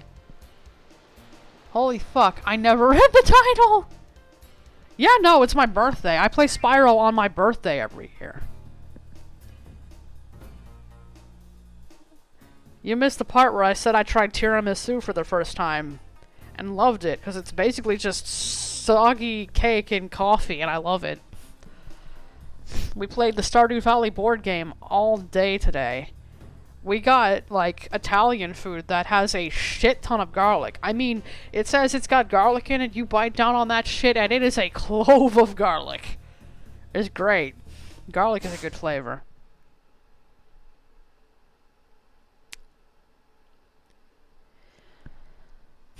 Anyway, this is probably going up on YouTube, completely unedited. Completely raw footage. Just this absolute trash fire stream. And the people who like it will probably follow my Twitch, and the people who are like, ooh, this sounds like a really toxic edgelord, I'm gonna stay away from them, they'll stay away from me, and I'll never have to worry about their shit. And I will also never have to stress out about whether or not I offend someone. I say that, and I will stress out about whether or not I offend someone regardless. And if you don't believe that's true, ask Kook about how stressed I get on whether or not somebody's feelings were hurt. I fucking hate this aspect of myself. It very much conflicts with I would just like to be able to cope with my problems by making shitty jokes and, being horny on main. I feel weird for not saying anything when I join. No, you're fine. Honestly, I appreciate having people in chat. It's nice. All I want to do is cope with my problems by being the way I've always been on the internet. Or the way that I was taught to be by, like, the people who initially, like, socialized me online.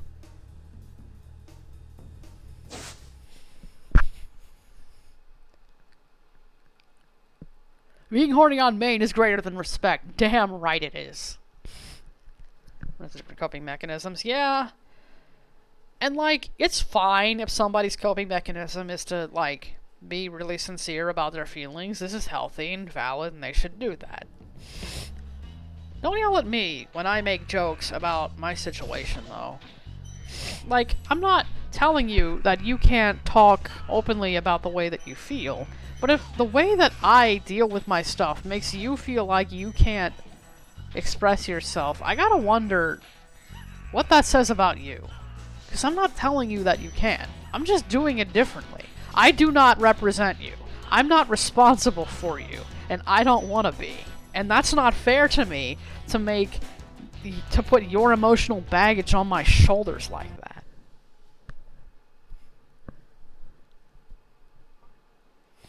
Oh, it's supposed to be an equal sign. That's fair enough. Being horny on main equals respect. No, that's based. I'll take it. But yeah, this is Shroom's diatribe about the things that you should do to have self-confidence, while also figuring out how the fuck self-confidence works, because Shroom has no self-confidence herself. Lamau.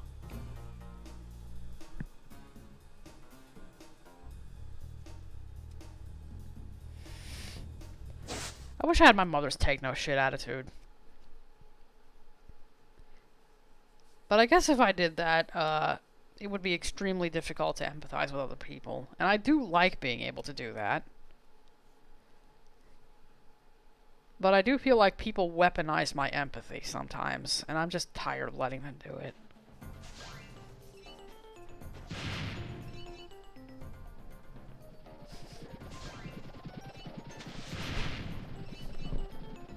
Anyway, stream stuff. I talked about it earlier when Okami was in here. I'm gonna talk about it real fast before ending. I have, at last, procured several PS2 games that are difficult to impossible to emulate.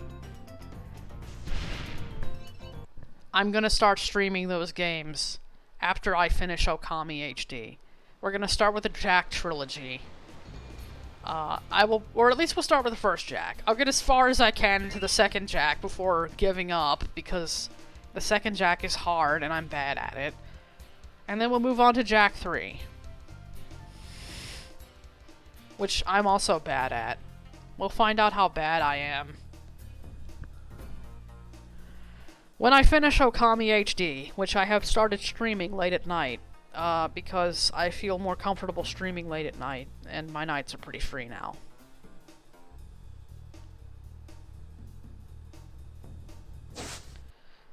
After that, we'll see where we go, but I'd like to play the Sly trilogy. And at that point, I'd like to try playing Ratchet & Clank. And my goal... I haven't worked out how to fully do this yet, because I do still need to find a way to capture from a PS3. It'll probably be another chunk of money.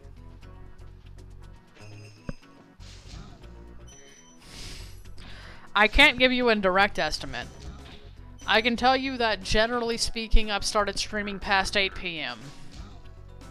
Like 8 p.m. EST. And lately it's been closer to like 10 or 11 o'clock at night. Because it's just easier on me lately to do streams like that. To do them at 10 or 11 o'clock at night. I've stopped doing them in the afternoons because fucking no one's awake and I just don't care to compete with Kook's stream thing anyway. The only trouble I run into is that sometimes Comcast cuts off the internet at this late. But anyway, about the PS3 thing, if I can figure out how to capture from one without HDCP fucking me in the ass, then I can finally, at long last, stream the Legend of Spyro trilogy, which is a thing that I've wanted to do from day one, but had no easy way to do. We are absolutely fucking emulating the second game if we can, because I need to save Scum the hell of it to save my sanity. Comcast sucks. Comcast does suck. We have established my dislike of corporations. It applies to most corporations, if not all of them. Probably applies to all of them, if I'm honest. Anyway, I don't know what I'm going to do about the art streams. I'll figure something out, but sometimes I feel like maybe streaming art isn't a great idea, and I should just go direct to video with that shit. I'm also working out some other things I want to do with my... Not necessarily my stream, but with my YouTube channel. I don't really want to talk about them in depth yet, because I'm figuring them out.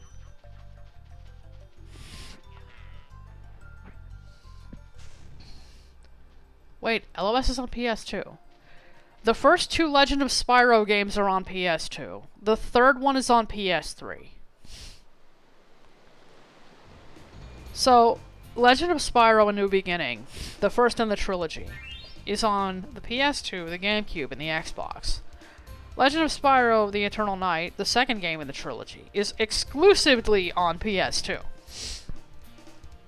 Legend of Spyro Dawn of the Dragon, the third game in the trilogy, is on PS3 and 360. It's also on PS2, but that version is worse. Playing the PS2 version of Dawn of the Dragon is like playing the Wii version of Sonic Unleashed, for reference. Whoop. There's my alarm.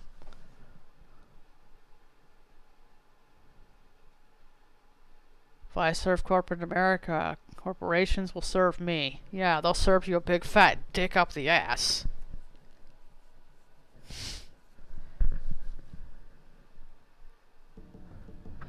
Yeah, so... I don't know if I'm going to be able to stream the third one, but, like, when I can figure out how to do that, it's going to unlock a bit more than just Dawn of the Dragon. It's going to unlock a few games that I can stream that I've wanted to stream for a while. I don't really want to say what those are either, because I don't want to get anyone's hopes up, and I'd have to, like, talk to Kook about this. Because Kook is the tech-savvy of the two of us. She contains most of the brain cells. I only have, like, 2 that function, and sometimes they rub together. Some people like ass-dicking. No comment. Corporate ass-dicking. I'm glad you corrected that, because I was about to say... Anyway, never mind.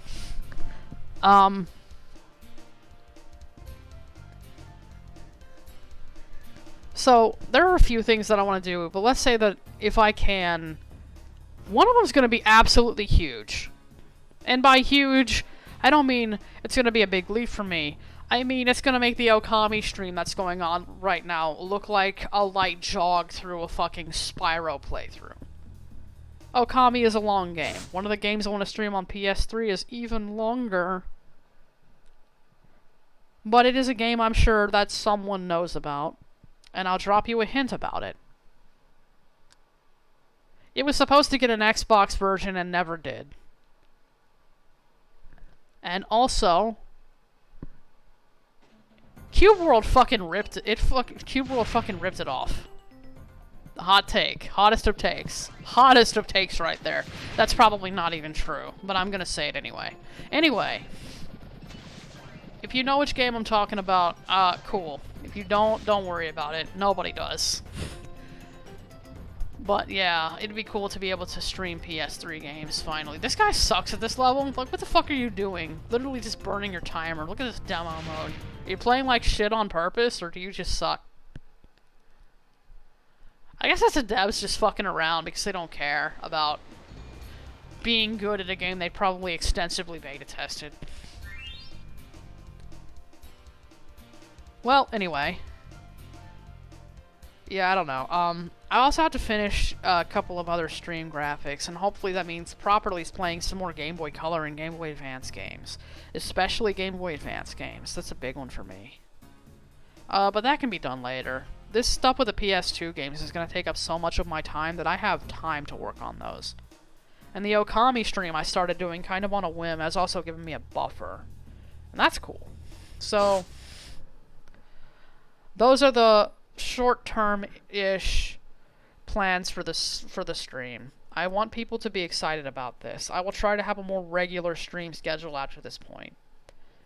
I may start streaming at like 10 p.m. or something. Like 10 or 11 at night.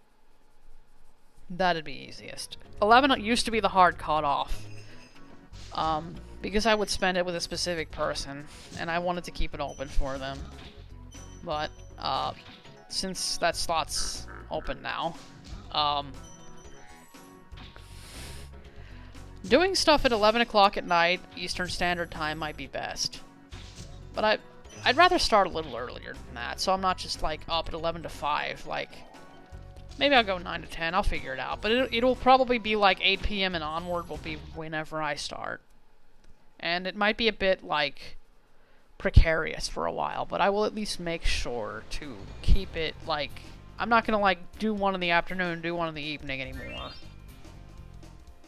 And I'm gonna start putting stuff up on YouTube more. Probably unedited VODs like this absolute fucking mess. So... there you go. There's the fucking Shroom stream / update / we do this every year. We'll see you next year. Nothing short of my PC corrupting and having no internet will stop me from, like, streaming this fucking game. I'd probably find a way to do it on my laptop, even. But as long as I have the ability to stream, I will stream Spyro on my birthday, is what I'm saying. Anyway, this was neat. Sucks about my thumb. Being unable to play the kalimba for a while. It's a real loss to humanity right there.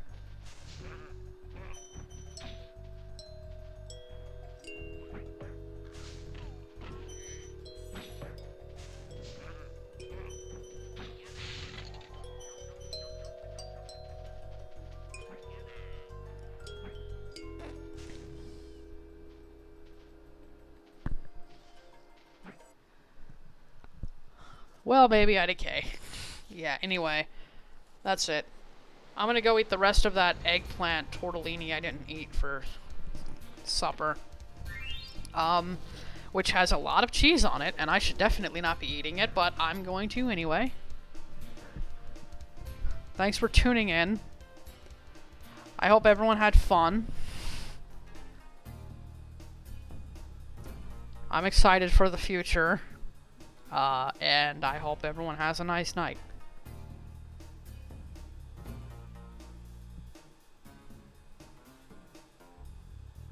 Well, I'm glad you liked it, even though it is, like, at least part event. I guess it's not like me screaming into the microphone this time, so that's cool. Except for the fan games thing. No, that's totally screaming into the mic.